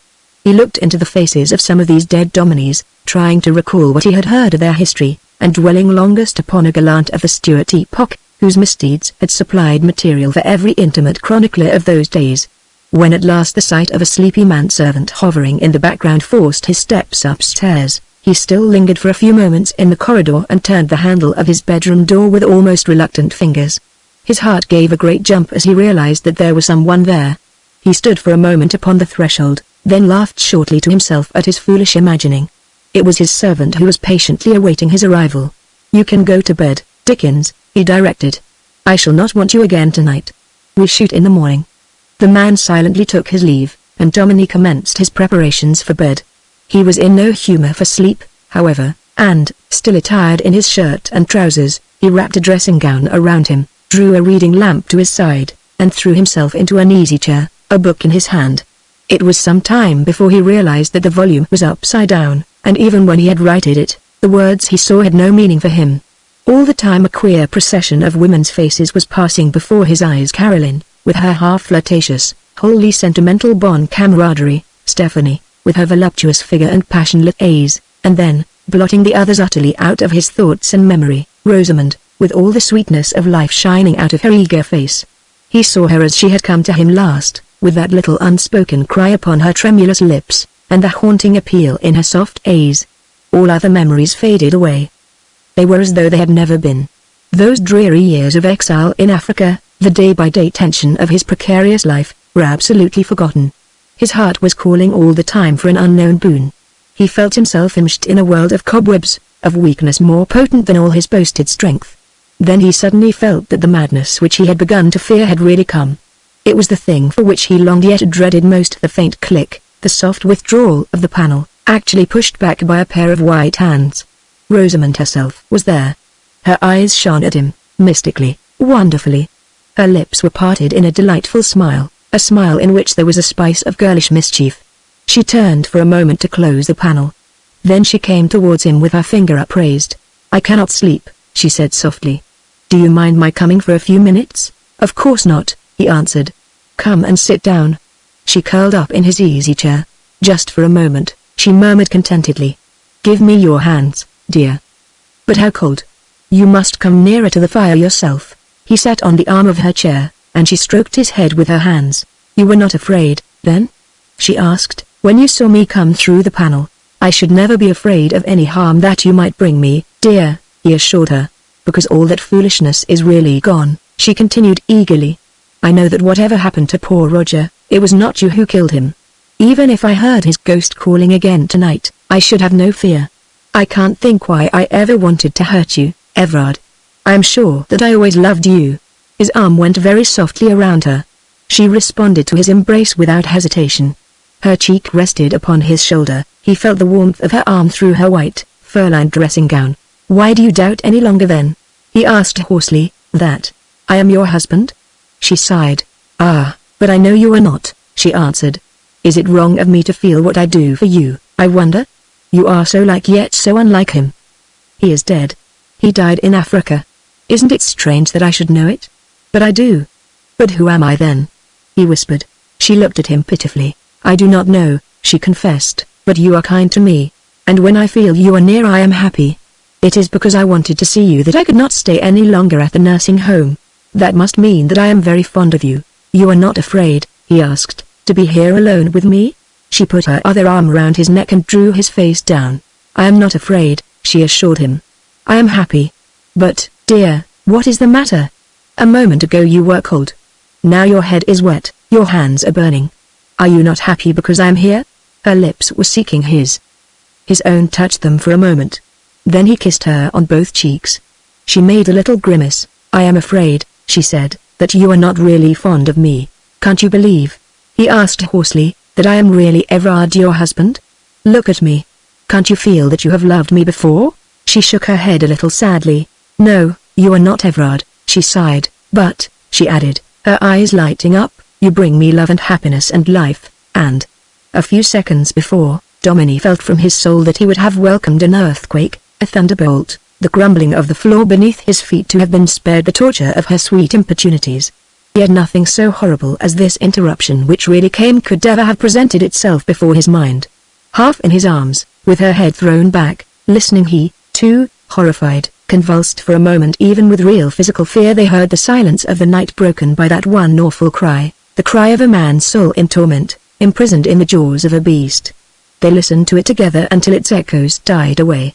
Then what was, perhaps, the most astonishing thing of all, she nodded her head slowly, unperturbed, unterrified. "You see," she said, "I must go back. He will not let me stay here. He must think that you are Everard. It is only I who knows that you are not." She slipped from the chair, kissed him, and, walking quite firmly across the floor, touched the spring and passed through the panel. Even then she turned around and waved a little goodbye to him. There was no sign of fear in her face, only a little dumb disappointment. The panel glided to and shut out the vision of her. Domini held his head like a man who fears madness. Chapter 19. Dawn the next morning was heralded by only a thin line of red parting the masses of black-grey snow clouds which still hung low down in the east. The wind had dropped, and there was something ghostly about the still twilight as Domini issued from the back regions and made his way through the untrodden snow round to the side of the house underneath. Rosamund's window. A little exclamation broke from his lips as he stood there. From the terraced walks, down the steps, and straight across the park to the corner of the black wood, were fresh tracks. The cry had been no fantasy. Somebody or something had passed from the black wood and back again to this spot in the night. Domini, curiously excited by his discovery, examined the footmarks eagerly, then followed them to the corner of the wood. Here and there they puzzled him. They were neither like human footsteps nor the track of any known animal. At the edge of the wood they seemed to vanish into the heart of a great mass of brambles, from which here and there the snow had been shaken off. There was no sign of any pathway. If ever there had been one, the neglect of years had obliterated it. Bracken, brambles, shrubs and bushes had grown up and degenerated, only to be succeeded by a ranker and more dense form of undergrowth. Many of the trees, although they were still plentiful, had been blown down and left to rot on the ground. The place was silent except for the slow drip of falling snow from the drooping leaves. He took one more cautious step forward and found himself slowly sinking. Black mud was oozing up through the snow where he had set his feet. He was just able to scramble back. Picking his way with great caution, he commenced a leisurely perambulation of the whole of the outside of the wood. Hicks, the junior keeper, an hour or so later, went over the gun rack once more, tapped the empty cases, and turned towards Middleton, who was sitting in a chair before the fire, smoking his pipe. "I can't find Master's number 2 gun, Mr. Middleton," he announced. "That's missing. Look again, lad," the old keeper directed, removing the pipe from his mouth. "The Master was shooting with it yesterday. Look amongst those loose ends at the far end of the rack. It must be somewhere there." "Well, that isn't," the young man replied obstinately. The door of the room was suddenly opened, and Domini entered with the missing gun under his arm. Middleton rose to his feet at once and laid down his pipe. Surprise kept him temporarily silent. "I want you to come this way with me for a moment," his master ordered. The keeper took up his hat and stick and followed. Domini led him to where the tracks had halted on the gravel outside Rosamund's window and pointed across to the black wood. "What do you make of those?" he inquired. Middleton did not hesitate. He shook his head gravely. "Was anything heard last night, sir?" "There was an infernal yell underneath this window. That was the spirit of Roger Unthank, for sure," Middleton pronounced, with a little shudder. "When he do come out of that wood, he do call. Spirits," his master pointed out, "do not leave tracks like that behind." Middleton considered the matter. "They do say hereabout," he confided, "that the spirit of Roger Unthank have been taken possession of by some sort of great animal, and that it do come here now and then to be fed." "By whom?" Domini inquired patiently. "Why, by Mrs. Unthank. Mrs. Unthank has not been in this house for many months. From the day she left until last night, so far as I can gather, nothing has been heard of this ghost, or beast, or whatever it is. That do seem queer, surely," Middleton admitted. Domini followed the tracks with his eyes to the wood and back again. "Middleton," he said, "I am learning something about spirits. It seems that they not only make tracks, but they require feeding. Perhaps if that is so they can feel a charge of shot inside them." The old man seemed for a moment to stiffen with slow horror. "You wouldn't shoot at it, Squire?" he gasped. "I should have done so this morning if I had had a chance," Domini replied. "When the weather is a little drier, I am going to make my way into that wood, Middleton, with a rifle under my arm. Then as God's above, you'll never come out, Squire," was the solemn reply. "We will see," Domini muttered. "I have hacked my way through some queer country in Africa. There's nought like this wood in the world, sir," the old man asserted doggedly. "The bottom's rotten for men to end and the crops all poisonous. The birds die there on the trees. It's chock full of reptiles and unclean things, with green and purple fungi, 2 feet high, with poison in the very sniff of them. The man who enters that wood goes to his grave." "Nevertheless," Domini said firmly, within a very short time I am going to solve the mystery of this nocturnal visitor." They returned to the house, side by side. Just before they entered, Domini turned to his companion. "Middleton," he said, "you keep up the good old customs, I suppose, and spend half an hour at the Domini Arms now and then?" "Most every night of my life, sir," the old man replied, "from 8 till 9. I'm a man of regular habits, and that do seem right to me that with the work done right and proper a man should have his relaxation." "That is right, John," Domini assented. "Next time you are there, don't forget to mention that I am going to have that wood looked through. I should like it to get about, you understand?" "That'll fair flummox the folk," was the doubtful reply. "But I'll let 'em know, Squire. There'll be a rare bit of talk, I can promise you that." Domini handed over his gun, went to his room, bathed and changed, and descended for breakfast. There was a sudden hush as he entered, which he very well understood. Everyone began to talk about the prospect of the day's sport. Domini helped himself from the sideboard and took his place at the table. "I hope," he said, "that our very latest thing in ghosts did not disturb anybody." "We all seem to have heard the same thing," the cabinet minister observed, with interest, a most appalling and unearthly cry. "I have lately joined every society connected with spooks and find them a fascinating study. If you want to investigate," Domini observed, as he helped himself to coffee, "you can bring out a revolver and prowl about with me one night. From the time when I was a kid, before I went to Eton, up till when I left here for Africa, we had a series of highly respectable and well-behaved ghosts, who were a credit to the family and of whom we were somewhat proud. This latest spook, however, is something quite outside the pale." "Has he a history?" Mr. Watson asked with interest. "I'm informed," Domini replied, "that he is the spirit of a schoolmaster who once lived here, and for whose departure from the world I am supposed to be responsible. Such a spook is neither a credit nor a comfort to the family." Their host spoke with such an absolute absence of emotion that everyone was conscious of a curious reluctance to abandon a subject full of such fascinating possibilities. Turniloff was the only one, however, who made a suggestion. "We might have a badger in the wood," he proposed. "I am not sure," Domini told them, "that the character of the wood is not more interesting than the ghost who is supposed to dwell in it. You remember how terrified the beaters were yesterday at the bare suggestion of entering it? For generations it has been held unclean. It is certainly most unsafe. I went in over my knees on the outskirts of it this morning. Shall we say 10:30 in the gun room?" Seaman followed his host out of the room. "My friend," he said, "you must not allow these local circumstances to occupy too large a share of your thoughts. It is true that these are the days of your relaxation. Still, there is the princess for you to think of. After all, she has us in her power. The merest whisper in Downing Street, and behold, catastrophe." Domini took his friend's arm. "Look here, Seaman," he rejoined, "it's easy enough to say there is the princess to be considered, but will you kindly tell me what on earth more I can do to make her see the position? Necessity demands that I should be on the best of terms with Lady Domini, and I should not make myself in any way conspicuous with the princess. I am not sure," Seaman reflected, "that the terms you are on with Lady Domini matter very much to anyone. So far as regards the princess, she is an impulsive and passionate person, but she is also grand dame and a diplomatist. I see no reason why you should not marry her secretly in London, in the name of Everard Domini, and have the ceremony repeated under your rightful name later on."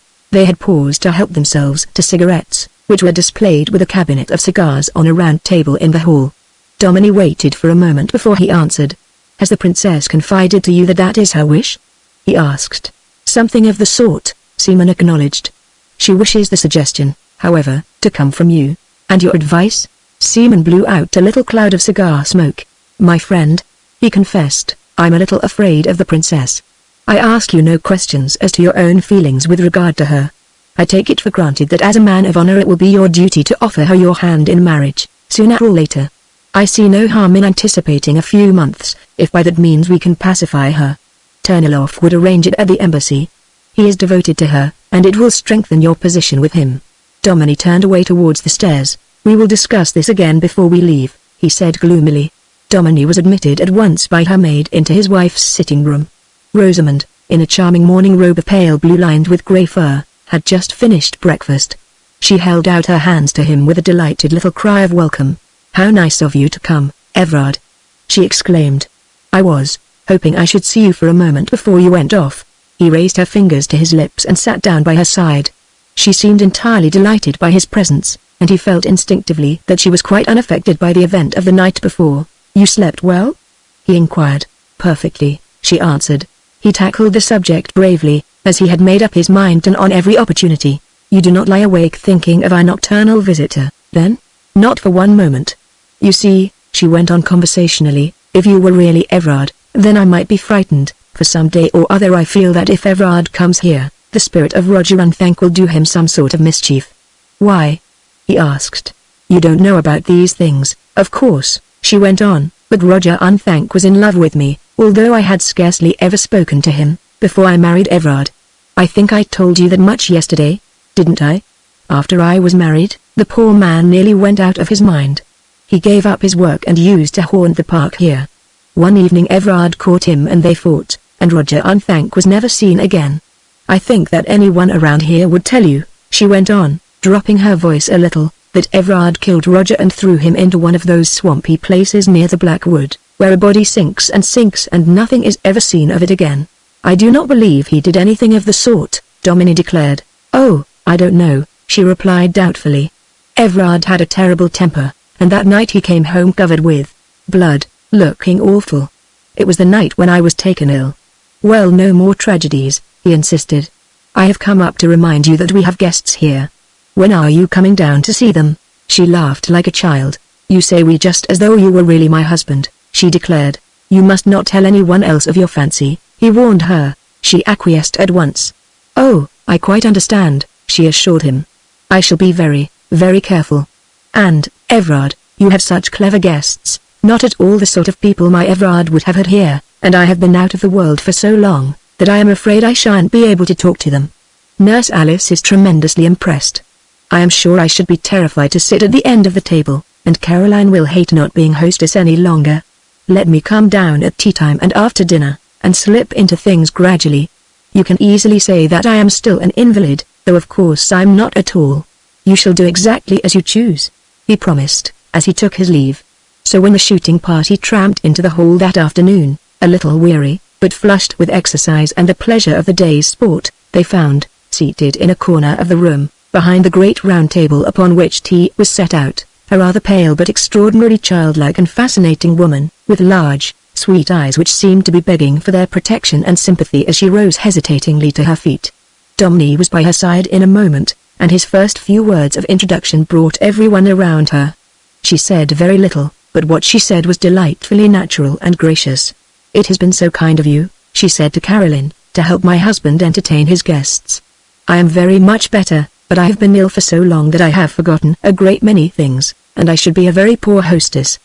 But I want to make tea for you, please, and I want you all to tell me how many pheasants you have shot." Turnilov seated himself on the settee by her side. "I am going to help you in this complicated task," he declared. "I am sure those sugar tongs are too heavy for you to wield alone." She laughed at him gaily. "But I am not really delicate at all," she assured him. "I have had a very bad illness, but I am quite strong again." "Then I will find some other excuse for sitting here," he said. "I will tell you all about the high pheasants your husband killed, and about the woodcock he brought down after we had all missed it." "I shall love to hear about that," she assented. "How much sugar, please, and will you pass those hot muffins to the princess? And please touch that bell. I shall want more hot water. I expect you are all very thirsty. I am so glad to be here with you." Chapter 20. Arm in arm, Prince Turnilov and his host climbed the snow-covered slope at the back of a long fir plantation, towards the little biflad sticks which indicated their stand. There was not a human being in sight, for the rest of the guns had chosen a steeper but somewhat less circuitous route. "Von Ragarstein," the ambassador said, "I am going to give myself the luxury of calling you by your name. You know my one weakness, a weakness which in my younger days very nearly drove me out of diplomacy. I detest espionage in every shape and form even where it is necessary. So far as you are concerned, my young friend," he went on, "I think your position ridiculous. I have sent a private dispatch to Potsdam, in which I have expressed that opinion. So far," Domini remarked, "I have not been overworked. My dear young friend," the prince continued, "you have not been overworked because there has been no legitimate work for you to do. There will be none. There could be no possible advantage accruing from your labors here to compensate for the very bad effect which the discovery of your true name and position would have in the English cabinet. I must ask you to remember," Domini begged, that I am here as a blind servant of the fatherland. I simply obey orders. I will grant that freely," the prince consented. "But to continue. I am now at the end of my first year in this country. I feel able to congratulate myself upon a certain measure of success. From that part of the cabinet with whom I have had to do, I have received nothing but encouragement in my efforts to promote a better understanding between our two countries." "The sky certainly seems clear enough just now," agreed Domini. "I have convinced myself," the prince said emphatically, "that there is a genuine and solid desire for peace with Germany existing in Downing Street. In every argument I have had, in every concession I have asked for, I have been met with a sincere desire to foster the growing friendship between our countries. I am proud of my work here, von Ragarstein. I believe that I have brought Germany and England nearer together than they have been since the days of the Boer War." "You are sure, sir," Domini asked, "that you are not confusing personal popularity with national sentiment?" "I am sure of it," the ambassador answered gravely.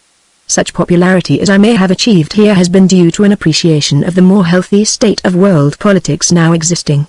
It has been my great pleasure to trace the result of my work in a manuscript of memoirs, which someday, when peace is firmly established between our two countries, I shall cause to be published. I have put on record their evidences of the really genuine sentiment in favor of peace which I have found amongst the present cabinet. I should esteem it an immense privilege," Domini said, "to be given a private reading of these memoirs." "That may be arranged," was the suave reply. "In the meantime, von Ragarstein, I want you to reconsider your position here." "My position is not voluntary," Domini repeated. "I am acting under orders." "Precisely," the other acquiesced, "but matters have changed very much during the last 6 months. Even at the risk of offending France, England is showing wonderful pliability with regard to our claims in Morocco. Every prospect of disagreement between our two countries upon any vital matter has now disappeared, unless," Domini said thoughtfully, "the desire for war should come, not from Downing Street but from Potsdam. We serve an honorable master," Ternilov declared sternly, "and he has shown me his mind. His will is for peace, and for the great triumphs to which our country is already entitled by reason of her supremacy in industry, in commerce, in character and in genius. These are the weapons which will make Germany the greatest power in the world. No empire has ever hewn its way to permanent glory by the sword alone. We have reached our stations, I see. Come to me after this drive is finished, my host. All that I have said so far has been by way of prelude." The weather had turned drier, the snow was crisp, and a little party of women from the hall reached the guns before the beaters were through the wood. Caroline and Stephanie both took their places by Domini's side. The former, however, after a few minutes passed on to Ternilov's stand. Stephanie and Domini were alone for the first time since their stormy interview in the library. "Has Morris been talking to you?" she asked a little abruptly. "His Excellency and I are, to tell you the truth," Domini confessed, in the midst of a most interesting conversation. "Has he spoken to you about me? Your name has not yet been mentioned." She made a little grimace. In her wonderful furs and Russian turban hat she made a rather striking picture against the background of snow. "An interesting conversation in which my name has not been mentioned," she repeated satirically.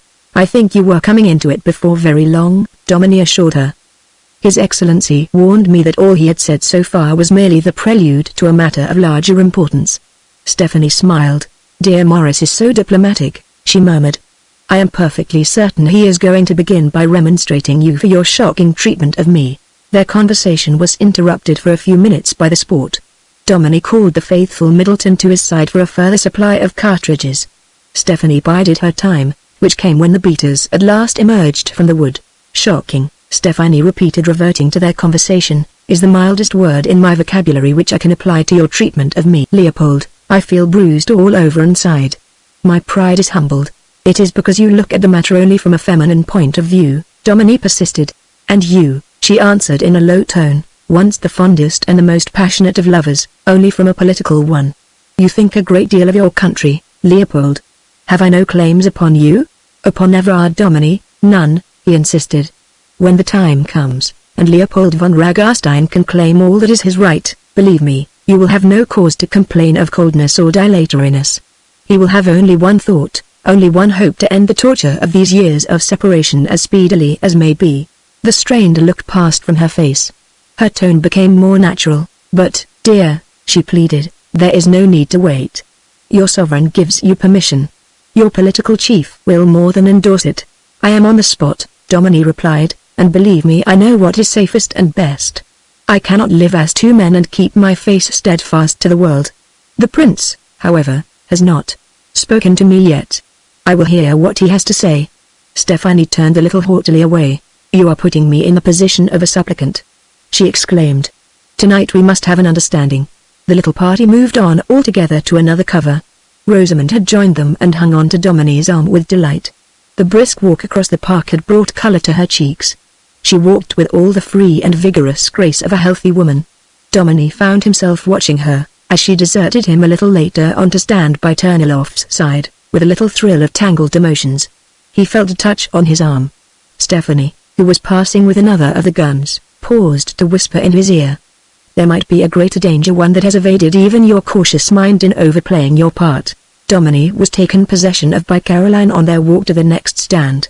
She planted herself on a shooting stick by his side and commenced to take him roundly to task. My dear Everard, she said, you are one of the most wonderful examples of the reformed rake I ever met. You have even acquired respectability. For heaven's sake, don't disappoint us all. I seem to be rather good at that, Domini observed a little drearily. Well, you are the master of your own actions, are you not? She asked. What I want to say in plain words is, don't go and make a fool of yourself with Stephanie. I have not the least intention of doing anything of the sort. Well, she has. Mark my words, Everard, I know that woman. She is clever and brilliant and anything else you like, but for some reason or other she has set her mind upon you. She looks at dear little Rosamond as though she hadn't a right to exist. Don't look so sorry for yourself. You must have encouraged her. Domini was silent. Fortunately, the exigencies of the next few minutes demanded it. His cousin waited patiently until there came a pause in the shooting. Now let me hear what you have to say for yourself, sir. So far as I can see, you've been quite sweet to your wife, and she adores you. If you want to have an affair with the princess, don't begin it here. You'll have your wife ill again if you make her jealous. My dear Caroline, there will be no affair between Stephanie and me. Of that you may rest assured. You mean to say that this is altogether on her side, then? Caroline persisted. You exaggerate her demeanor, he replied, but even if what you suggest were true. Oh, I don't want a lot of protestations, she interrupted. I am not saying that you encourage her much, because I don't believe you do. All I want to point out is that, having really brought your wife back almost to health, you must be extraordinarily and wonderfully careful. If you want to talk nonsense with Stephanie, do it in Belgrave Square. Domini was watching the gyrations of a falling pheasant. His left hand was stretched out towards the cartridge bag which Caroline was holding. He clasped her fingers for a moment before he helped himself. You are rather a dear, he said. I would not do anything to hurt Rosamond for the world. If you can't get rid of your old tricks altogether and must flirt, she remarked, well, I'm always somewhere about. Rosamond wouldn't mind me, because there are a few grey hairs in my sandy ones. And here comes your man across the park, looks as though he had a message for you. So long as nothing has happened to your cook, I feel that I could face ill tidings with composure. Domini found himself watching with fixed eyes the approach of his rather sad-faced manservant through the snow. Parkins was not dressed for such an enterprise, nor did he seem in any way to relish it. His was the stern march of duty, and, curiously enough, Domini felt from the moment he caught sight of him that he was in some respects a messenger of fate. Yet the message which he delivered, when at last he reached his master's side, was in no way alarming. A person of the name of Miller has arrived here, sir, he announced, from Norwich. He is, I understand, a foreigner of some sort, who has recently landed in this country. I found it a little difficult to understand him, but Her Highness's maid conversed with him in German, and I understand that he either is or brings you a message from a certain Dr. Schmidt, with whom you were acquainted in Africa. The warning whistle blew at that moment, and Domini swung round and stood at attention. His behavior was perfectly normal. He let a hen pheasant pass over his head, and brought down a cock from very nearly the limit distance. He reloaded before he turned to Parkins. Is this person in a hurry? He said. By no means, sir, the man replied. I told him that you would not be back until 3 or 4 o'clock, and he is quite content to wait. Domini nodded. Look after him yourself then, Parkins, he directed. We shall not be shooting late today. Very likely I will send Mr. Seaman back to talk to him. The man raised his hat respectfully and turned back towards the house. Caroline was watching her companion curiously. Do you find many of your acquaintances in Africa look you up, Everard? She asked. Except for Seaman, Domini replied, looking through the barrels of his gun, who really does not count because we crossed together. This is my first visitor from the land of fortune. I expect there will be plenty of them by and by, though. Colonials have a wonderful habit of sticking to one another. Chapter 21. There was nothing in the least alarming about the appearance of Mr. Ludwig Miller. He had been exceedingly well entertained in the butler's private sitting room and had the air of having done full justice to the hospitality which had been offered him. He rose to his feet at Domini's entrance and stood at attention. But for some slight indications of military training, he would have passed anywhere as a highly respectable retired tradesman. "Sir Everard Domini?" he inquired. Domini nodded assent. "That is my name. Have I seen you before?" The man shook his head. "I am a cousin of Dr. Schmidt. I arrived in the colony from Rhodesia, after your excellency had left." "And how is the doctor?" "My cousin is, as always, busy but in excellent health," was the reply. "He sends his respectful compliments and his good wishes. Also this letter."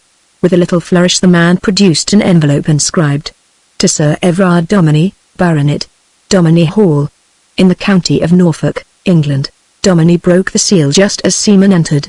"A messenger here from Dr. Schmidt, an acquaintance of mine in East Africa," he announced. "Mr. Seaman came home from South Africa with me," he explained to his visitor. The two men looked steadily into each other's eyes. Domini watched them, fascinated. Neither betrayed himself by even the fall of an eyelid. Yet Domini, his perceptive powers at their very keenest in this moment which instinct told him was one of crisis, felt the unspoken, unbetoken recognition which passed between them. Some commonplace remark was uttered and responded to. Domini read the few lines which seemed to take him back for a moment to another world. "Honored and honorable sir. I send you my heartiest and the most respectful greeting. Of the progress of all matters here you will learn from another source. I recommend to your notice and kindness my cousin, the bearer of this letter, Mr. Ludwig Miller. He will lay before you certain circumstances of which it is advisable for you to have knowledge. You may speak freely with him. He is in all respects to be trusted. Carl Schmidt." Signed. "Your cousin is a little mysterious," Domini remarked, as he passed the letter to Seaman. "Come, what about these circumstances?" Ludwig Miller looked around the little room and then at Seaman. Domini affected to misunderstand his hesitation. "Our friend here knows everything," he declared. "You can speak to him as to myself." The man began as one who has a story to tell. "My errand here is to warn you," he said, "that the Englishman whom you left for dead at Big Bend, on the banks of their Blue River, has been heard of in another part of Africa." Domini shook his head incredulously. "I hope you have not come all this way to tell me that." "The man was dead. My cousin himself," Miller continued, "was hard to convince. The man left his encampment with whiskey enough to kill him. Thirst enough to drink it all, and no food. So I found him," Domini assented, "deserted by his boys, and raving. To silence him forever was a child's task. The task, however, was unperformed." The other persisted. "From 3 places in the colony he has been heard of, struggling to make his way to the coast." "Does he call himself by his own name?" Domini asked. "He does not," Miller admitted. "My cousin, however, desired me to point out to you the fact that in any case he would probably be shy of doing so.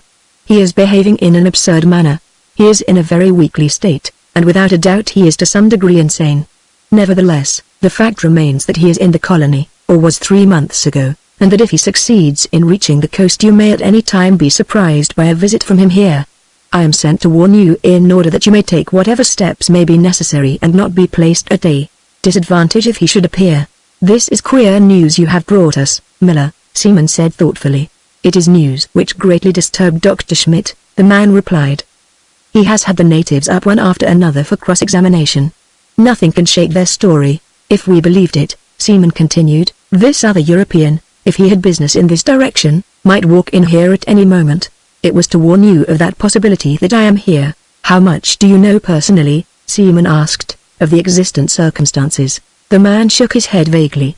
"I know nothing," he admitted. "I went out to East Africa some years ago, and I have been a trader in Mozambique in a small way. I supplied outfits for officers and hospitals and sportsmen. Now and then I have to return to Europe to buy fresh stock. Dr. Schmidt knew that, and he came to see me just before I sailed. He first thought of writing a very long letter. Afterwards he changed his mind. He wrote only these few lines I brought, but he told me those other things. You have remembered all that he told you?" Domini asked. I can think of nothing else, was the reply, after a moment's pause. The whole affair has been a great worry to Dr. Schmidt. There are things connected with it which he has never understood, things connected with it which he has always found mysterious. Hence your presence here, Johann Wolf? Seaman asked, in an altered tone. The visitor's expression remained unchanged except for the faint surprise which shone out of his blue eyes. Johann Wolf, he repeated. That is not my name. I am Ludwig Müller, and I know nothing of this matter beyond what I have told you. I am just a messenger. Once in Vienna and twice in Krakow, my friend, we have met, Seaman reminded him softly but very insistently. The other shook his head gently. A mistake. I have been in Vienna once many years ago, but Krakow never. You have no idea with whom you are talking? Herr Seaman was the name, I understood. It is a very good name, Seaman scoffed. Look here and think. He undid his coat and waistcoat and displayed a plain vest of chamois leather. Attached to the left-hand side of it was a bronze decoration, with lettering and a number. Miller stared at it blankly and shook his head. Information Department, Bureau 12, password the day is coming, Seaman continued, dropping his voice. His listener shook his head and smiled with the puzzled ignorance of a child. The gentleman mistakes me for someone else, he replied. I know nothing of these things. Seaman sat and studied this obstinate visitor for several minutes without speaking, his fingertips pressed together, his eyebrows gently contracted. His vis-à-vis endured this scrutiny without flinching, calm, phlegmatic. The very prototype of the bourgeois German of the tradesman class. Do you propose, Dominie inquired, to stay in these parts long? 1 or 2 days a week, perhaps, was the indifferent answer. I have a cousin in Norwich who makes toys. I love their English country. I spend my holiday here, perhaps. Just so, Seaman muttered grimly. The English country under a foot of snow. So you have nothing more to say to me, Johann Wolf? I have executed my mission to His Excellency, was the apologetic reply. I am sorry to have caused displeasure to you, Herr Seaman. The latter rose to his feet. Dominie had already turned towards the door. You will spend the night here, of course, Mr. Miller? He invited. I dare say Mr. Seaman would like to have another talk with you in the morning.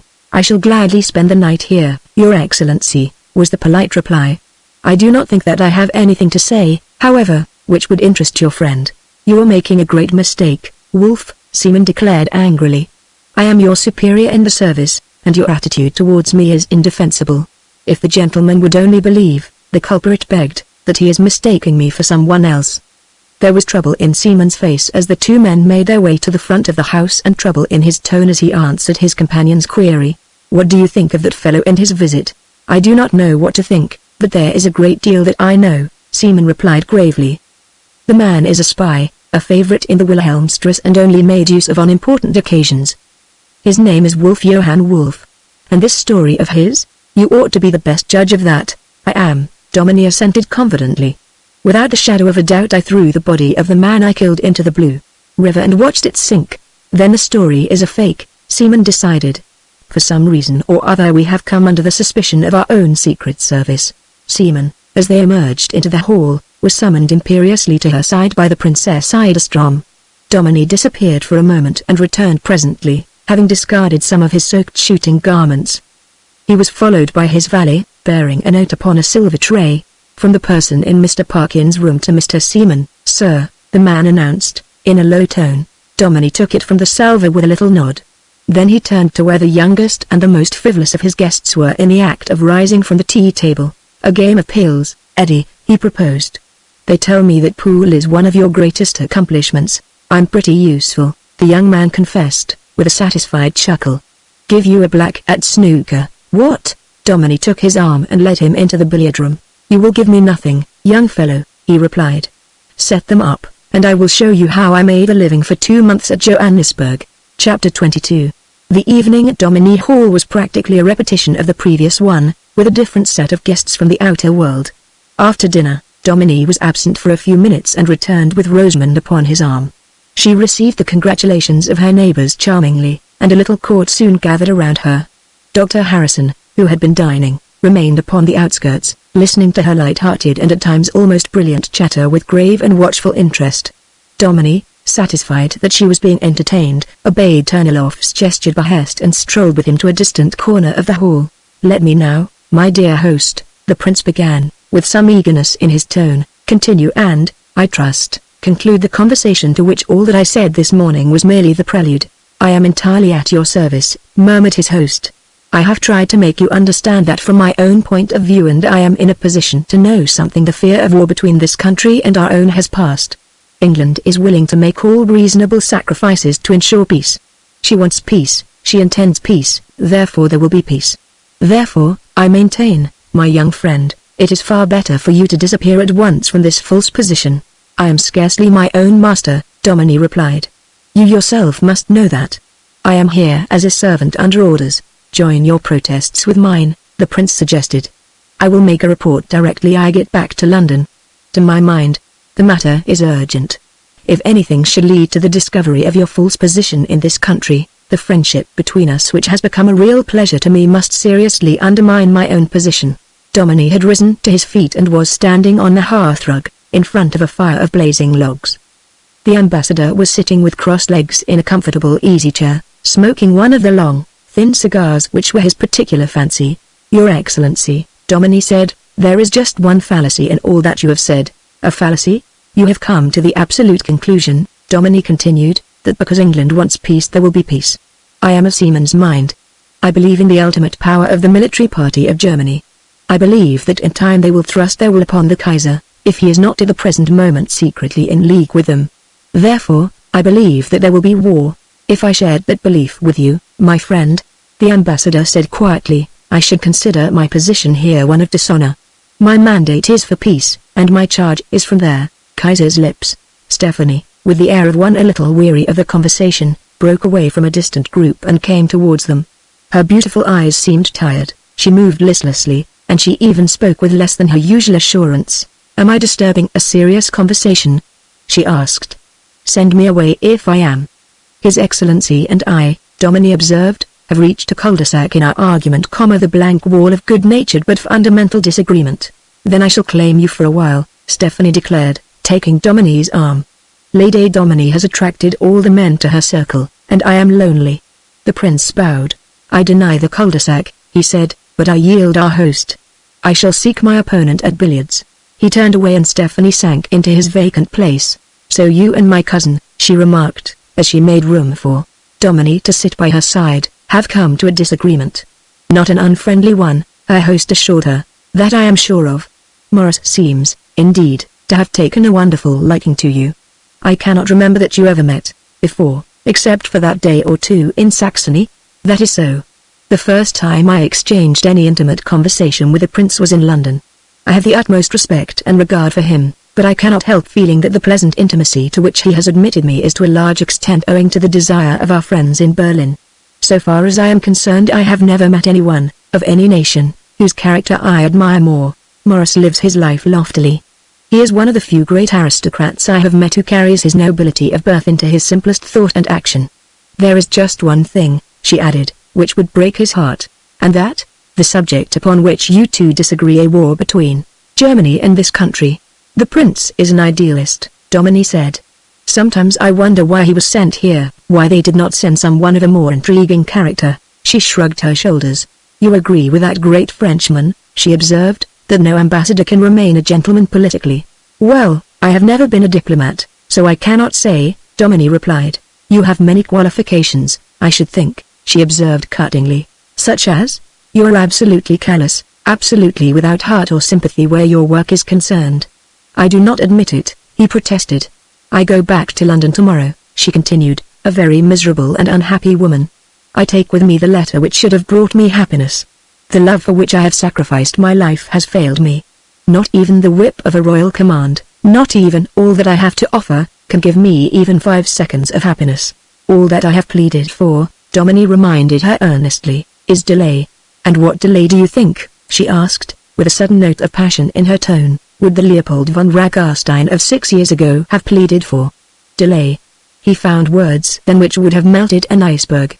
He found words the memory of which comes to me sometimes in the night and which mock me. He had no country then save the paradise where lovers walk, no ruler but a queen, and I was she. And now, Dominie felt a strange pang of distress. She saw the unusual softening in his face, and her eyes lit up. Just for a moment, she broke off. You are like Leopold. As a rule, you know, You are not like him. I think that you left him somewhere in Africa and came home in his likeness. Believe that for a little time, Domini begged earnestly. What if it were true? She asked abruptly. There are times when I do not recognize you.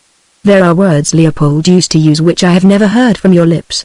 Is not West Africa the sorcerer's paradise? Perhaps you are an impostor, and the man I love is still in trouble, perhaps ill. You play the part of Everard Domini like a very king of actors. Perhaps before you came here you played the part of Leopold. You are not my Leopold. Love cannot die as you would have me believe. Now, he said coolly, you are coming round to my way of thinking.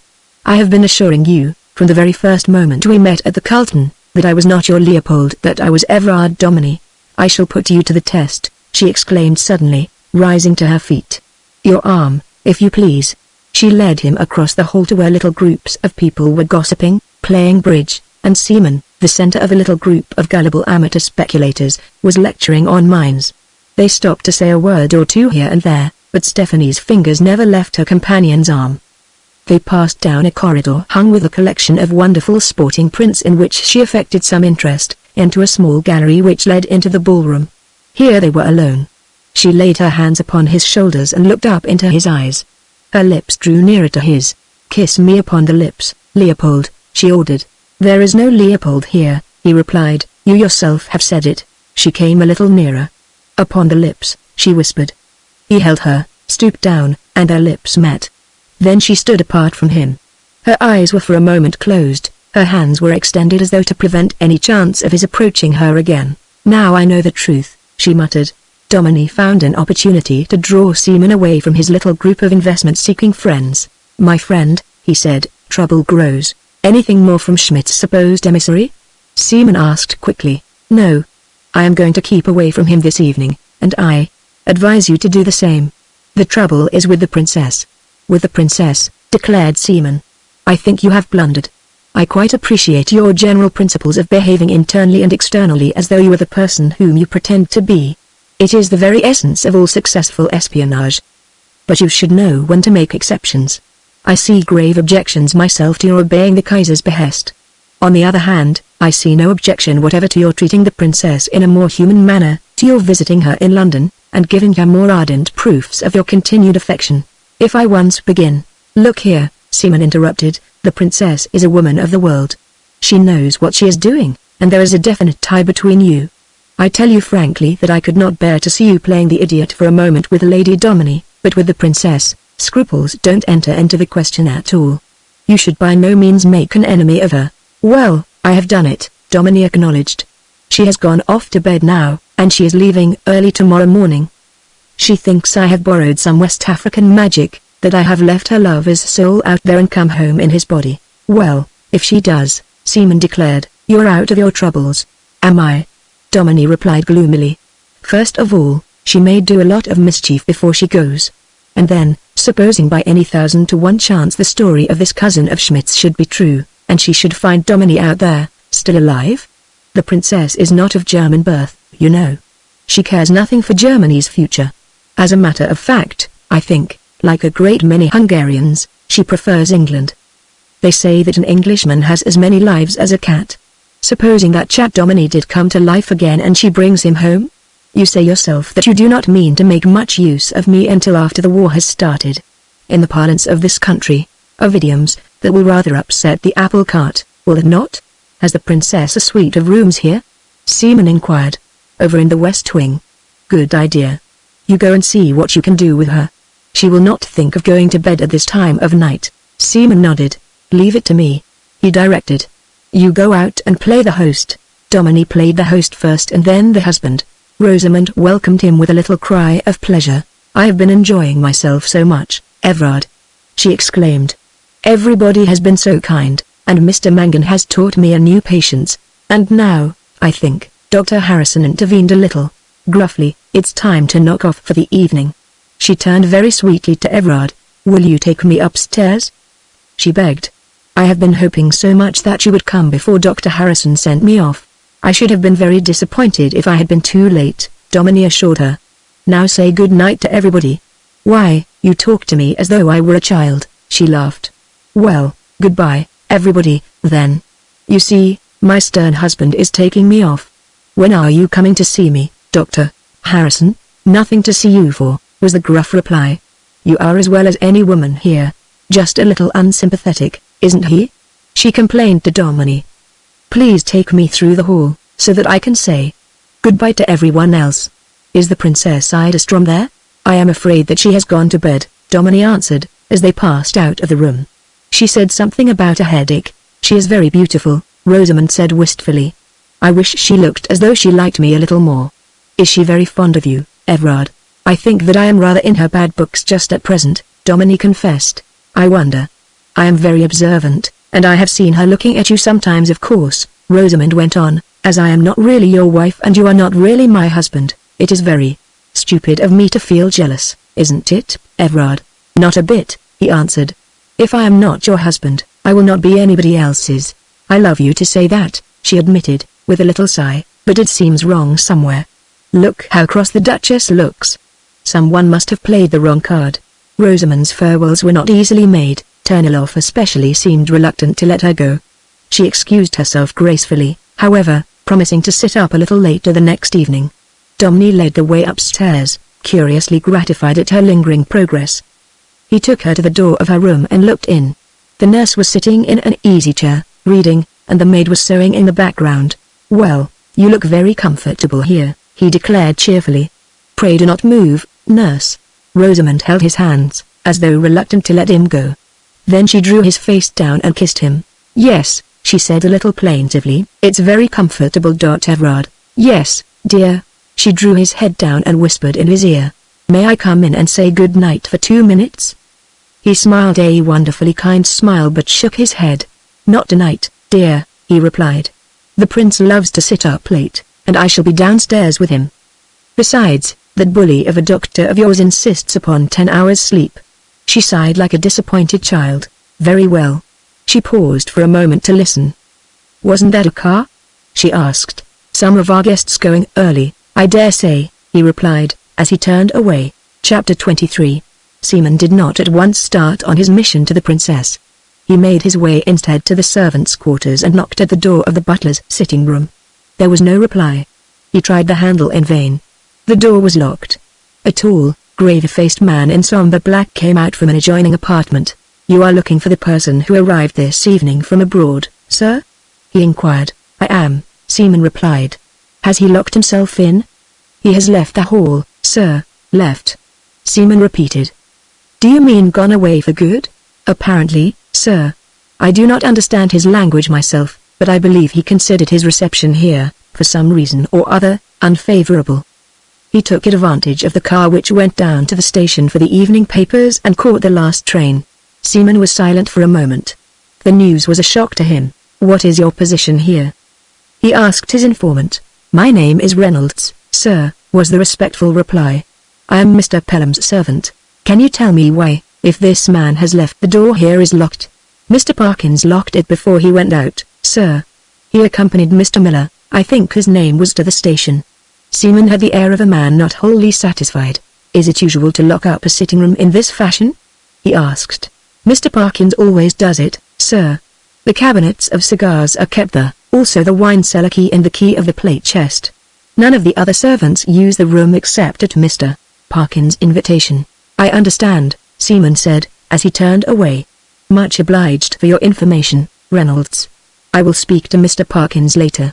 I will let him know that you desire to see him, sir. Good night, Reynolds. Good night, sir. Seaman passed back again to the crowded hall and billiard room, exchanged a few remarks here and there, and made his way up the southern flight of stairs toward the west wing. Stephanie consented without hesitation to receive him. She was seated in front of the fire, reading a novel, in a boudoir opening out of her bedroom. Princess, Seaman declared, with a low bow, we are in despair at your desertion. She put down her book. I have been insulted in this house, she said. Tomorrow I leave it. Seaman shook his head reproachfully. Your Highness, he continued, believe me, I do not wish to presume upon my position. I am only a German tradesman, admitted to the circles like these for reasons connected solely with the welfare of my country. Yet I know much, as it happens, of the truth of this matter, the matter which is causing you distress. I beg you to reconsider your decision. Our friend here is, I think, needlessly hard upon himself. So much the greater will be his reward when the end comes. So much the greater will be the rapture with which he will throw himself on his knees before you. Has he sent you to reason with me? Not directly. I am to a certain extent, however, his major domo in this enterprise. I brought him from Africa. I have watched over him from the start. 2 brains are better than 1. I try to show him where to avoid mistakes. I try to point out the paths of danger and of safety. I should imagine Sir Everard finds you useful, she remarked calmly. I hope he does. It has doubtless occurred to you, she continued, that our friend has accommodated himself wonderfully to English life and customs. You must remember that he was educated here. Neither less. His aptitude has been marvelous. One might almost call it supernatural, she agreed. Tell me, Mr. Seaman, you seem to have been completely successful in the installation of our friend here as Sir Everard. What is going to be his real value to you? What work will he do? We are keeping him for the big things. You have seen our gracious master lately? He added hesitatingly. I know what is at the back of your mind, she replied. Yes. Before the summer is over I am to pack up my trunks and fly. I understand. It is when that time comes, Seaman said impressively, that we expect Sir Everard Domini, the typical English country gentleman, of whose loyalty there has never been a word of doubt, to be of use to us. Most of our present helpers will be under suspicion. The authorized staff of our Secret Service can only work underneath. You can see for yourself the advantage we gain in having a confidential correspondent who can day by day reflect the changing psychology of the British mind in all its phases. We have quite enough of the other sort of help arranged for. Plans of ships, aerodromes and harbors, sailings of convoys, calling up of soldiers, all these are the ABC of our Secret Service profession.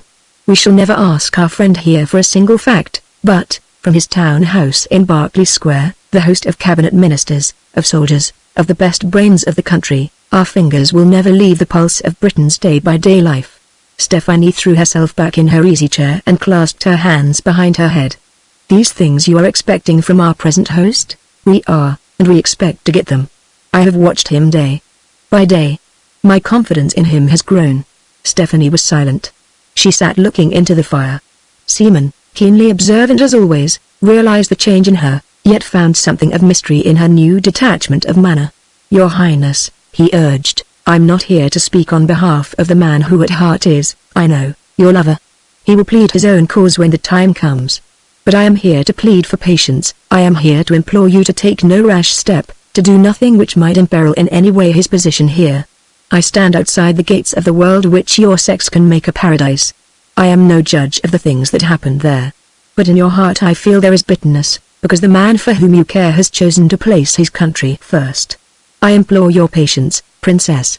I implore you to believe what I know so well, that it is the sternest sense of duty only which is the foundation of Leopold von Ragarstein's obdurate attitude. What are you afraid that I shall do? She asked curiously. I am afraid of nothing directly. Indirectly, then? Answer me. Please. I am afraid, he admitted frankly, that in some corner of the world, if not in this country, you might whisper a word, a scoffing or an angry sentence, which would make people wonder what grudge you had against a simple Norfolk baronet. I would not like that word to be spoken in the presence of anyone who knew your history and realized the rather amazing likeness between Sir Everard Domini and Baron Leopold von Ragarstein. I see, Stephanie murmured, a faint smile parting her lips. Well, Mr. Seaman, I do not think that you need have many fears. What I shall carry away with me in my heart is not for you or any man to know. In a few days I shall leave this country. You are going back to Berlin, to Hungary? She shook her head, beckoned her maid to open the door, and held out her hand in token of dismissal. I am going to take a sea voyage, she announced. I shall go to Africa. The morrow was a day of mild surprises. Eddie Pelham's empty place was the first to attract notice, towards the end of breakfast time. Where's the pink and white immaculate? The right honourable gentleman asked. I miss my morning wonder as to how he tied his tie. Gone, Domini replied, looking round from the sideboard. Gone. Everyone repeated. I should think such a thing has never happened to him before, Domini observed. He was wanted in town. Fancy anyone wanting Eddie for any serious purpose. Caroline murmured. Fancy anyone wanting him badly enough to drag him out of bed in the middle of the night with a telephone call and send him up to town by the breakfast train from Norwich. Their host continued. I thought we had started a new ghost when he came into my room in a purple dressing gown and broke the news. Who wanted him? The Duke inquired. His tailor? Business of importance was his pretext, Domini replied. There was a little ripple of good-humored laughter. Does Eddie do anything for a living? Caroline asked, yawning. Mr. Pelham is a director of the Chelsea Motor Works, Mangan told them. He received a small legacy last year, and his favorite taxicab man was the first to know about it. You're not suggesting, she exclaimed, that it is business of that sort which has taken Eddie away? I should think it most improbable, Mangan confessed. As a matter of fact, he asked me the other day if I knew where their premises were. We shall miss him, she acknowledged. It was quite one of the events of the day to see his costume after shooting. His bridge was reasonably good, the Duke commented. He shot rather well the last 2 days, Mangan remarked. And he had told me confidentially, Caroline concluded, that he was going to wear brown today. Now I think Eddie would have looked nice in brown. The missing young man's requiem was finished by the arrival of the local morning papers. A few moments later Domini rose and left the room. Seaman, who had been unusually silent, followed him. My friend, he confided, I do not know whether you have heard, but there was a curious disappearance from the hall last night. Whose? Domini asked, pausing in the act of selecting a cigarette. Our friend Miller, or Wolf Dr. Schmidt's emissary, Seaman announced, has disappeared. Disappeared? Domini repeated. I suppose he is having a prowl round somewhere. I have left it to you to make more careful inquiries, Seaman replied. All I can tell you is that I made up my mind last night to interview him once more and try to fathom his very mysterious behavior. I found the door of your butler's sitting room locked, and a very civil fellow Mr. Pelham's valet he turned out to be told me that he had left in the car which went for the evening papers. I will go and make some inquiries, Domini decided, after a moment's puzzled consideration. If you please, Seaman acquiesced. The affair disconcerts me because I do not understand it. When there is a thing which I do not understand, I am uncomfortable. Domini vanished into the nether regions, spent half an hour with Rosamond, and saw nothing of his disturbed guest again until they were walking to the first wood. They had a moment together after Domini had pointed out the stands. Well? Seaman inquired. Our friend, Domini announced, apparently made up his mind to go quite suddenly. A bed was arranged for him, or rather it is always there in a small apartment opening out of the butler's room, on the ground floor. He said nothing about leaving until he saw Parkins preparing to go down to the station with the chauffeur. Then he insisted upon accompanying him, and when he found there was a train to Norwich he simply bade them both good night. He left no message whatever for either you or me. Seaman was thoughtful. There is no doubt, he said, that his departure was indicative of a certain distrust in us. He came to find out something, and I suppose he found it out. I envy you your composure, my friend. We live on the brink of a volcano, and you shoot pheasants. We will try a partridge for a change, Domini observed, swinging round as a single Frenchman with a dull whiz crossed the hedge behind them and fell a little distance away, a crumpled heap of feathers. Neat, I think? He added, turning to his companion. Marvelous. Seaman replied, with faint sarcasm. I envy your nerve. I cannot take this matter very seriously, Domini acknowledged. The fellow seemed to me quite harmless. My anxieties have also been aroused in another direction, Seaman confided. Any other trouble looming? Domini asked. You will find yourself minus another guest when you return this afternoon. The princess? The princess, Seaman assented. I did my best with her last night, but I found her in a most peculiar frame of mind. We are to be relieved of any anxiety concerning her for some time, however. She has decided to take a sea voyage. Where to? Africa. Domini paused in the act of inserting a cartridge into his gun. He turned slowly around and looked into his companion's expressionless face. Why the mischief is she going out there? He asked. I can no more tell you that, Seaman replied, than why Johann Wolf was sent over here to spy upon our perfect work. I am most unhappy, my friend. The things which I understand, however threatening they are, I do not fear. Things which I do not understand oppress me. Domini laughed quietly. Come, he said, there is nothing here which seriously threatens our position. The princess is angry, but she is not likely to give us away. This man Wolf could make no adverse report about either of us. We're doing our job and doing it well. Let our clear consciences console us. That is well, Seaman replied, but I feel uneasy. I must not stay here longer. To intimate an association between you and me is unwise. Well, I think I can be trusted, Domini observed, even if I am to be left alone. In every respect except as regards the princess, Seaman admitted. Your deportment has been most discreet. Except as regards the princess, Domini repeated irritably. Really, my friend, I cannot understand your point of view in this matter. You could not expect me to mix up a secret honeymoon with my present commitments. There might surely have been some middle way? Seaman persisted. You show so much tact in other matters. You do not know the princess, Domini muttered. Rosamond joined them for luncheon, bringing news of Stephanie's sudden departure, with notes and messages for everybody. Caroline made a little grimace at her host. You're in trouble, she whispered in his ear. All the same, I approve. I like Stephanie, but she is an exceedingly dangerous person. I wonder whether she is, Domini mused. I think men have generally found her so, Caroline replied. She had one wonderful love affair, which ended, as you know, in her husband being killed in a duel and her lover being banished from the country. Still, she's not quite the sort of woman to be content with a banished lover. I fancied I noticed distinct signs of her being willing to replace him whilst she has been down here. I feel as though a blight had settled upon my house party, Domini remarked with bland irrelevancy. First Eddie, then Mr. Ludwig Miller, and now Stephanie. And who on earth was Mr. Ludwig Miller, after all? Caroline inquired. He was a fat, flaxen-haired German who brought me messages from old friends in Africa. He had no luggage but a walking stick, and he seems to have upset the male part of my domestics last night by accepting a bed and then disappearing. With the plate, not a thing missing. Parkins spent an agonized half-hour, counting everything. Mr. Ludwig appears to be one of those unsolved mysteries which go to make up an imperfect world. Well, we've had a jolly time, Caroline said reminiscently.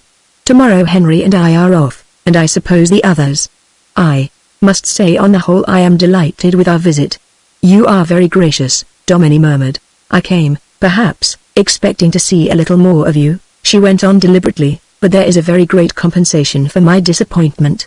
I think your wife, Everard, is worth taking trouble about. She is perfectly sweet, and her manners are most attractive. I am very glad you think that, he said warmly. She looked away from him. Everard, she sighed, I believe you are in love with your wife. There was a strange, almost a terrible mixture of expressions in his face as he answered, a certain fear, a certain fondness, a certain almost desperate resignation. Even his voice, as a rule so slow and measured, shook with an emotion which amazed his companion. I believe I am, he muttered. I am afraid of my feelings for her. It may bring even another tragedy down upon us. Don't talk rubbish, Caroline exclaimed. What tragedy could come between you now? You've recovered your balance. You are a strong, steadfast person, just fitted to be the protector of anything so sweet and charming as Rosamond. Tragedy, indeed. Why don't you take her down to the south of France, Everard, and have your honeymoon all over again? I can't do that just yet. She studied him curiously. There were times when he seemed wholly incomprehensible to her. Are you still worried about that unthanked affair? She asked. He hesitated for a moment. There is still an aftermath to our troubles, he told her, one cloud which leans over us. I shall clear it up in time, but other things may happen first. You take yourself very seriously, Everard, she observed, looking at him with a puzzled expression. One would think that there was a side of your life, and a very important one, which you kept entirely to yourself. Why do you have that funny little man Seaman always round with you? You're not being blackmailed or anything, are you? On the contrary, he told her, Seaman was the first founder of my fortunes. She shrugged her shoulders. I have made a little money once or twice on the stock exchange, she remarked, but I didn't have to carry my broker about in my pocket afterwards.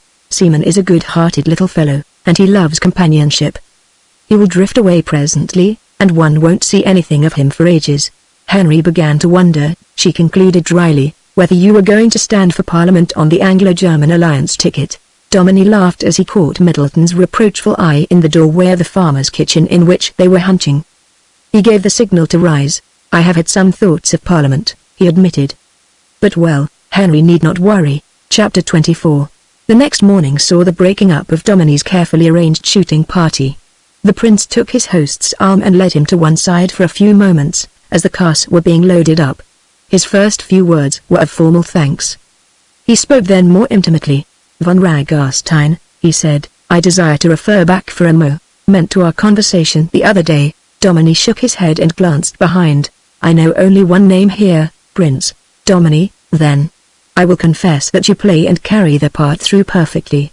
I have known English gentlemen all my life, and you have the trick of the thing. But listen. I have already told you of my disapproval of this scheme in which you are the central figure. It is understood, Dominie assented. That, the prince continued, is a personal matter. What I am now going to say to you is official. I had dispatches from Berlin last night. They concern you. Dominie seemed to stiffen a little. Well? I am given to understand, the ambassador continued, that you practically exist only in the event of that catastrophe which I, for one, cannot foresee. I am assured that if your expose should take place at any time, your personation will be regarded as a private enterprise, and there is nothing whatever to connect you with any political work. Up to the present that is absolutely so, Dominie agreed. I am further advised to look upon you as my unnamed and unsuspected successor here, in the event of war. For that reason I am begged to inaugurate terms of intimacy with you, to treat you with the utmost confidence, and, if the black end should come, to leave in your hands all such unfulfilled work as can be continued in secrecy and silence. I perhaps express myself in a somewhat confused manner. I understand perfectly, Dominie replied. The authorities have changed their first idea as to my presence here. They want to keep every shadow of suspicion away from me, so that in the event of war one shall have an absolutely unique position, an unsuspected yet fervently patriotic German, living hand in glove with the upper classes of English society. One can well imagine that there would be work for me. Our understanding is mutual, Ternilov declared. What I have to say to you, therefore, is that I hope you will soon follow us to London and give me the opportunity of offering you the constant hospitality of Carlton House Gardens. You are very kind, Prince, Dominie said. My instructions are, as soon as I have consolidated my position here, an event which I fancy I may consider attain to establish myself in London and to await orders. I trust that amongst other things you will then permit me to examine the memoirs you spoke of the other day. Naturally, and with the utmost pleasure, the ambassador assented. They are a faithful record of my interviews and negotiations with certain ministers here, and they reflect a desire and intention for peace which will, I think, amaze you. I venture now upon a somewhat delicate question, he continued, changing the subject of their conversation abruptly, as they turned back along the terrace. Lady Dominie will accompany you? Of that I am not sure, Dominie replied thoughtfully. I have noticed, Prince, if I may be allowed to say so, your chivalrous regard for that lady. You will permit me to assure you that in the peculiar position in which I am placed I shall never forget that she is the wife of Everard Dominie. Ternilov shook hands heartily. I wanted to hear that from you, he admitted. You I felt instinctively were different, but there are many men of our race who are willing enough to sacrifice a woman without the slightest scruple, either for their passions or their policy. I find Lady Dominie charming. She will never lack a protector in me, Dominie declared. There were more farewells and, soon after, the little procession of cars drove off. Rosamond herself was on the terrace, bidding all her guests farewell. She clung to Dominie's arm when at last they turned back into the empty hall. What dear people they were, Everard! She exclaimed. I only wish that I had seen more of them. The Duchess was perfectly charming to me, and I never knew anyone with such delightful manners as Prince Ternilov. Are you going to miss them very much, dear? Not a bit, he answered. I think I shall take a gun now and stroll down the meadows and across the rough ground. Will you come with me, or will you put on one of your pretty gowns and entertain me downstairs at luncheon? It is a very long time since we had a meal alone together. She shook her head a little sadly. We never have had, she answered. You know that, Everard, and alas, I know it. But we are going on pretending, aren't we? He raised her fingers to his lips and kissed them. You shall pretend all that you like, dear Rosamond, he promised, and I will be the shadow of your desires. No tears, he added quickly, as she turned away. Remember there is nothing but happiness for you now. Whoever I am or am not, that is my one aim in life. She clutched at his hand passionately, and suddenly, as though finding it insufficient, twined her arms around his neck and kissed him. Let me come with you, she begged. I can't bear to let you go. I'll be very quiet. Will you wait 10 minutes for me? Of course, he answered. He strolled down towards the gun room, stood by the fire for a moment, and then wandered out into the courtyard, where Middleton and a couple of beaters were waiting for him with the dogs. He had scarcely taken a step towards them, however, when he stopped short. To his amazement Seaman was there, standing a little on one side, with his eyes fixed upon the windows of the servants' quarters. Hello, my friend, he exclaimed. Why, I thought you went by the early train from Thursford station. Missed it by 2 minutes, Seaman replied with a glance towards the beaters. I knew all the cars were full for the 11 o'clock, so I thought I'd wait till the afternoon. And where have you been to for the last few hours, then? Seaman had reached his side now and was out of earshot of the others. Trying to solve the mystery of Johann Wolf's sudden departure last night. Come and walk down the avenue with me a short way. A very short distance, then. I am expecting Lady Domini. They passed through the thin iron gates and paced along one of the back entrances to the hall. Do not think me indiscreet, Seaman began. I returned without the knowledge of anyone, and I kept out of the way until they had all gone. It is what I told you before. Things which I do not understand depress me, and behold, I have found proof this morning of a further significance in Wolf's sudden departure.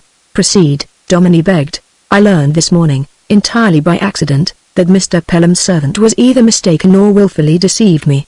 Wolf did not accompany your butler to the station. And how did you find that out? Domini demanded. It is immaterial. What is material is that there is a sort of conspiracy amongst the servants here to conceal the manner of his leaving. Do not interrupt me, I beg. Early this morning there was a fresh fall of snow which has now disappeared. Outside the window of the room which I found locked were the marks of footsteps and the tracks of a small car. And what do you gather from all this? Domini asked. I gather that Wolf must have had friends in the neighborhood, Seaman replied, or else, well, my last supposition sounds absurd, Seaman confessed, but the whole matter is so incomprehensible that I was going to say or else he was forcibly removed. Domini laughed softly. Wolf would scarcely have been an easy man to abduct, would he remarked, even if we could hit upon any plausible reason for such a thing. As a matter of fact, Seaman, he concluded, turning on his heel a little abruptly as he saw Rosamund standing in the avenue, I cannot bring myself to treat this Johann Wolf business seriously. Granted that the man was a spy, well, let him get on with it. We are doing our job here in the most perfect and praiseworthy fashion. We neither of us have the ghost of a secret to hide from his employers. In a sense that is true, Seaman admitted. Well, then, cheer up, Domini enjoined. Take a little walk with us, and we will see whether Parkins cannot find us a bottle of that old Burgundy for lunch. How does that sound?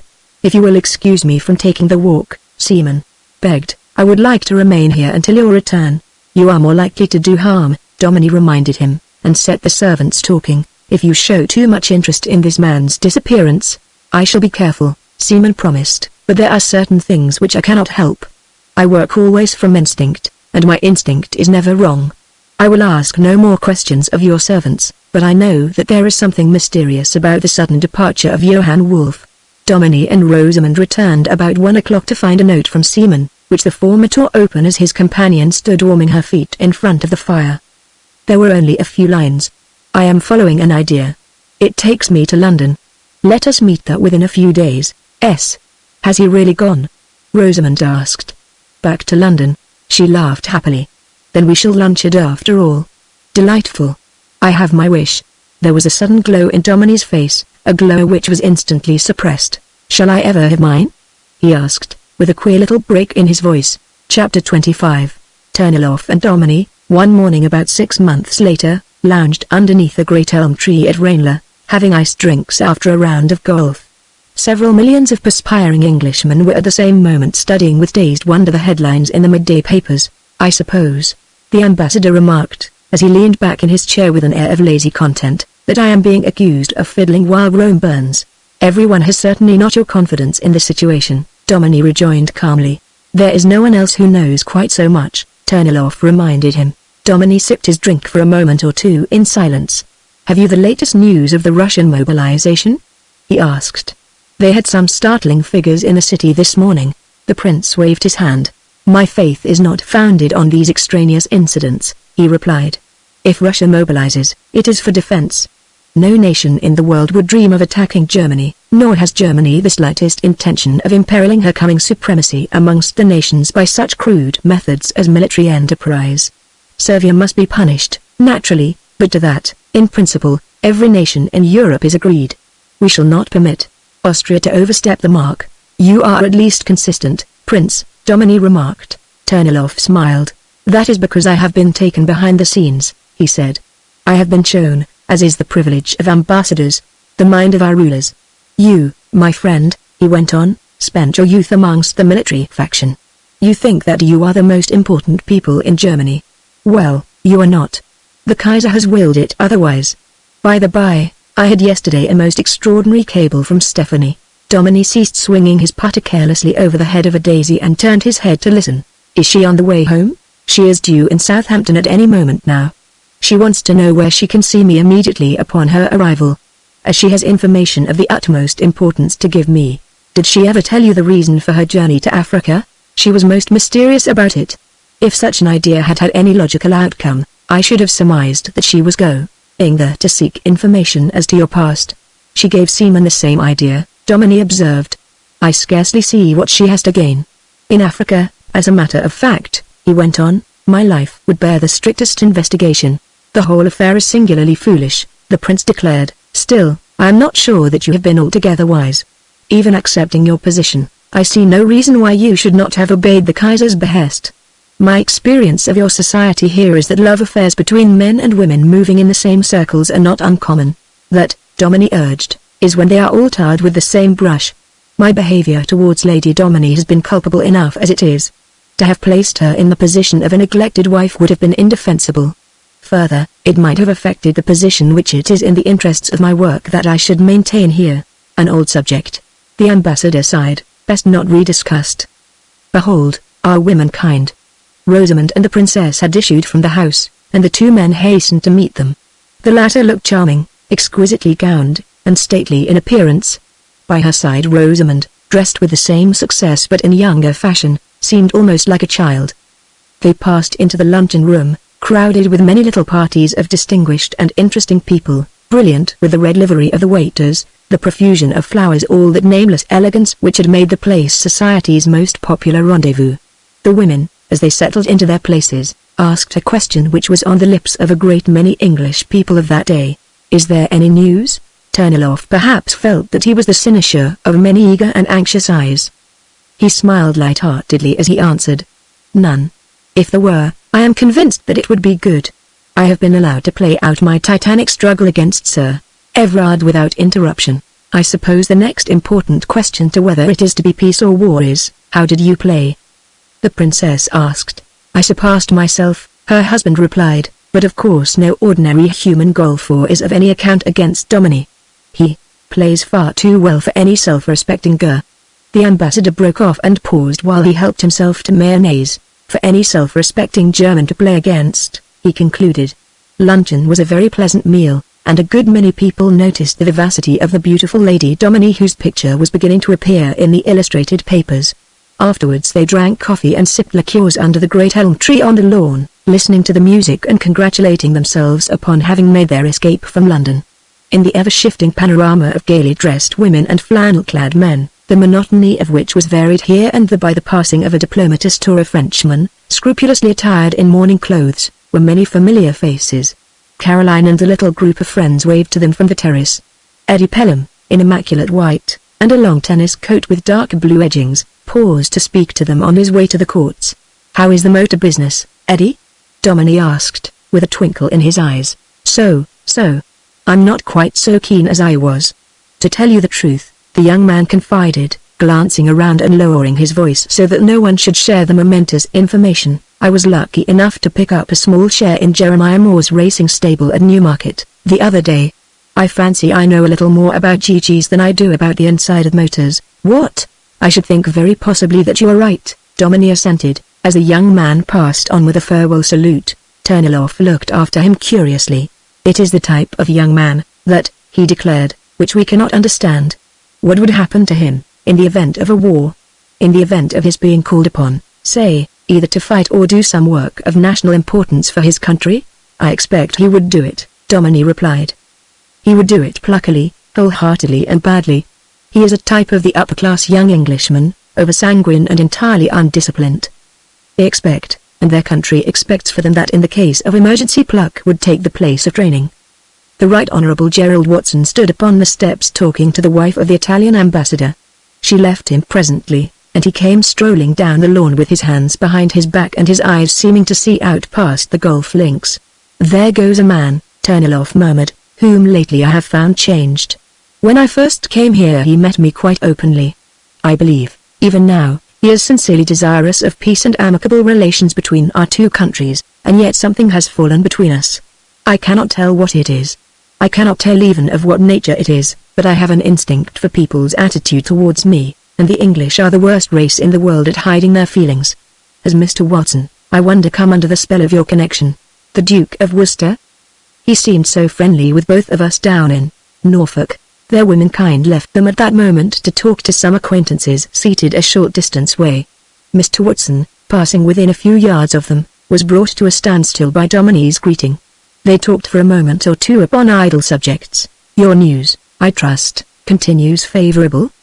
The ambassador remarked, observing the etiquette which required him to be the first to leave the realms of ordinary conversation. It is a little negative in quality, the other answered, after a moment's hesitation. I am summoned to Downing Street again at 6 o'clock. I have already confided the result of my morning dispatches to the Prime Minister, Turnilov observed. I went through them before I came down here, was the somewhat doubtful reply. You will have appreciated, I hope, their genuinely pacific tone? Turnilov asked anxiously. His interlocutor bowed and then drew himself up. It was obvious that the strain of the last few days was telling upon him. There were lines about his mouth, and his eyes spoke of sleepless nights. Words are idle things to deal with at a time like this, he said. One thing, however, I will venture to say to you, Prince, here and under these circumstances. There will be no war unless it be the will of your country. Turnilov was for a moment unusually pale. It was an episode of unrecorded history. He rose to his feet and raised his hat. There will be no war, he said solemnly. The cabinet minister passed on with a lighter step. Dominie, more clearly than ever before, understood the subtle policy which had chosen for his great position a man as chivalrous and faithful and yet as simple-minded as Turnilov. He looked after the retreating figure of the cabinet minister with a slight smile at the corner of his lips. In a time like this, he remarked significantly, one begins to understand why one of our great writers was it Bernhardi, I wonder has written that no island could ever breed a race of diplomatists. The seas which engirdle this island, the ambassador said thoughtfully, have brought the English great weal, as they may bring to her much woe. The too nimble brain of the diplomat has its parallel of insincerity in the people whose interests he seems to guard. I believe in the honesty of the English politicians. I have placed that belief on record in the small volume of memoirs which I shall presently entrust to you. But we talk too seriously for a summer afternoon. Let us illustrate to the world our opinion of the political situation and play another 9 holes at golf. Dominie rose willingly to his feet, and the two men strolled away towards the first tee. By the by, Turnilov asked, what of our cheerful little friend Seaman? He ought to be busy just now. Curiously enough, he is returning from Germany tonight, Dominie announced. I expect him at Berkeley Square. He is coming direct to me. Chapter 26. These were days, to all dwellers in London, of vivid impressions, of poignant memories, reasserting themselves afterwards with a curious sense of unreality, as though belonging to another set of days and another world. Dominie long remembered his dinner that evening in the sombre, handsomely furnished dining room of his town house in Berkeley Square. Although it lacked the splendid proportions of the banqueting hall at Dominie, it was still a fine apartment, furnished in the Georgian period, with some notable pictures upon the walls, and with a wonderful ceiling and fireplace. Dominie and Rosamond dined alone, and though the table had been reduced to its smallest proportions, the space between them was yet considerable. As soon as Parkins had gravely put the port upon the table, Rosamond rose to her feet and, instead of leaving the room, pointed for the servant to place a chair for her by Dominie's side. I shall be like your men friends, Everard, she declared, when the ladies have left, and draw up to your side. Now what do we do? Tell stories? I promise you that I will be a wonderful listener. First of all you drink half a glass of this port, he declared, filling her glass, then you peel me one of those peaches, and we divide it. After which we listen for a ring at the bell. Tonight I expect a visitor. A visitor? Not a social one, he assured her. A matter of business which I fear will take me from you for the rest of the evening. So let us make the most of the time until he comes. She commenced her task with a peach, talking to him all the time a little gravely, a sweet and picturesque picture of a graceful and very desirable woman, her delicate shape and artistic fragility more than ever accentuated by the somberness of the background. Do you know, Everard, she said, I am so happy in London here with you, and I feel all the time so strong and well. I can read and understand the books which were a maze of print to me before. I can see the things in the pictures, and feel the thrill of the music, which seemed to come to me, somehow, before, all dislocated and discordant. You understand, dear? Of course, he answered gravely. I do not wonder, she went on, that Dr. Harrison is proud of me for a patient, but there are many times when I feel a dull pain in my heart, because I know that, whatever he or anybody else might say, I am not quite cured. Rosamond dear, he protested. Ah, but don't interrupt, she insisted, depositing his share of the peach upon his plate. How can I be cured when all the time there is the problem of you? The problem which I am just as far off solving as ever I was. Often I find myself comparing you with the Everard whom I married. Do I fail so often to come up to his standard? He asked. You never fail, she answered, looking at him with brimming eyes. Of course. He was very much more affectionate, she went on, after a moment's pause. His kisses were not like yours. And he was far fonder of having me with him. Then, on the other hand, often when I wanted him he was not there. He did wild things, mad things, he seemed to forget me altogether. It was that, she went on, that was so terrible. It was that which made me so nervous. I think that I should even have been able to stand those awful moments when he came back to me, covered with blood and reeling, if it had not been that I was already almost a wreck. You know, he killed Roger Unthank that night. That is why he was never able to come back. Why do you talk of these things tonight, Rosamond? Domini begged. I must, dear, she insisted, laying her fingers upon his hand and looking at him curiously. I must, even though I see how they distress you. It is wonderful that you should mind so much, Everard, but you do, and I love you for it. Mind? He groaned. Mind? You are so like him and yet so different, she went on meditatively. You drink so little wine, you are always so self-controlled, so serious. You live as though you had a life round you of which others knew nothing. The Everard I remember would never have cared about being a magistrate or going into Parliament. He would have spent his time racing or yachting, hunting or shooting, as the fancy took him. And yet what? Domini asked, a little hoarsely. I think he loved me better than you, she said very sadly. Why? He demanded.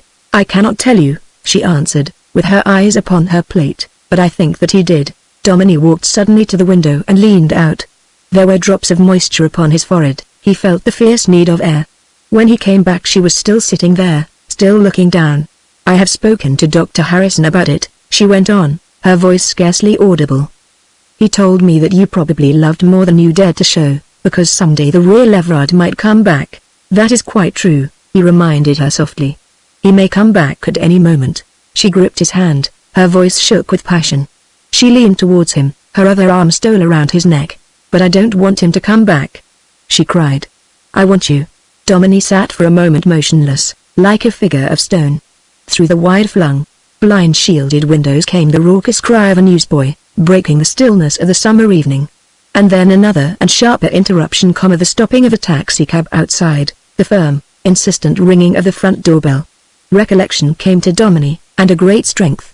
The fire which had leapt up within him was thrust back. His response to her wave of passion was infinitely tender. Dear Rosamond, he said, that front doorbell summons me to rather an important interview. Will you please trust in me a little while longer? Believe me, I am not in any way cold. I am not indifferent. There is something which you will have to be told, something with which I never reckoned, something which is beginning to weigh upon me night and day.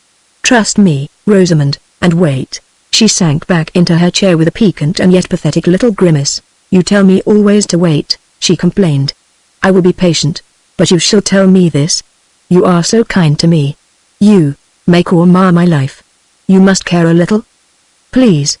He was standing up now. He kissed her hands fondly. His voice had all the old ring in it, more than for any woman on earth. Dear Rosamond. Seaman, in a light grey suit, a Panama, and a white beflowered tie, had lost something of the placid urbanity of a few months ago. He was hot and tired with travel.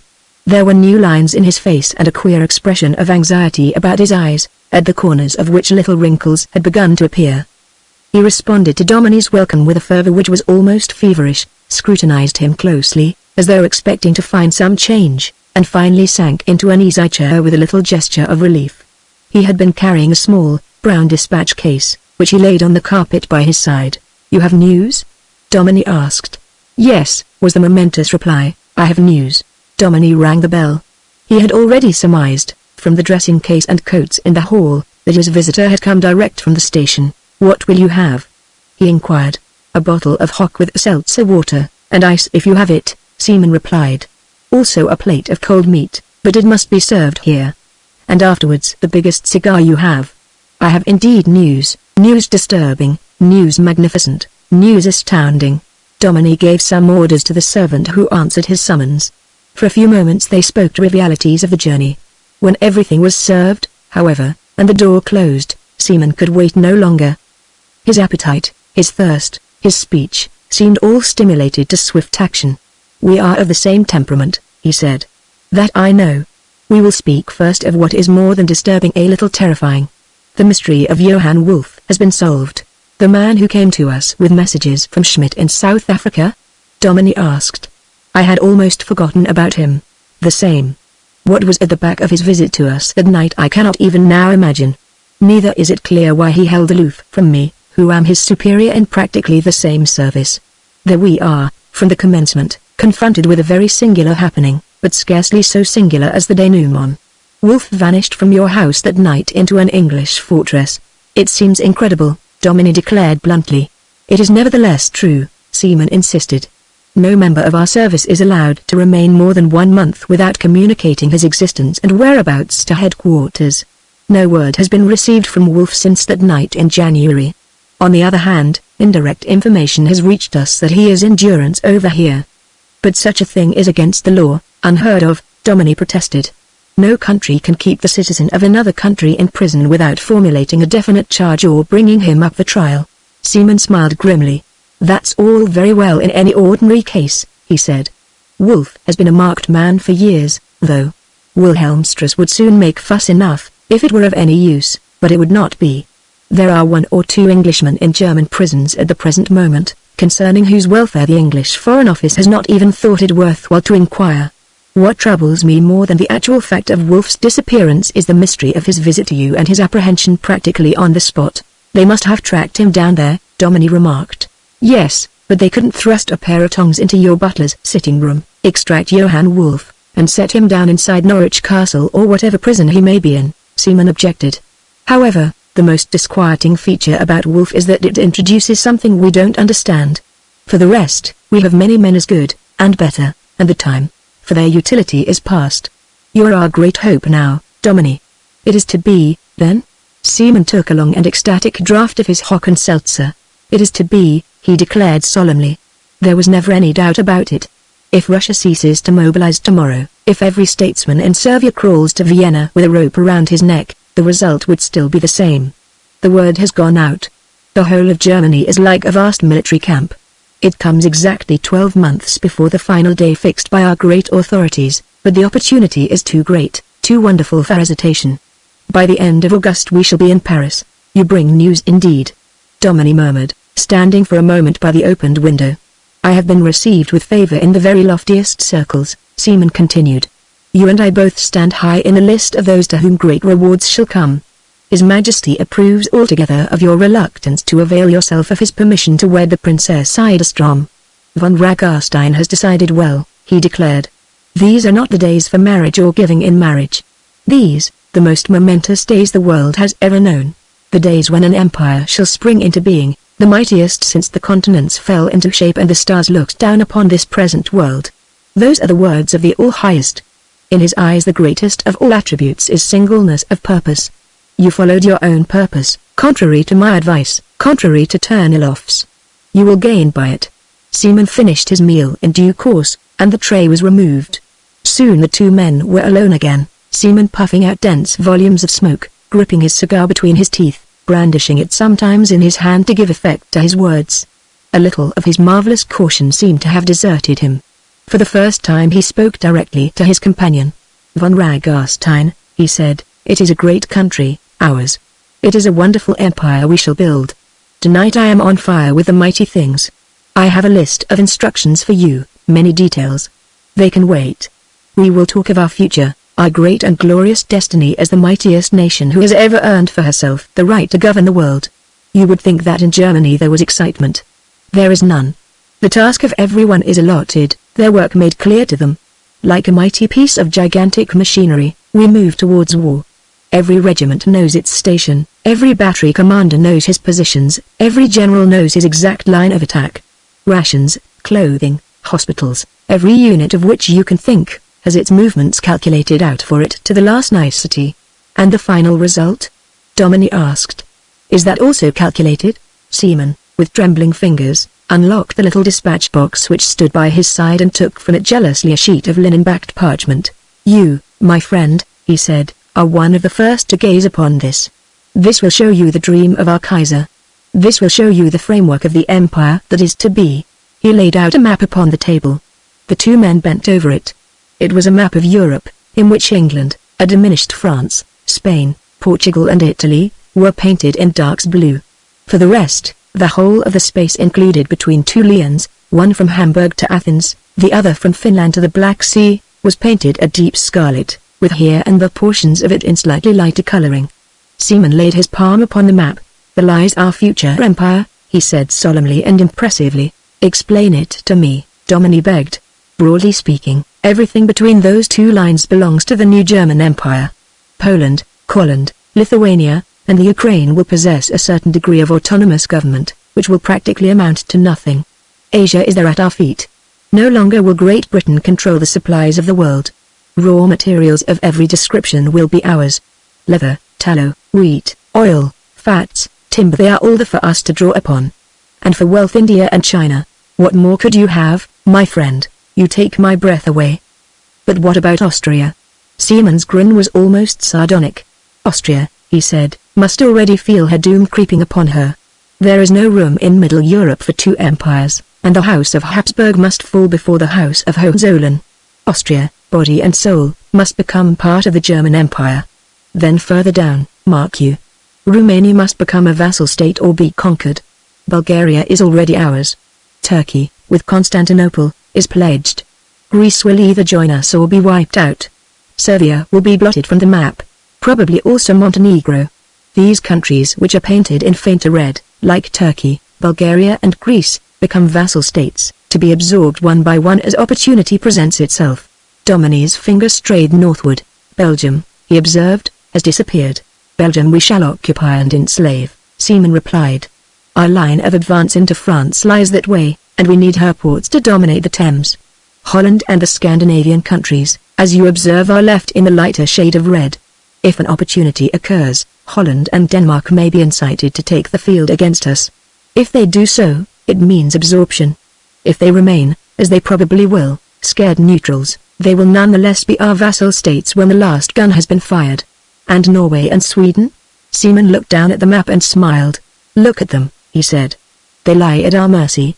Norway has her western seaboard, and there might always be the question of British aid so far as she is concerned. But Sweden is ours, body and soul. More than any other of these vassal states, it is our master's plan to bring her into complete subjection. We need her lusty manhood, the finest cannon food in the world, for later wars, if indeed such a thing should be. She has timber and minerals which we also need. But there it is enough. First of all men in this country, my friend, you von Ragarstein, have gazed upon this picture of the future. This is marvelously conceived, Domini muttered, but what of Russian with her millions? How is it that we propose, notwithstanding her countless millions of men, to help ourselves to her richest provinces, to drive a way through the heart of her empire? This, Seaman replied, is where genius steps in. Russia has been ripe for a revolution any time for the last 15 years. We have secret agents now in every city and country place and throughout the army. We shall teach Russia how to make herself a free country. Domini shivered a little with an almost involuntary repulsion. For the second time that almost satellite grin on. Seaman's face revolted him. And what of my own work? Seaman helped himself to a liqueur. He was, as a rule, a moderate man, but this was the third time he had replenished his glass since his hasty meal. My brain is weary, friend, he admitted, passing his hand over his forehead. I have a great fatigue. The thoughts jump about. This last week has been one of fierce excitements. Everything, almost your daily life, has been planned. We shall go over it within a day or so. Meanwhile, remember this. It is our great aim to keep England out of the war. Ternilov is right, then, after all. Domini exclaimed. Seaman laughed scornfully. If we want England out of the war, he pointed out, it is not that we desire her friendship. It is that we may crush her the more easily when Calais, Boulogne and Havre are in our hands. That will be in 3 months' time. Then perhaps our attitude towards England may change a little. Now I go. Dominie folded up the map with reluctance. His companion shook his head. It was curious that he, too, for the first time in his life upon the same day, addressed his host differently. Baron von Ragastein, he said, there are 6 of those maps in existence. That one is for you. Lock it away and guard it as though it were your greatest treasure on earth, but when you are alone, bring it out and study it. It shall be your inspiration, it shall lighten your moments of depression, give you courage when you are in danger, it shall fill your mind with pride and wonder. It is yours. Dominie folded it carefully up, crossed the room, unlocked a little safe and deposited it therein. I shall guard it, according to your behest, as my greatest treasure, he assured his departing guest, with a fervor which surprised even himself. Chapter 27. There was something dramatic, in the most lurid sense of the word, about the brief telephone message which Dominie received, not so many hours later, from Carlton House Terrace. In a few minutes he was moving through the streets, still familiar yet already curiously changed. Men and women were going about their business as usual, but an air of stupefaction was everywhere apparent. Practically every loiterer was studying a newspaper, every chance acquaintance had stopped to confer with his fellows. War, alternately the joke and bogey of the conversationalist, stretched her grey hands over the sunlit city. Even the lightest-hearted felt a thrill of apprehension at the thought of the horrors that were to come. In a day or two all this was to be changed. People went about then counting the Russian millions, the steamroller fetish was to be evolved.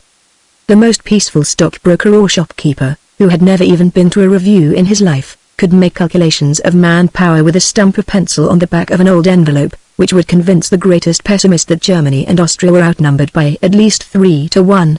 But on this particular morning, people were too stunned for calculations. The incredible had happened. The long-discussed war, the nightmare of the nervous, the derision of the optimist had actually materialized. The happy-go-lucky years of peace and plenty had suddenly come to an end. Black tragedy leaned over the land. Dominie, avoiding acquaintances as far as possible, his own mind in a curious turmoil, passed down St. James's Street and along Pall Mall and presented himself at Carlton House Terrace. Externally, the great white building, with its rows of flower boxes, showed no signs of undue perturbation. Inside, however, the ante-room was crowded with callers, and it was only by the intervention of Turnilloff's private secretary, who was awaiting him, that Dominie was able to reach the inner sanctum where the ambassador was busy dictating letters. He broke off immediately his visitor was announced and dismissed everyone, including his secretaries. Then he locked the door. Von Ragastein, he groaned, I am a broken man. Dominie grasped his hand sympathetically. Turnilloff seemed to have aged years even in the last few hours. I sent for you, he continued, to say farewell and make a confession. You were right, and I was wrong. It would have better if I had remained and played the country farmer on my estates. I was never shrewd enough to see until now that I have been made the cat's paw of the very men whose policy I always condemned. His visitor still remained silent. There was so little that he could say. I have worked for peace, Turnilloff went on, believing that my country wanted peace. I have worked for peace with honorable men who were just as anxious as I was to secure it. But all the time those for whom I labored were making faces behind my back. I was nothing more nor less than their tool. I know now that nothing in this world could have hindered what is coming.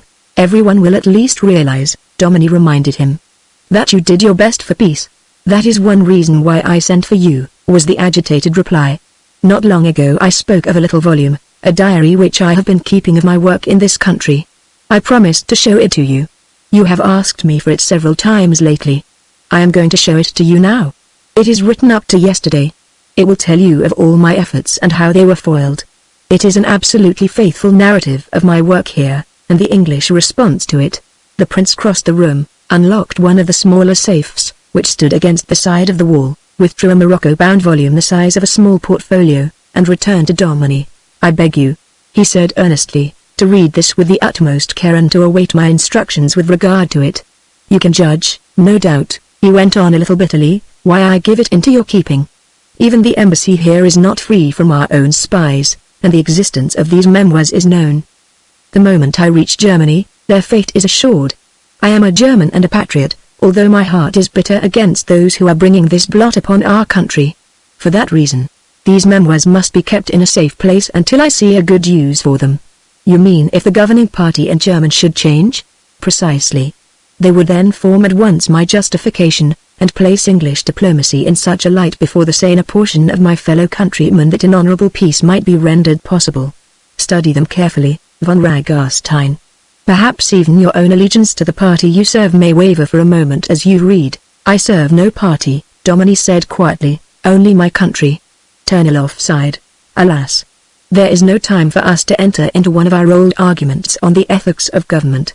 I must send you away, von Ragarstein. You have a terrible task before you. I'm bound to wish you Godspeed. For myself I shall not raise my head again until I have left England. There is no other commission? Domini asked. No other way in which I can serve you? None, Ternilov answered sadly. I am permitted to suffer no inconveniences. My departure is arranged for as though I were royalty. Yet believe me, my friend, every act of courtesy and generosity which I receive in these moments, bites into my heart. Farewell. Domini found a taxicab in Pall Mall and drove back to Berkeley Square. He found Rosamund with a little troop of dogs, just entering the gardens, and crossed to her side. Dear, he asked, taking her arm, would you mind very much coming down to Norfolk for a few days? With you? She asked quickly. Yes. I want to be in retreat for a short time. There are one or two things I must settle before I take up some fresh work. I should love it, she declared enthusiastically. London is getting so hot, and everyone is so excited. I shall order the touring car at 3 o'clock, Domini told her. We shall get home about 9. Parkins and your maid can go down by train. Does that suit you? Delightfully. He took her arm and they paced slowly along the hot walk. Rosamund dear, he said, the time has come which many people have been dreading. We're at war. I know, she murmured. You and I have had quite a happy time together. These last few months, he went on, even though there is still that black cloud between us. I have tried to treat you as kindly and tenderly as though I were really your husband and you were indeed my wife. You're not going away? She cried, startled. I couldn't bear that. No one could ever be so sweet as you have been to me. Dear, he said, I want you to think of your husband of Everard. He was a soldier once for a short time, was he not? What do you think he would have done now that this terrible war has come? He would have done what you will do, she answered, with the slightest possible tremor in her tone. He would have become a soldier again, he would have fought for his country. And so must I fight for my country, he declared. That is why I must leave you for an hour now while I make some calls. I shall be back to luncheon. Directly afterwards we must start. I have many things to arrange first, though.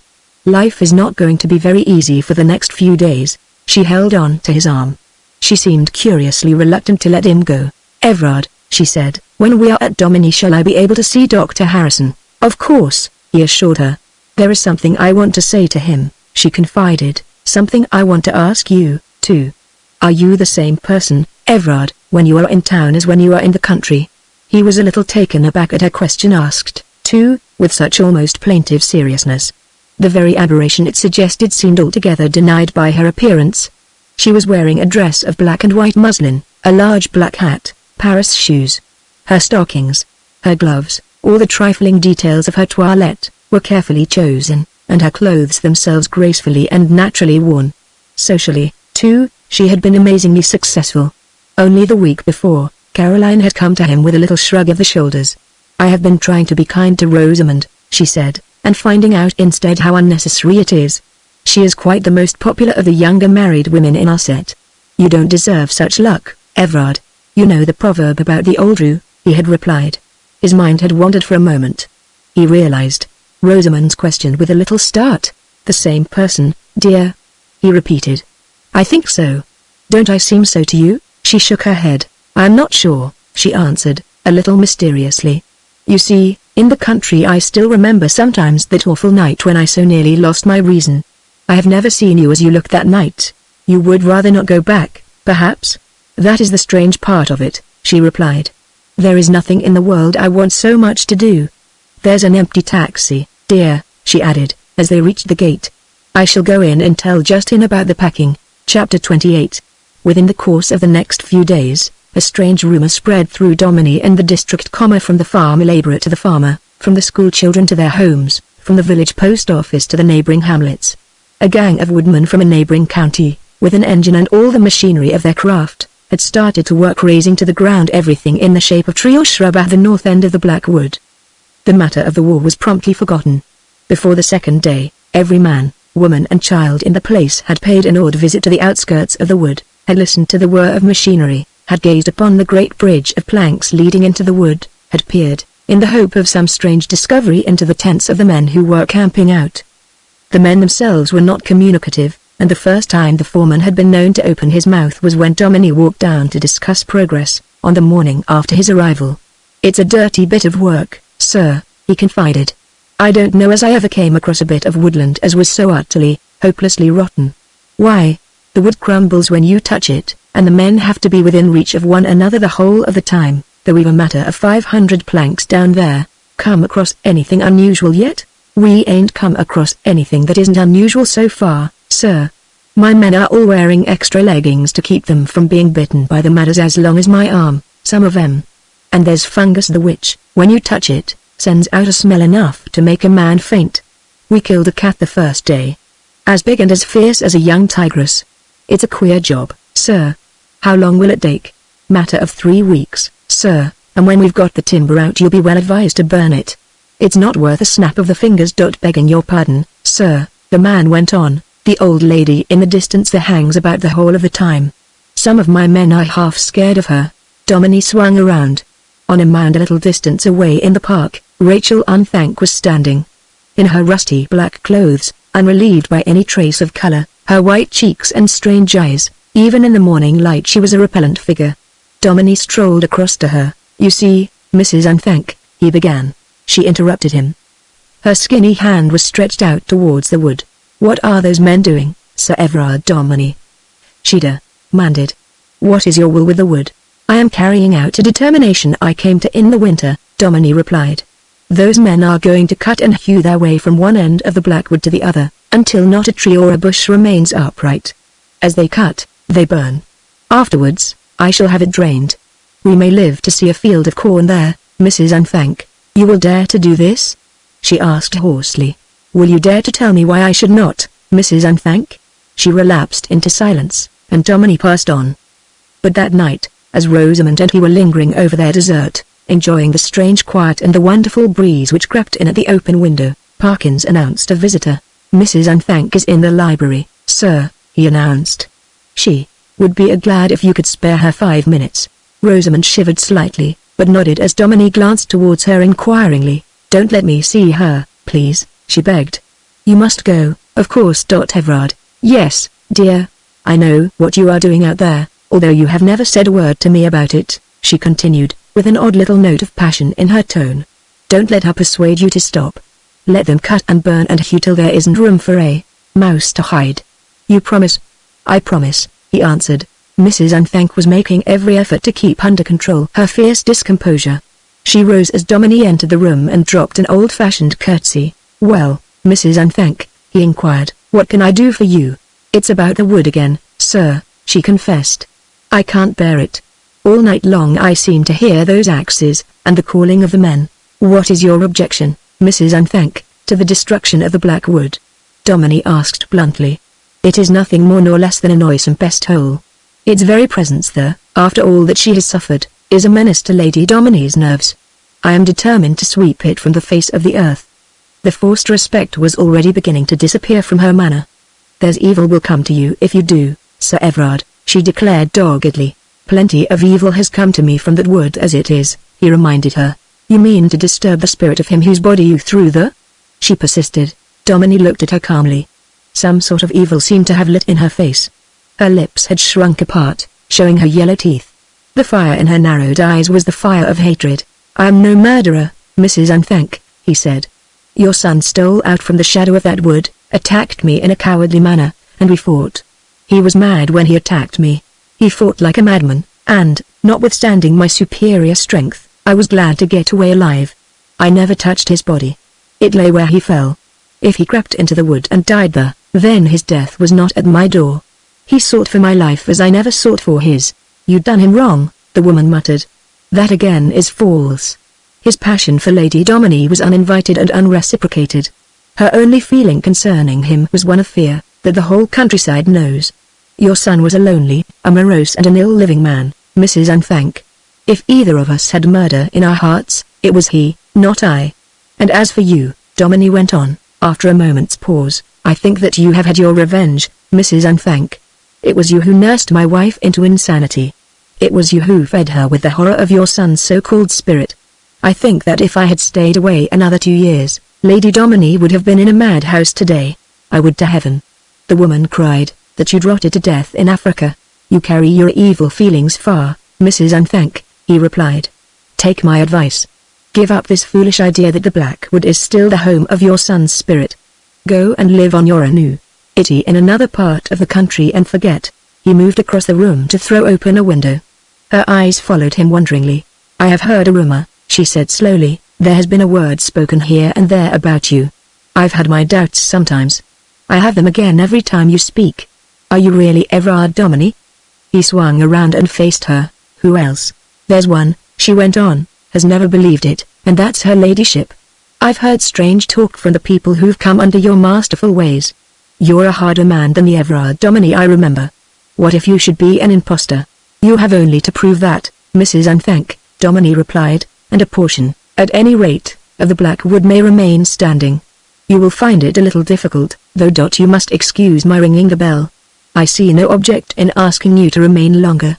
She rose unwillingly to her feet. Her manner was sullen and unyielding. You are asking for the evil things, she warned him. Be assured, Dominie answered, that if they come I shall know how to deal with them.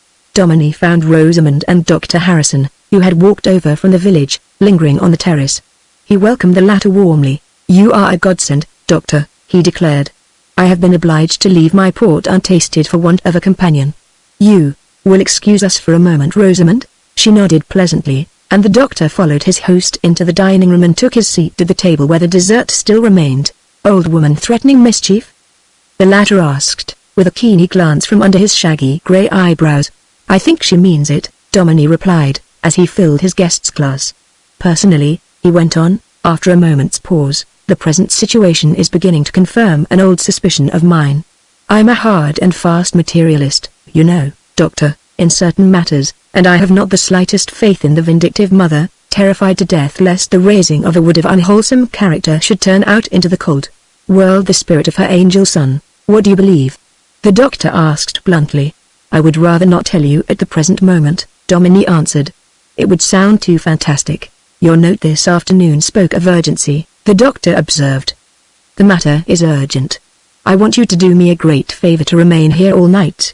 You're expecting something to happen? I wish, at any rate, to be prepared. I'll stay, with pleasure, the doctor promised. You can lend me some paraphernalia, I suppose? And give me a shakedown somewhere near Lady Dominie's. By the by, he began, and hesitated. I have followed your advice, or rather your orders, Dominie interrupted, a little harshly. It has not always been easy, especially in London, where Rosamond is away from these associations. I am hoping great things from what may happen tonight, or very soon. The doctor nodded sympathetically. I shouldn't wonder if you weren't on the right track, he declared. Rosamond came in through the window to them and seated herself by Dominie's side. Why are you two whispering like conspirators? She demanded. Because we are conspirators, he replied lightly. I have persuaded Dr. Harrison to stay the night. He would like a room in our wing. Will you let the maids know, dear? She nodded thoughtfully. Of course. There are several rooms quite ready. Mrs. McGilly thought that we might be bringing down some guests. I am quite sure that we can make Dr. Harrison comfortable. No doubt about that, Lady Dominie, the doctor declared. Let me be as near to your apartment as possible. There was a shade of anxiety in her face. You think that tonight something will happen? She asked. Tonight, or one night very soon, Dominie assented. It is just as well for you to be prepared. You will not be afraid, dear. You will have the doctor on one side of you and me on the other. I am only afraid of one thing, she answered a little enigmatically. I have been so happy lately. Dominie, changed into ordinary morning clothes, with a thick cord tied round his body, a revolver in his pocket, and a loaded stick in his hand, spent the remainder of the night and part of the early morning concealed behind a great clump of rhododendrons, his eyes fixed upon the shadowy stretch of park which lay between the house and the Blackwood. The night was moonless but clear, and when his eyes were once accustomed to the pale but sombre twilight, The whole landscape and the moving objects upon it were dimly visible. The habits of his years of bush life seemed instinctively, in those few hours of waiting, to have re-established themselves. Every sense was strained and active, every night sound of which the hooting of some owls, disturbed from their lurking place in the black wood, was predominant heard and accounted for. And then, just as he had glanced at his watch and found that it was close upon 2 o'clock, came the first real intimation that something was likely to happen. Moving across the park towards him, he heard the sound of a faint patter, curious and irregular in rhythm, which came from behind a range of low hillocks. He raised himself on his hands and knees to watch. His eyes were fastened upon a certain spot, a stretch of the open park between himself and the hillocks. The patter ceased and began again. Into the open there came a dark shape, the irregularity of its movements swiftly explained. It moved at first upon all fours, then on 2 legs, then on all fours again. It crept nearer and nearer, and Dominie, as he watched, laid aside his stick. It reached the terrace, paused beneath Rosamond's window, now barely half a dozen yards from where he was crouching. Deliberately he waited for what he knew must soon come. Then the deep silence of the breathless night was broken by that familiar, unearthly scream. Dominie waited till even its echoes had died away. Then he ran a few steps, bent double, and stretched out his hands. Once more, for the last time, that devil's cry broke the deep stillness of the August morning, throbbing a little as though with a new fear, dying away as though the fingers which crushed it back down the straining throat had indeed crushed with it the last flicker of some unholy life. When Dr. Harrison made his hurried appearance, a few moments later, he found Dominie seated upon the terrace, furiously smoking a cigarette. On the ground, a few yards away, lay something black and motionless. "What is it?" the doctor gasped. For the first time Dominie showed some signs of a lack of self-control. His voice was choked and uneven. "Go and look at it, doctor," he said. "It's tied up, hand and foot. You can see where the spirit of Roger Unthank has hidden itself." "Bosh," the doctor answered, with grim contempt. "It's Roger Unthank himself. The beast." A little stream of servants came running out. Dominie gave a few orders quickly. "Ring up the garage," he directed, "and I shall want one of the men to go into Norwich to the hospital." "Doctor, will you go up and see Lady Dominie?" The habits of a lifetime broke down. Parkins, the immaculate, the silent, the perfect automaton, asked an eager question. "What is it, sir?" There was the sound of a window opening overhead. At that moment Parkins would not have asked in vain for an annuity. Dominie glanced at the little semicircle of servants and raised his voice. "It is the end, I trust, of these foolish superstitions about Roger Unthank's ghost. The lies Roger Unthank, half beast, half man. For some reason or other, some lunatic's reason, of course he has chosen to hide himself in the black wood all these years. His mother, I presume, has been his accomplice, and taken him food. He is still alive but in a disgusting state." There was a little awed murmur. Dominie's voice had become quite matter of fact. "I suppose," he continued, "his first idea was to revenge himself upon us and this household, by whom he imagined himself badly treated. The man, however, was half a madman when he came to the neighborhood and has behaved like one ever since." Johnson, Dominie continued, singling out a sturdy footman with sound common sense, "get ready to take this creature into Norwich Hospital. Say that if I do not come in during the day, a letter of explanation will follow from me. The rest of you, with the exception of Parkins, please go to bed."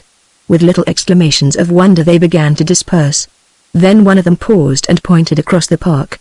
Moving with incredible swiftness came the gaunt, black figure of Rachel Unthank, swaying sometimes on her feet, yet in their midst before they could realize it. She staggered to the prostrate body and threw herself upon her knees. Her hands rested upon the unseen face, her eyes glared across at Dominie. "So you've got him at last," she gasped. "Mrs. Unthank," Dominie said sternly, "you are in time to accompany your son to the hospital at Norwich. The car will be here in 2 minutes. I have nothing to say to you.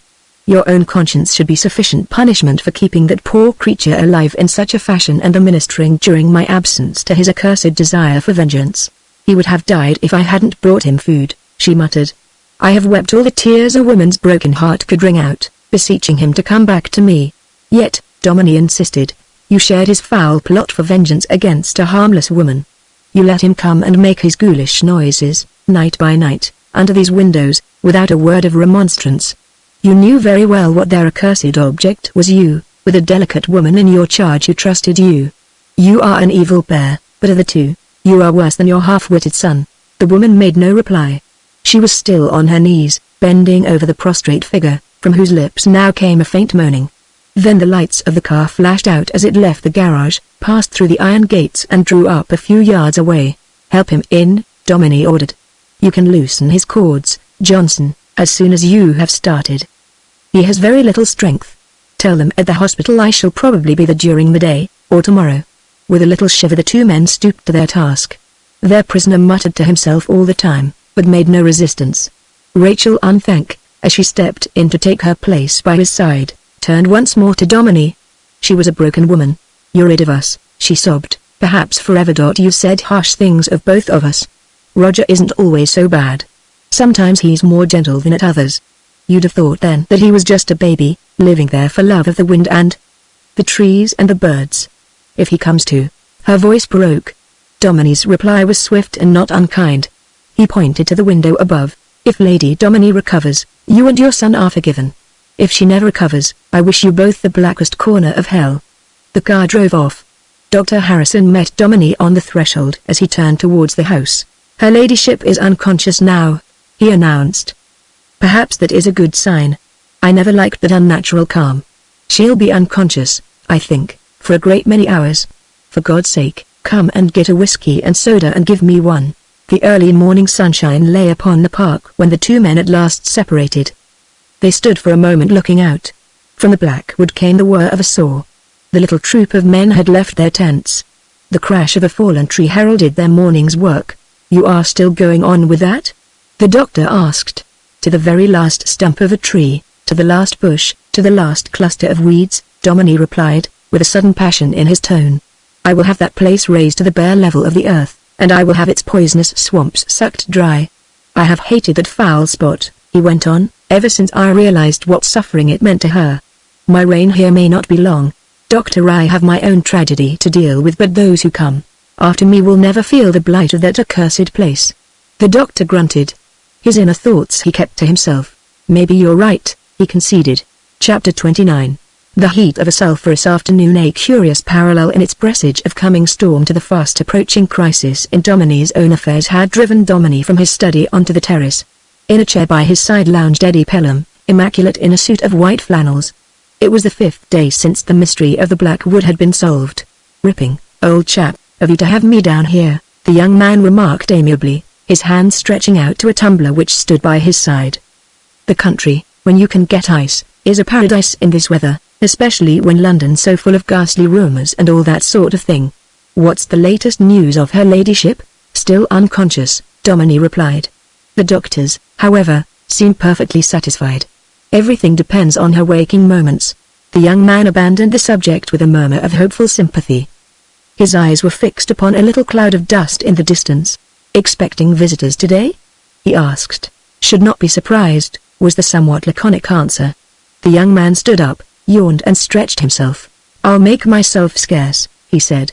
"Jove," he added approvingly, lingering for a moment. "Jolly well cut, the tunic of your uniform, Domini. If a country in peril ever decides to waive the matter of my indifferent physique and send me out to their rescue, I shall go to your man." Domini smiled. "Mine is only the local yeomanry rig out," he replied. "They will nab you for the guards." Domini stepped back through the open windows into his study as Pelham strolled off. He was seated at his desk, poring over some letters, when a few minutes later Seaman was ushered into the room. For a single moment his muscles tightened, his frame became tense. Then he realized his visitor's outstretched hands of welcome and he relaxed. Seaman was perspiring, vociferous and excited. "At last!" he exclaimed. "Donna und exclamation mark my God Domini, what is this?" 13 years ago, Domini explained, "I resigned a commission in the Norfolk Yeomanry. That little matter, however, has been adjusted. At a crisis like this, my friend, you are wonderful." Seaman interrupted solemnly. "You're a man after my own heart, you are thorough, you leave nothing undone. That is why," he added, lowering his voice a little, "we are the greatest race in the world. Drink before everything, my friend," he went on, "drink I must have. What a day. The very clouds that hide the sun are full of sulphurous heat." Domini rang the bell, ordered hock and seltzer and ice. Seaman drank and threw himself into an easy chair. "There is no fear of your being called out of the country because of that," I hope?" he asked a little anxiously, nodding his head towards his companion's uniform. "Not at present," Domini answered. "I am a trifle overage to go with the first batch or two." "Where have you been?" Seaman hitched his chair a little nearer. "In Ireland," he confided. "Sorry to desert you as I did, but you do not begin to count for us just yet." There was just a faint doubt as to what they were doing to do about internment. "That is why I had to get the Irish trip off my mind." "What has been decided?" "The government has the matter under consideration," Seaman replied, with a chuckle. "I can certainly give myself 6 months before I need to slip off. Now tell me, why do I find you down here?" "After Turnilov left," Domini explained, "I felt I wanted to get away. I have been asked to start some recruiting work down here." "Turnilov left his little volume with you?" "Yes." "Where is it?" "Safe," Domini replied. Seaman mopped his forehead. "It needs to be," he muttered. "I have orders to see it destroyed. We can talk of that presently. Sometimes, when I am away from you, I tremble.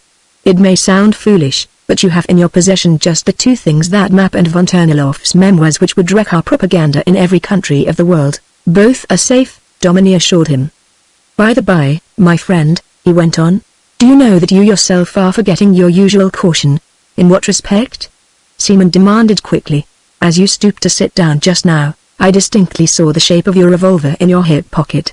You know as well as I do that with your name and the fact that you are only a naturalized Englishman, it is inexcusably foolish to be carrying firearms about just now." Seaman thrust his hand into his pocket and threw the revolver upon the table. "You are quite right," he acknowledged. "Take care of it for me. I took it with me to Ireland, because one never knows what may happen in that amazing country." Domini swept it carelessly into the drawer of the desk at which he was sitting. "Our weapons, from now on," Seaman continued, "must be the weapons of guile and craft. You and I will have, alas, to see less of one another, Domini. In many ways it is unfortunate that we have not been able to keep England out of this for a few more months. However, the situation must be dealt with as it exists. So far as you are concerned, you have practically secured yourself against suspicion. You will hold a brilliant and isolated place amongst those who are serving the great warlord. When I do approach you, it will be for sympathy and assistance against the suspicions of those far-seeing Englishmen." Domini nodded. "You will stay the night?" he asked. "If I may," Seaman assented. "It is the last time for many months when it will be wise for us to meet on such intimate terms. Perhaps our dear friend Parkins will take vinous note of the occasion." "In other words," Domini said, "you propose that we shall drink the Domini Cabinet Hock and the Domini Port to the glory of our country." "To the glory of our country," Seaman echoed. "So be it, my friend. Listen." A car had passed along the avenue in front of the house. There was the sound of voices in the hall, a knock at the door, the rustle of a woman's clothes. Parkins, a little disturbed, announced the arrivals. "The Princess of Idestrom and a gentleman." "The princess said that our errand with you was urgent, sir," he added, turning apologetically towards his master. The princess was already in the room, and following her a short man in a suit of somber black, wearing a white tie, and carrying a black bowler hat. He blinked across the room through his thick glasses, and Domini knew that the end had come. The door was closed behind them. The princess came a little further into the room. Her hand was extended towards Domini, but not in greeting. Her white finger pointed straight at him. She turned to her companion. "Which is that, Dr. Schmidt?" she demanded. "The Englishman, by God," Schmidt answered. The silence which reigned for several seconds was intense and profound. The coolest of all four was perhaps Domini. The princess was pale with a passion which seemed to sob behind her words. "Everard Domini," she cried, "what have you done with my lover? What have you done with Leopold von Ragarstein?" "He met with a fate," Domini replied, "which he had prepared for me. We fought and I conquered." "You killed him?" "I killed him," Domini echoed. "It was a matter of necessity. His body sleeps on the bed of the Blue River, and your life here has been a lie." "On the contrary, it has been the truth," Domini objected. "I assured you at the Carlton, when you first spoke to me, and I have assured you a dozen times since, that I was Everard Domini. That is my name. That is who I am." Seaman's voice seemed to come from a long way off. For the moment the man had neither courage nor initiative. He seemed as though he had received some sort of stroke. His mind was traveling backwards. "You came to me at Cape Town," he muttered. "You had all von Ragarstein's letters, you knew his history, you had the imperial mandate." "Von Ragarstein and I exchanged the most intimate confidences in his camp," Domini said, as Dr. Schmidt knows. I told him my history, and he told me his. The letters and papers I took from him. Schmidt had covered his face with his hands for a moment. His shoulders were heaving. My beloved chief. He sobbed. My dear devoted master. Killed by that drunken Englishman. Not so drunk as you fancied him, Domini said coolly, not so far gone in his course of dissipation but that he was able to pull himself up when a great incentive came. The princess looked from one to the other of the two men. Seaman had still the appearance of a man struggling to extricate himself from some sort of nightmare. My first and only suspicion, he faltered, was that night when Wolf disappeared. Wolf's coming was rather a tragedy, Domini admitted. Fortunately, I had a Secret Service man in the house who was able to dispose of him. It was you who planned his disappearance? Seaman gasped. Naturally, Domini replied. He knew the truth and was trying all the time to communicate with you. And the money? Seaman continued, blinking rapidly. £100,000, and more? I understood that was a gift, Domini replied. If the German Secret Service, however, cares to formulate a claim and sue me, the princess suddenly interrupted. Her eyes seemed on fire. What are you, you two? She cried, stretching out her hands towards Schmidt and Seaman. Are you lumps of earth clods, creatures without courage and intelligence? You can let him stand there, the Englishman who has murdered my lover, who has befooled you. You let him stand there and mock you, and you do and say nothing. Is his life a sacred thing? Has he none of your secrets in his charge? The great God above us. Seaman groaned, with a sudden white horror in his face. He has the prince's memoirs. He has the Kaiser's map. On the contrary, Domini replied, both are deposited at the Foreign Office. We hope to find them very useful a little later on. Seaman sprang forward like a tiger and went down in a heap as he almost threw himself upon Domini's outflung fist. Schmidt came stealing across the room, and from underneath his cuff something gleamed. You are 2 to 1. The princess cried passionately, as both assailants hesitated. I would to God that I had a weapon, or that I were a man. My dear princess, a good-humored voice remarked from the window, 4 to 2 the other way, I think. What? Eddie Pelham, his hands in his pockets, but a very alert gleam in his usually vacuous face, stood in the window doorway. From behind him, 2 exceedingly formidable-looking men slipped into the room. There was no fight, not even a struggle. Seaman, who had never recovered from the shock of his surprise, and was now completely unnerved, was handcuffed in a moment, and Schmidt disarmed. The latter was the first to break the curious silence. What have I done? He demanded. Why am I treated like this? Dr. Schmidt? Eddie asked pleasantly. That is my name, sir, was the fierce reply. I have just landed from East Africa. We knew nothing of the war when we started. I came to expose that man. He is an impostor, a murderer. He has killed a German nobleman. He has committed lèse-majesté. Seaman gasped. He has deceived the Kaiser. He has dared to sit in his presence as the Baron von Ragarstein. The young man in flannels glanced across at Domini and smiled.